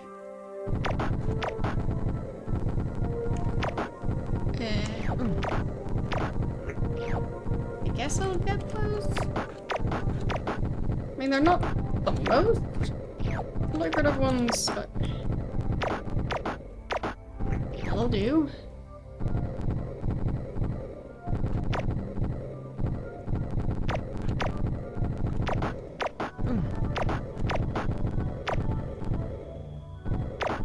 Okay.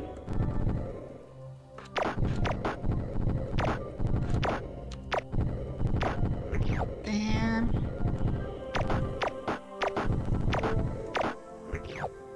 And two more. Oh, need to go back for those. Hello. How you doing today?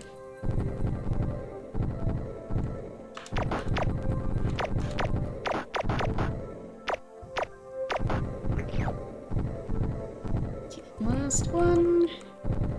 And then I guess I'd check the...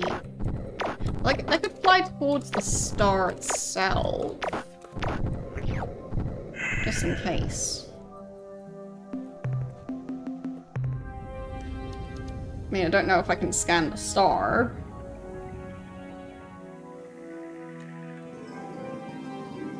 It is small.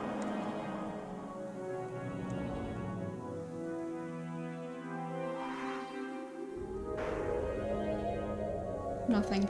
Okay. Well, then I guess I'll go for the... Oh, what?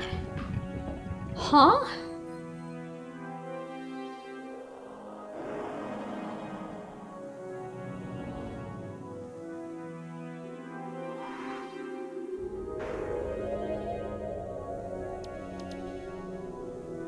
Huh? Why is their area just teleporting around like that?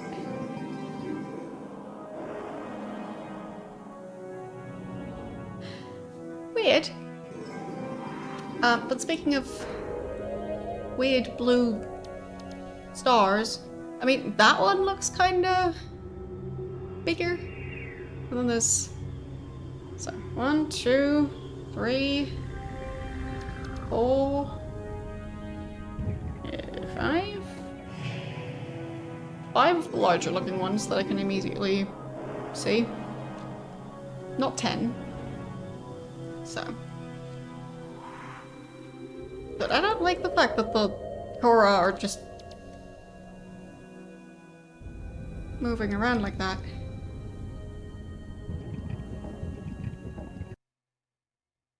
Like why are they moving that far? Moving their entire area of influence? Like, what? Seems a bit unsettling. I'm sure it's fine though. Nothing to worry about.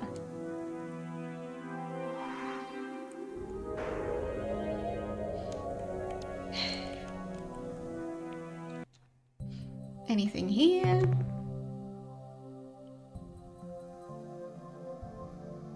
No.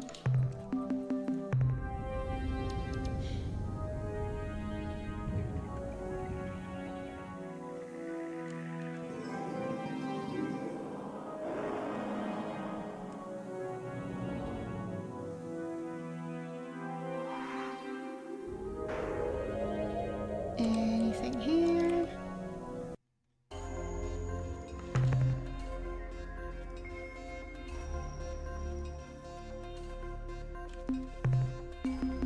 Okay, next one.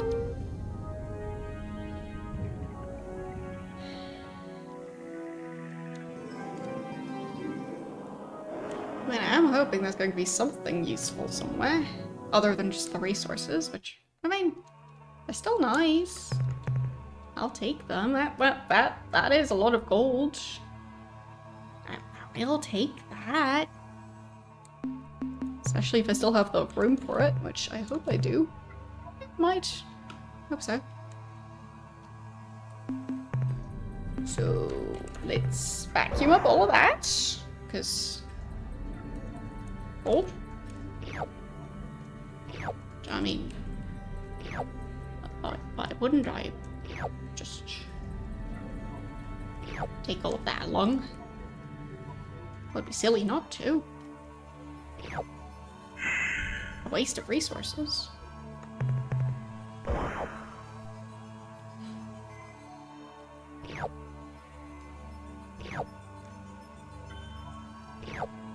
La-di-da.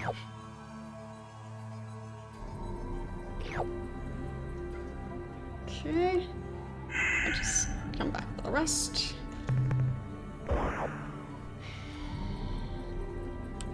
Still have storage space for now, but it is definitely filling up. And last bit. Oh, right there. Very nice. Yeah, cargo has definitely filled up a lot, but... well, I'll have all the money, which will be very useful if the Korra are just conquering the entire galaxy in the meantime, I'll be able to throw money at them, which they won't care about.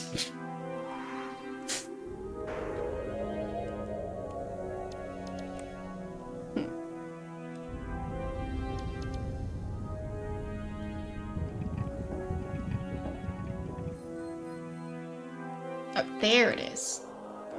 I somehow missed the planet. Right around here.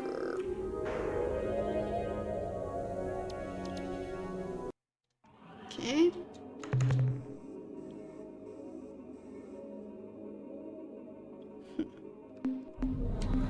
I'll just leave those.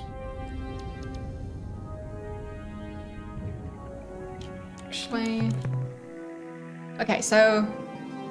the pink ones are the most expensive, then the second most expensive are the orange ones, and then it's the gold. So... yeah. It is definitely worth... making sure I have room to carry all the gold. So, this planet is quite close to the star.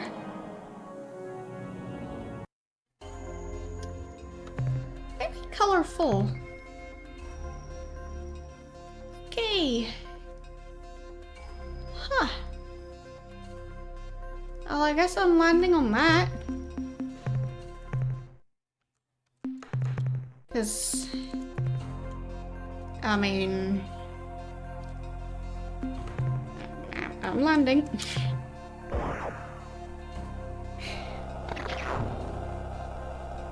Very fiery. As expected, because it's a warm one.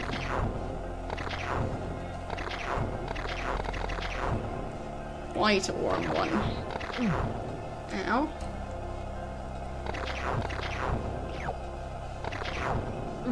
Okay. There. I guess I'll come back for the rest, because... once again, it's decent materials. So I kinda need them. Okay. Was there any energy readings? No. No biological life forms. Well, I did scan it.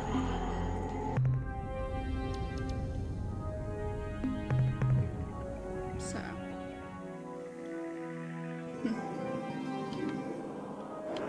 I do think the Melnorm, I think they did say something about wanting scans of the rainbow worlds, but not 100% sure. So, I guess that's just what that was. Just one of those. Okay. Oh, I'll write down that that was a rainbow world.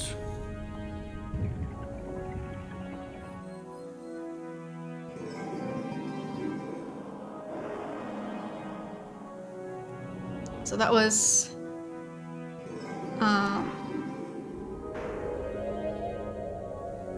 Beta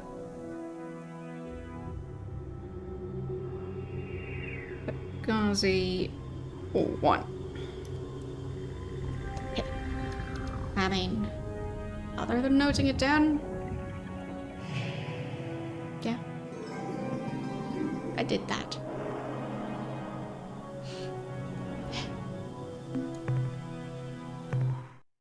Making sure I've saved. So, oh, but.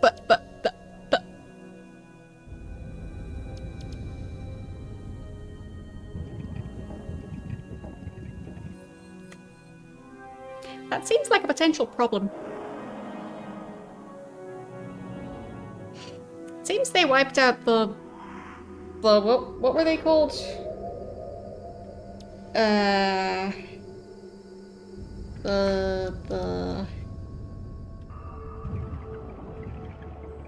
in...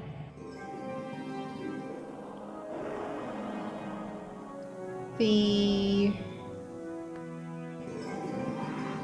Bruges. I feel like that's bad.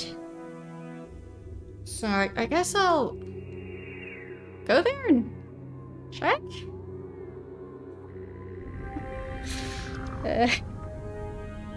Because the Bruges disappeared. I do think that's probably bad. So that was...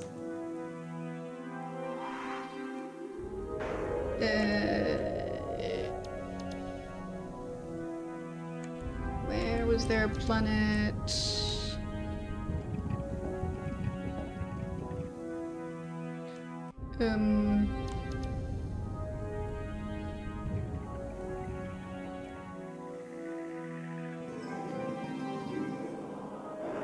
I'll look for it.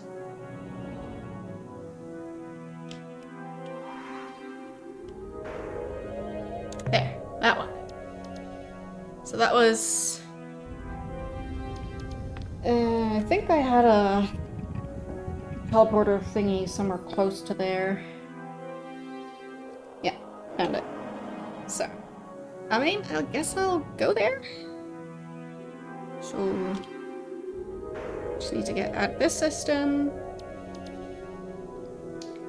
And then, I just feel like I should check. Because if that means I'm kind of soft-locked, then, you know, it's good to know that. If that's what that is. So, the one I wanted to go to... 488538, I think. Yeah. So...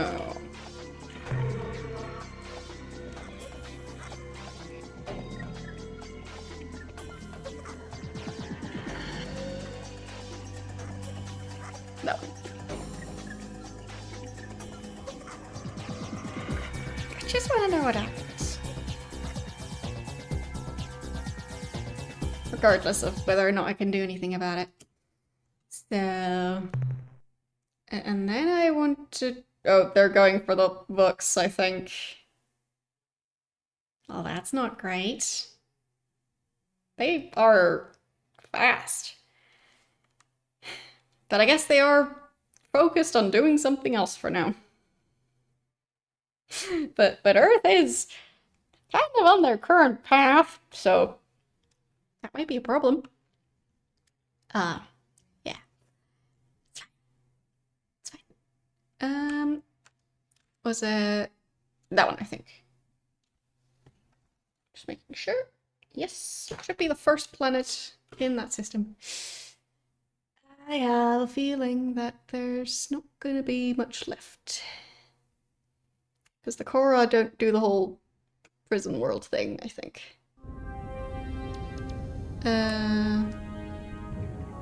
Just, let's not get distracted by all the ships. Just... that planet right there. Anyone here? Anyone still alive? Doesn't seem like it.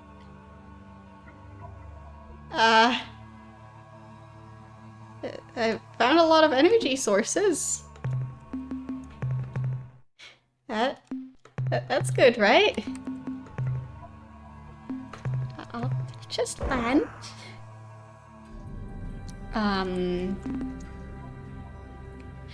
Everything we found in these ruins, this once thriving Druge metropolis, convinced us that they have been bombarded,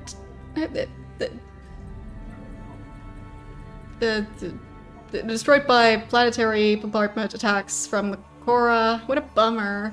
Based on anomalous energy readings, we located a hardened chamber deep under the surface, some kind of vault. Inside the chamber, found a small glowing red sphere about the size of a clenched fist. since the druid placed the artifact in the protective vault, must assume that it has value of some kind. Therefore, we're bringing the Rososphere to the ship. End of report. Good. I got the thing. Very nice. Now I just need the what were they called again?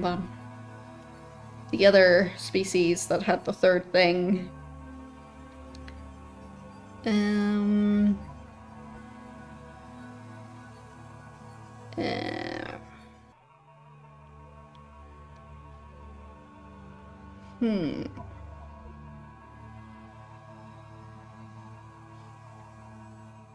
So, Thredash, the Aqua Helix. Right. So I'll save, and then I can see where the Thredash are. So that's good. Right. Did I... Like, I did talk to them. Did they say where they're from? I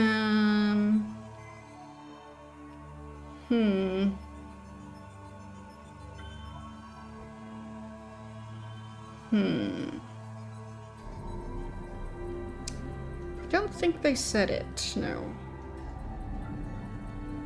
So I'm not sure which one they're from exactly.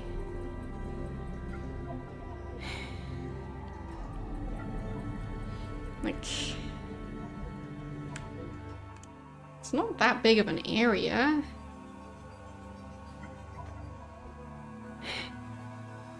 I feel like at some point, it said something about Draconis. Can't remember.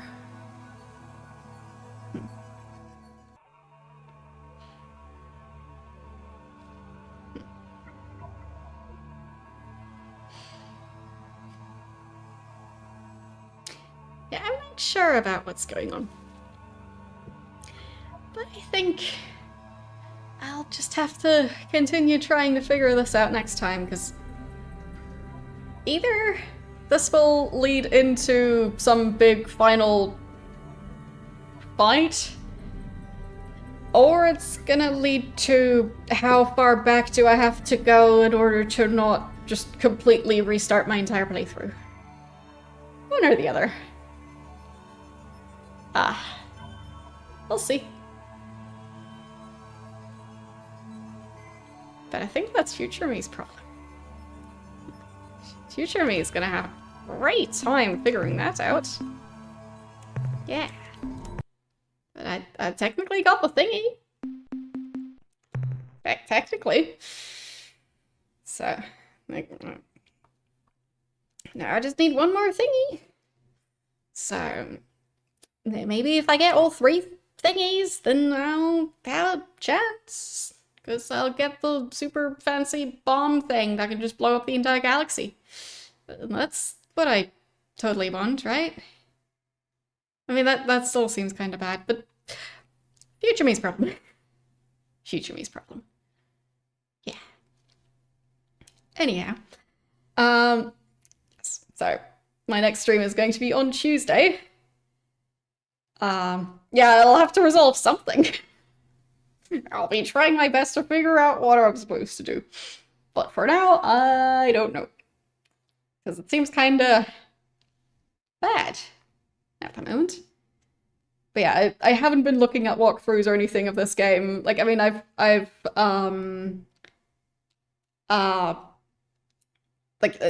now have the map that I think originally came with the game. So I do have that.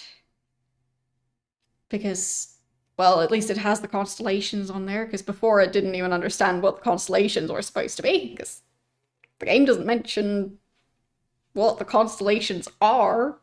It just keeps referring to them existing. Just, yeah. I'm just supposed to know what they look like. So, either way, Yeah, that's the main thing I've looked at. And other than that, I've just been taking photographs of I'm taking pictures with my phone of my monitor because it's faster for me to keep track of that way, and at least for some of the games I play, doing screenshots and like saving them properly would crash the game constantly. So I've just gotten into the habit of doing this way because it works. Anyhow, yeah, I just generally don't know what's going to happen, so I'm looking forward to finding out, as long as it doesn't mean I need to restart. I do hope I don't have to do that. So I hope that at least if I have to go back a bit, that it won't be back to a save that I already overwrote. So, but that's all. But for now, I just need to pick somebody to raid. And I'll just post my social links in chat again. Mastodon and Blue Sky are where I post my weekly stream schedules. YouTube is where all my old VODs go. So if you want to see some of my previous streams, they're available over on YouTube. Yeah, not sure yet what I'll be playing on Tuesday. It's going to be either Roller Coaster Tycoon 2 or Hitman 2. Haven't set up either of the games yet, so there's a chance that one of them is going to be very difficult to set up and the other one not difficult to set up, and then that might just make the decision for me. But yeah, one or the other. And Wednesdays I play Ultima 9, and Thursdays this game. So I'll be playing more Free Stars, the Ur-Quan Masters, also known as Star Control 2, next Thursday. But yeah, for now, we need to raid somebody. Question is, who? Who do we raid?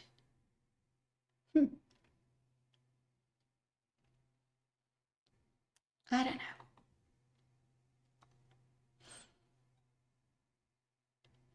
I mean, it's always tempting to raid somebody we don't get to raid that frequently, or just a new channel entirely. So,